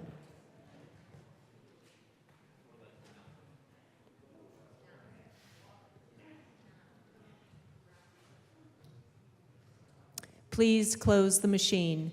With 18 aye, 45 no, and 2 excused, the Soper amendment is lost. Mr. Schiebel, please read the first Puglisi amendment to Senate Bill 166 on the Committee of the Whole report. Representative Puglisi moved to amend the report of the Committee of the Whole to reverse the action taken by the committee in not adopting the following Puglisi amendment, L22 to Senate Bill 166, to show that said amendment passed, that Senate Bill 166 as amended passed. Representative Puglisi. Thank you, Madam Speaker. I move the first Puglisi amendment to the Committee of the Whole report. And ask that it be properly displayed. Assistant Minority Leader, it is properly displayed. Please proceed. Thank you, Madam Speaker. So we talked a lot about the regional boards and that concept that we already have in statute. We do it for transportation planning districts. We do it for opioid settlement funds, where you can have a governing board, which I agree with in the bill. That governing board can set up the WUI. I agree with that in the bill. But then at that point, I think that we could break up the state into regions once the WUI is established and have those regions determine what is best for their region. Because as we've said before, Colorado Springs is very different from the Western Slope, which is very different from Eastern Colorado, which is very different from Jefferson County. All of our communities are different. I trust our local governments to make those decisions. I am not convinced that the reason that they are not working on wildfire mitigation plans is because they are unwilling to. I think that there needs to be more funding and resources to these communities in order to have the plans that are necessary for wildfire mitigation. I trust that our communities and local governments know what's best for them. I also trust that as a region, they can determine what is best for the region based on their diverse needs. And I believe that all of our communities and all of our local governments are committed and dedicated to good public safety policy. And so we should empower them to come up with regional plans. And so I ask again that we reconsider putting in these regional boards as opposed to mandates on these communities. Let's have a very collaborative process that we already know works in Colorado. Thank you. I urge an aye vote. Representative Froelich. Thank you very much, Madam Speaker. Wildfire doesn't adhere to regions, and the fire chiefs have asked for a statewide approach. We ask for a no vote. Seeing no further discussion, the question before us is the adoption of the first Puglisi Amendment to the Committee of the Whole report. Mr. Schiebel, please open the machine and members proceed to vote. Representative Garcia, how do you vote? No. Representative Garcia votes no. Representative Morrow, how do you vote? No. Representative Morrow votes no. Representative Basenecker, how do you vote? No. Representative Basenecker votes no. Please close the machine. With 19 aye, 44 no, and 2 excused, the first Puglisi Amendment is lost. Mr. Schiebel, please read the second Puglisi Amendment to the Committee of the Whole report. Representative Puglisi moved to amend the report of the Committee of the Whole to reverse the action taken by the committee in not adopting the following Puglisi Amendment, L24 to Senate Bill 166, to show that said amendment passed, that Senate Bill 166 as amended passed. Assistant Minority Leader Puglisi.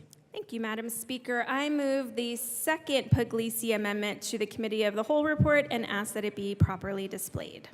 It is properly displayed. Please proceed. Thank you, Madam Speaker. Okay, second shot. The WUI has not been established yet. So, agree with the sponsors. Let's set up their governing board, and then let's take the time we need to set up the WUI so that it is a good... wow, it's getting people super excited. Let's set up the WUI first, and then once the WUI is established, then we can take a real look at what the needs are of these communities within the WUI, and then determine how we move forward in a proper, collaborative, and efficient way that is not unfunded mandates on communities. And so I would urge an aye vote. Thank you. Representative Velasco. Thank you so much, Madam Speaker. Thank you so much to everyone that participated in the robust conversation, and we urge a no vote. Thank you. Seeing no further discussion, the question before us is the adoption of the second Puglisi Amendment to the Committee of the Whole report. Mr. Schiebel, please open the machine and members proceed to vote. Representative Garcia, how do you vote? No. Representative Garcia votes no. Representative Morrow, how do you vote? No. Representative Morrow votes no. Representative Basenecker, how do you vote? No. Representative Basenecker votes no.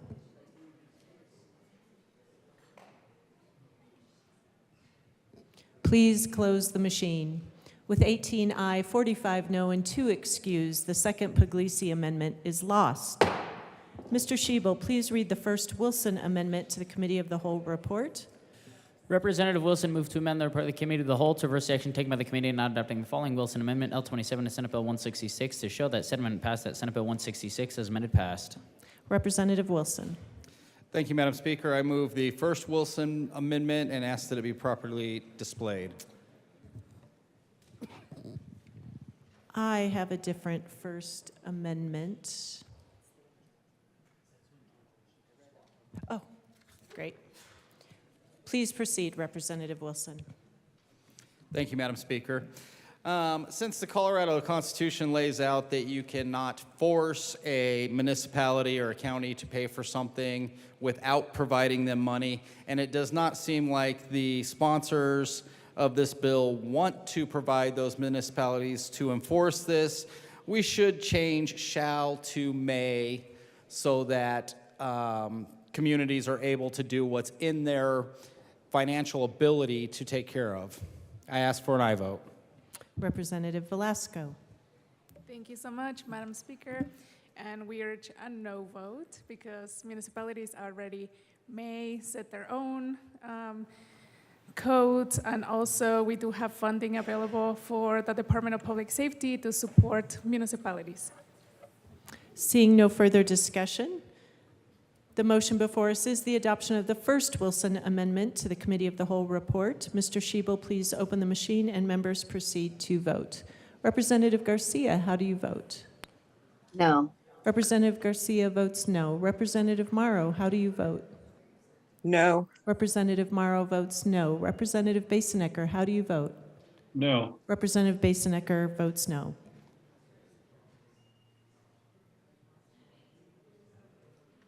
Please close the machine. With 19 aye, 44 no, and 2 excused, the first Wilson Amendment is lost. Mr. Shebel, please read the second Wilson Amendment to the Committee of the Whole report. Representative Wilson moved to amend the report of the Committee of the Whole to reverse the action taken by the committee in not adopting the following Wilson Amendment, L30, to Senate Bill 166, to show that said amendment passed, that Senate Bill 166 is amended passed. Representative Wilson. Thank you, Madam Speaker. I move the second Wilson Amendment to the Committee of the Whole and ask that it be displayed. It is properly displayed. Please proceed. Thank you. Since it appears since wildfires recognize bureaucratic boards but not boundaries, and that that there's like magic funding in this bill, I will withdraw this amendment. Thank you. Thank you, Representative Wilson.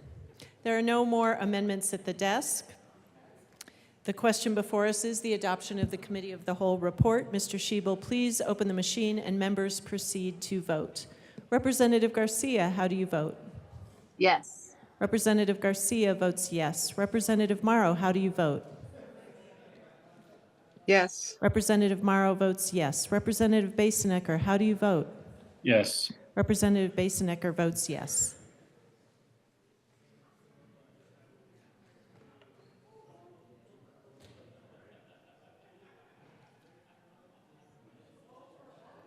Please close the machine. With 44 aye, 19 no, and 2 excused, the report of the Committee of the Whole is adopted. Madam Majority Leader. Thank you, Madam Speaker. I move to lay over the balance of the calendar until tomorrow. Seeing no objection, the balance of the calendar will be laid over until tomorrow. Madam Majority Leader, we do have some business and announcements. Representative Sirota. Thank you, Madam Speaker. House Appropriations will meet tomorrow morning at 8:30 in House Committee Room 112. So different time, different location to hear House Bill 1293, House Bill 1296, Senate Bill 13, Senate Bill 16, Senate Bill 56, Senate Bill 111, Senate Bill 153, Senate Bill 172, Senate Bill 192, Senate Bill 195, and Senate Bill 264. Thank you. Members, I'm going to proceed with some business unless we have another announcement. No.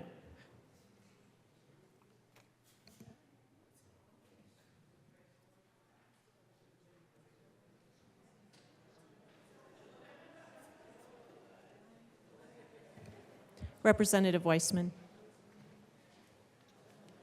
Thanks, Madam Chair. Judiciary Committee members, this will be reflected on the calendar as well, but we are not meeting tomorrow, which is our customary second day of the week. We'll have the same calendar. Thursday, 1:30, will be in the big room, the Old State Library. Same bills that you've seen, 24, 34, 97, 257, and whatever the last one is on the calendar. Thursday instead of Wednesday. See you then. Okay, members, no more announcements. You are free to leave. We are going to do some business. Mr. Shebel, signing of bills, resolutions, memorials. The Speaker has signed House The Bill signing of 1009. bills, resolutions, memorials will be printed in the journal. Introduction of resolution. House Joint Resolution 1023 by Representatives Duran and Puglisi, also Senators Kirkmeyer and Winter F., concerning Sexual Assault Awareness Month and in connection therewith, recognizing April as Sexual Assault Awareness Month and designating April 26, 2023 as Colorado Denim Day. House Joint Resolution 1023 will be laid over one day under House rules. Madam Majority Leader. Thank you, Madam Speaker. I move the House adjourn until 9 a.m. on Wednesday, April 26th. Members, the House will stand adjourned until Wednesday, April 26th at 9 a.m.